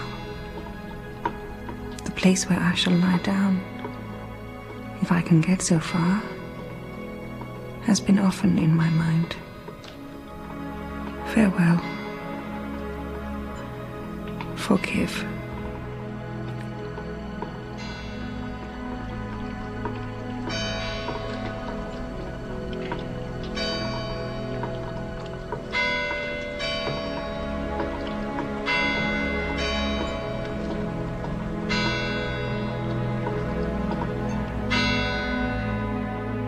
I will not dwell upon my sorrow. I proceed to other passages of my story. I had an illness, but it was not a long one. We set up home in London so that I could visit Ada more frequently in the dull, dark corner where she lived. As the months glided past, Richard was becoming more worn and haggard, and had taken to haunting the court day after day, even when there was no chance of the suit being mentioned. And only one person was able to distract him from his obsession. You know, Mr. Woodcourt, I do think you are Richard's saviour. Well, I enjoy his company. No. You are his only true friend. Only you can divert his attention from the cause and rouse him even when he sinks so low. Well, Richard is a good fellow. We are indebted to you. I don't know what we would do without you. Thank you for walking me home. It is my pleasure. Won't you come in? Mr. Jarndyce is always pleased to see you. No, I have a patient to see. I must go on. Miss Summerson. Esther. I am going away. Again. Well, Mr. Woodcourt. Again? Yes. For how long? I don't know. Perhaps forever. No.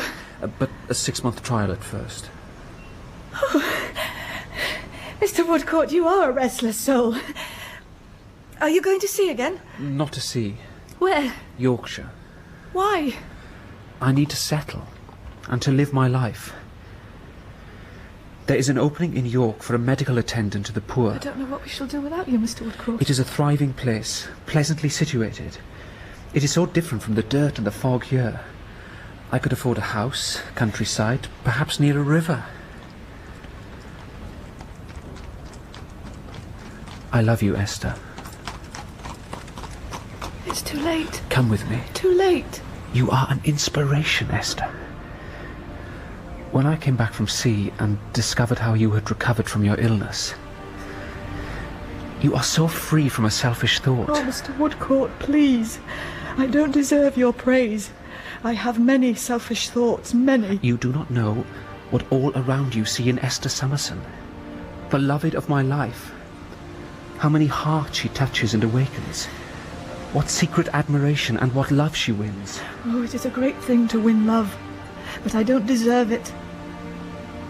And I am not free to think of yours. I am upsetting you. I have said enough. I hope you have success in your endeavour. I am not required to go yet, and I would not desert Richard now, even if I were. Good night. I will see you tomorrow. And this is goodbye. Goodbye. Farewell to this theme between us forever. Yes. Goodbye. Good night, Miss Summerson. Good night. When I married Richard, I was not insensible to what was before him. I know, my darling. I don't want you to think that I do not see what you see, and fear what you fear. I do want him to leave up this obsession. I know you do. I see him at his worst every day. I watch him in his sleep. I know every change of his face. But when I married Richard, I was quite determined, Esther, never to show him that I grieved for what he did. I want him, when he comes home, to find no trouble in my face. I want him, when he looks at me, to see what he loved in me. I married him to do this, and this supports me.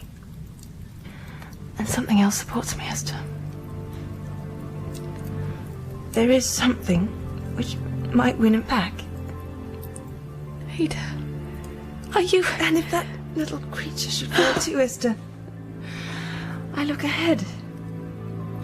I look forward through years and years and think that then a beautiful woman, his daughter, happily married, may be proud of him and a blessing to him.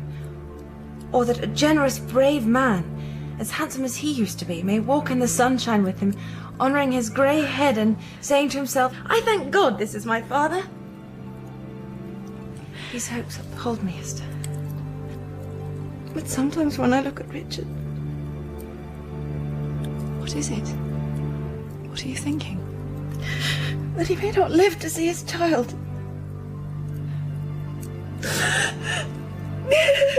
Ada, my love. You must never give up hope. I'm not blind. Richard has destroyed himself. The cause may yet end, Ada, and Richard will be restored. It's not all hopeless, by any means. Some good may come. Don't be so despairing. Oh, come here, my love.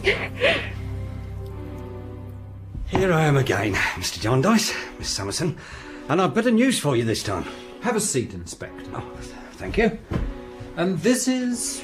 this gentleman is what you may call a dealer in bills. That's about what you are, Smallweed, ain't it? Just so, just so. Please, no need to stand in the hall, Mr. Smallweed. Come in, sit down. I'm more comfortable here, thank you. Right, well, now, Mr. Jarndyce, I've been negotiating with this gentleman on behalf of Sir Leicester Dedlock, Baronet, and one way and another I've been in and out and about his premises a deal. His premises are the premises formerly occupied by Crook, collector of all things, a relation of this gentleman's that you saw in his lifetime, if I don't mistake. Yes. Well, you want to understand that this gentleman, he come into Crook's property, and a good deal of magpie property there was. Among them, odd heaps of old papers. This gentleman, when he comes into the property, naturally begins to rummage, don't you see? To which? Say that again. To rummage. Being a prudent man and accustomed to take care of your own affairs, you begin to rummage among the papers as you have come into, don't you? Of course I do. Of course you do. And so you chance to find a paper with a signature of Jarndyce to it, don't you? Jarndyce. And as you've heard a good deal mentioned regarding a celebrated chancery case of the same name, you look at that paper at your full leisure and convenience, and what do you find it to be? But a will. See? A will? Yes. Yes, I see. And this was lying unknown amongst the papers of the rag and bottle man of the late Mr. Crook? Yes. It could not, sir, have been stated more plainly and to the purpose if it had been a case at law. But have you ever known English law to be plain and to the purpose. No, fine, Mr. Jarndyce. Have you perused this? Not I. Well, my dear sir, it is a will of later date than any in the suit. It appears to be all in the testator's handwriting. It is all duly executed and attested. And if you had perused this document, you would have seen that it reduces your interest considerably, though still leaving it a very handsome one. And you would further have seen that the interests of Mr. Richard Carston and Miss Ada Clare, now Mrs. Richard Carston, are very materially advanced. Oh, thank God for Richard and Ada. Mr. Kenge, if all the flourishing wealth that the suit brought into this vile court of chancery could fall to my 2 young cousins, I should be well contented. But you ask me to believe that any good is to come of Jarndyce and Jarndyce? Oh, really, Mr. Jarndyce, prejudice, prejudice. Now, this is a very remarkable document, Mr. Jarndyce, and it is a very important document. He sees this new development as a great victory against John Jarndyce, blind to the fact that it was John Jarndyce who made his existence known. How is he? Oh, he's buoyed up by the discovery. He spends more time poring over documents in Vole's office than ever. He misses Mr. Woodcourt.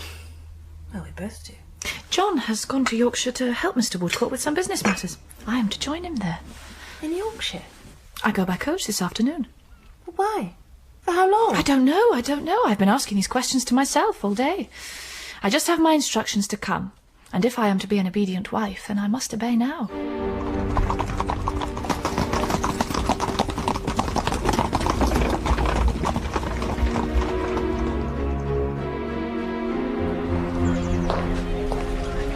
Here you are.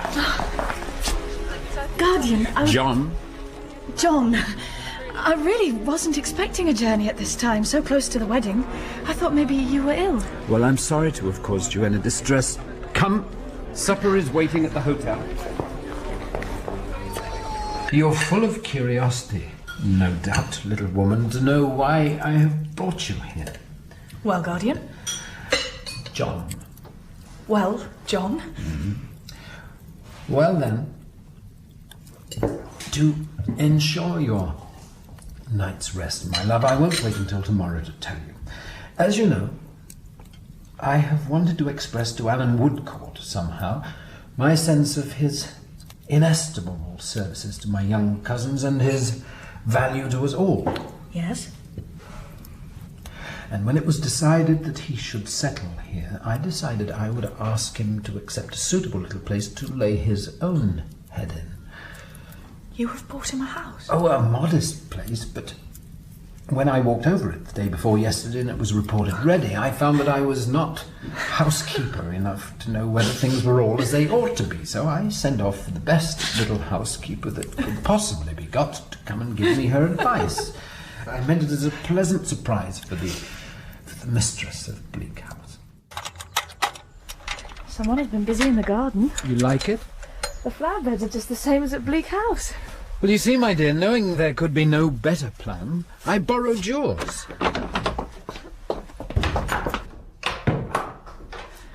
My. What is this? Come through here.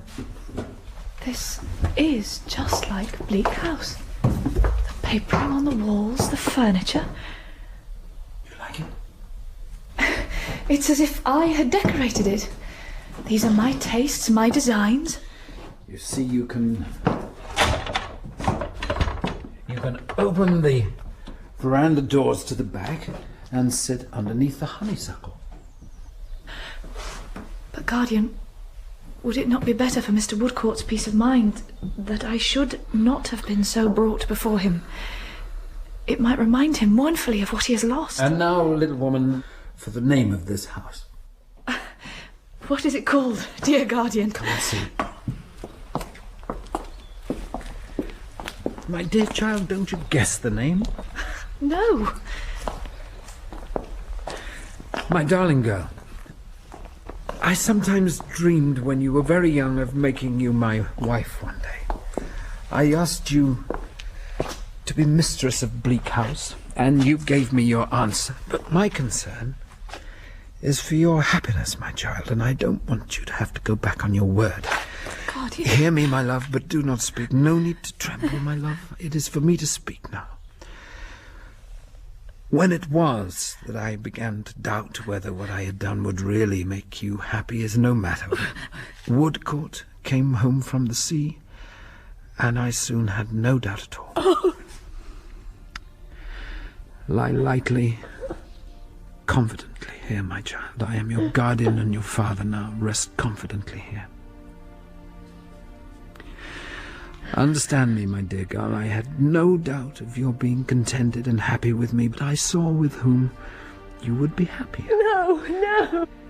He loves you, and you love him. But I would not have my Esther break her promise. This is Bleak House. This day I give this house its little mistress, and before God, it is the brightest day in all my life. Thank you, Guardian. Thank you. Come. Would you like to see your future husband? Yes, I would like that very much. Hush. My happiness was complete in every respect but one.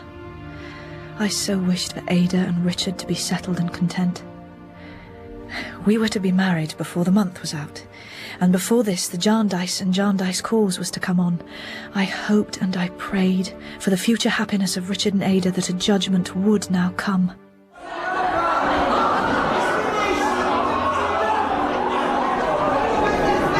Excuse me, sir. What cause is on? Jarndyce and Jarndyce. It's finished. Finished already? Do you know what was done? No, I don't. Nobody ever does. But it's over. Over for the day? No, over for good. Over for good? Oh, thank God! Thank God! We must find Ada and Richard. Here is Miss Summerson, sir, and Mr. Woodcourt. Oh, indeed, yes. Truly. How do you do? Glad to see you. Mr. Jarndyce is not here? He never comes here, you know. Really? Well, it's as well that he's not here today. Pray, what has been done today? I beg your pardon? What has been done? Yeah, what's been done? Quite so. Not much has been done. Not much. Was the will considered a genuine document, sir? Will you tell us that? Most certainly, if I could, but we've not gone into that. We've not gone into that. Not gone into that? What do you mean? You are to reflect that this has been a great cause, a protracted cause, and a complex cause. Jarndyce and Jarndyce has been termed, and not inaptly, a monument of chancery practice. For many years, I would say the flower of the bar have been lavished upon Jarndyce and Jarndyce. Mr. Kenge. And it must be paid for. Excuse me. Mm-hmm. Do I understand that the whole estate is found to have been absorbed in costs? Mr. Bowles, what do you say? I believe so. Are you telling me that there is nothing left? Well, accounts need to be brought before the Lord Chancellor, and due process will... Mr. Kenge, are you telling me that there is nothing left? Well, one could look at it that way. Say yes! That is what you're telling me! It's not as simple as that. Why can't you answer? Is anything left of the inheritance? Mr. Bowles? Probably not. This will break Richard's heart.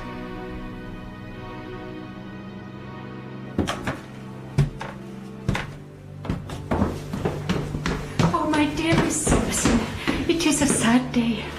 A sad day. How is he? He is going the way of all suitors, my dear. I have seen it happen many times. It is our destiny, our sentence. We can't do anything about it. We get what we deserve. The Lord Chancellor says so. Miss Flight, you don't need to be like this. I expect a judgment soon, and then I shall release my birds. Shall I tell you a secret? I've added to my collection of birds. Really, Miss Flight? 2 more. I call them the wards of Jarndyce.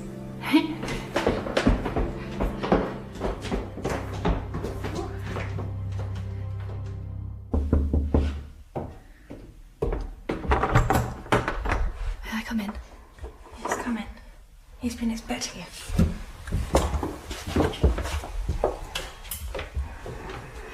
Richard!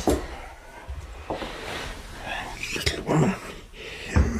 Thank you for coming. I hereby give you notice that you are going to have to fight to get rid of me.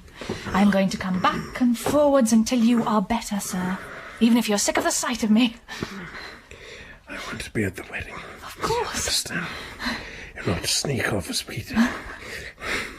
Ada will take me to it. Yes, sure.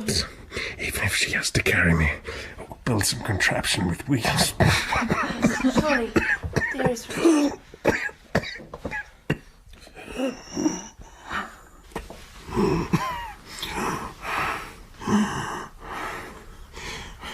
Where's my coat? By your side, Richard. Oh, yes, you are. Darling, you need a rest. Get some sleep.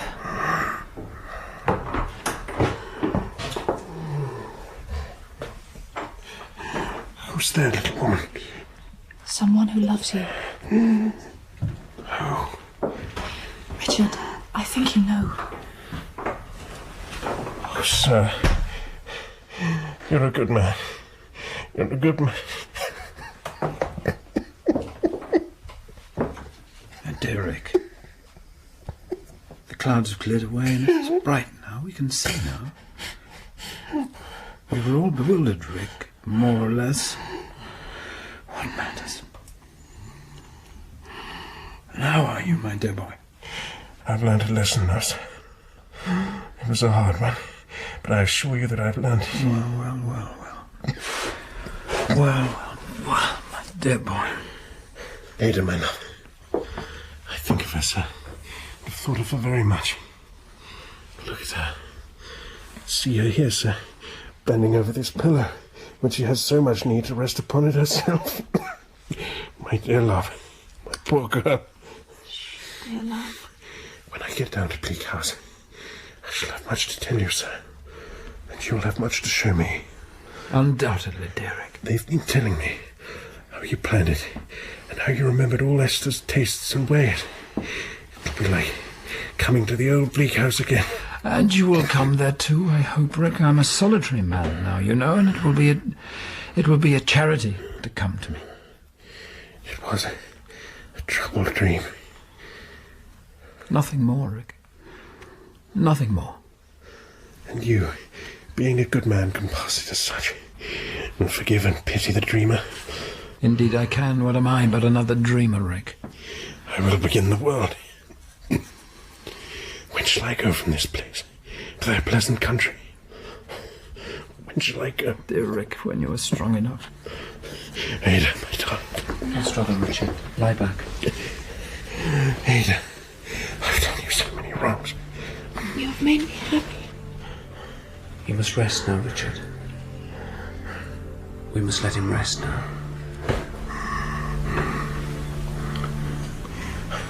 I've fallen like a stray shadow on your way. I've married you to poverty and trouble. I've scattered your means to the winds. Come now. We must let him rest.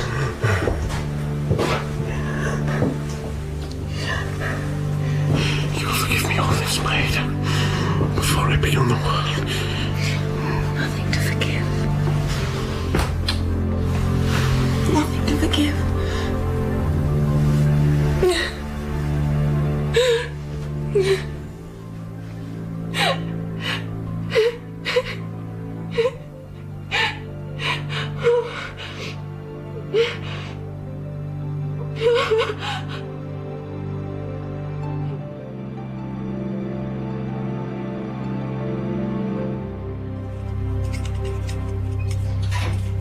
"7 happy years I have been the mistress of Bleak House. The few words that I have to add to what I have written are soon penned. Then I and the unknown friend to whom I write will part forever."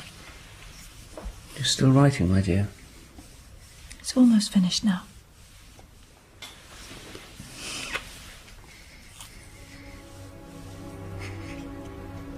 My darling Ada came to live with us in Yorkshire, and through many weeks I never left her. The little child who was to have done so much was born before the turf was planted on its father's grave. It was a boy, and he was given his father's name. Ada, my dear, both houses are your home, but the older Bleak house claims priority. When you and my boy are strong enough to do it, come and take possession of your home.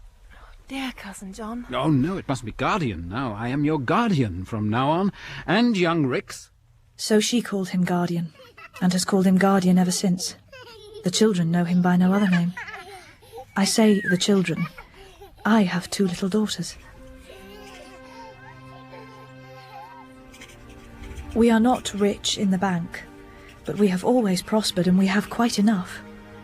I never walk out with my husband without hearing people bless him. I never lie down at night, but I know that in the course of that day he has alleviated pain and soothed some fellow creature in the time of need. Is not this to be rich?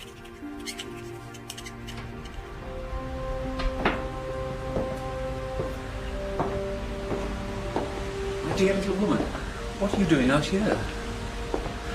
I've finished my writing. I'm sorry to have finished. Do you remember Miss Flight? Of course.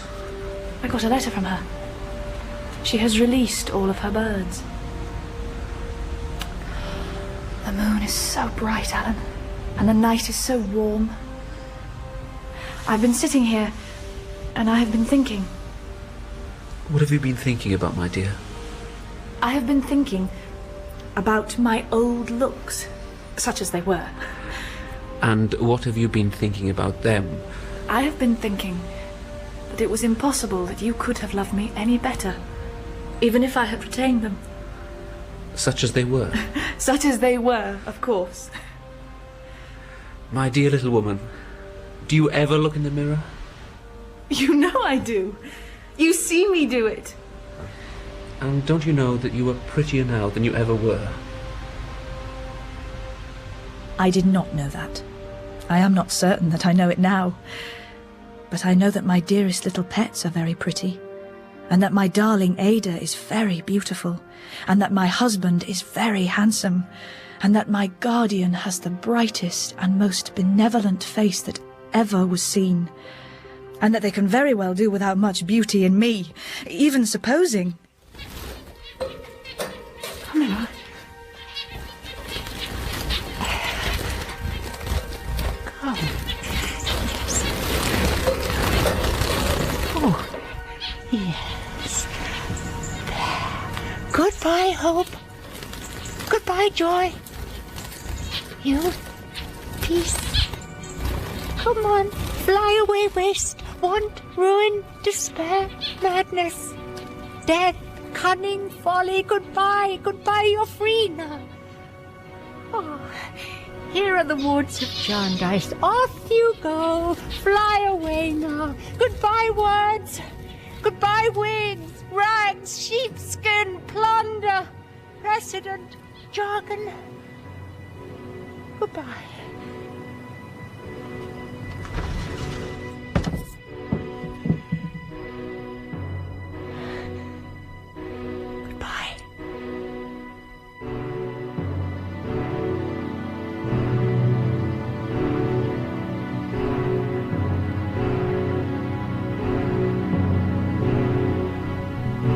In the final part of Bleak House by Charles Dickens, dramatised by John Dryden, you heard Claire Price, Michael Kitchen, Berwick Kaler, Ellie Haddington, Michael Atwell, Daisy Beaumont, Robert Portal, Honeysuckle Weeks, Roger Frost, Greg Hicks, John Shrapnel, Brendan O'Hay, Jean Marsh, Eamon Boland, Del Sinnott, and Jonathan Oliver.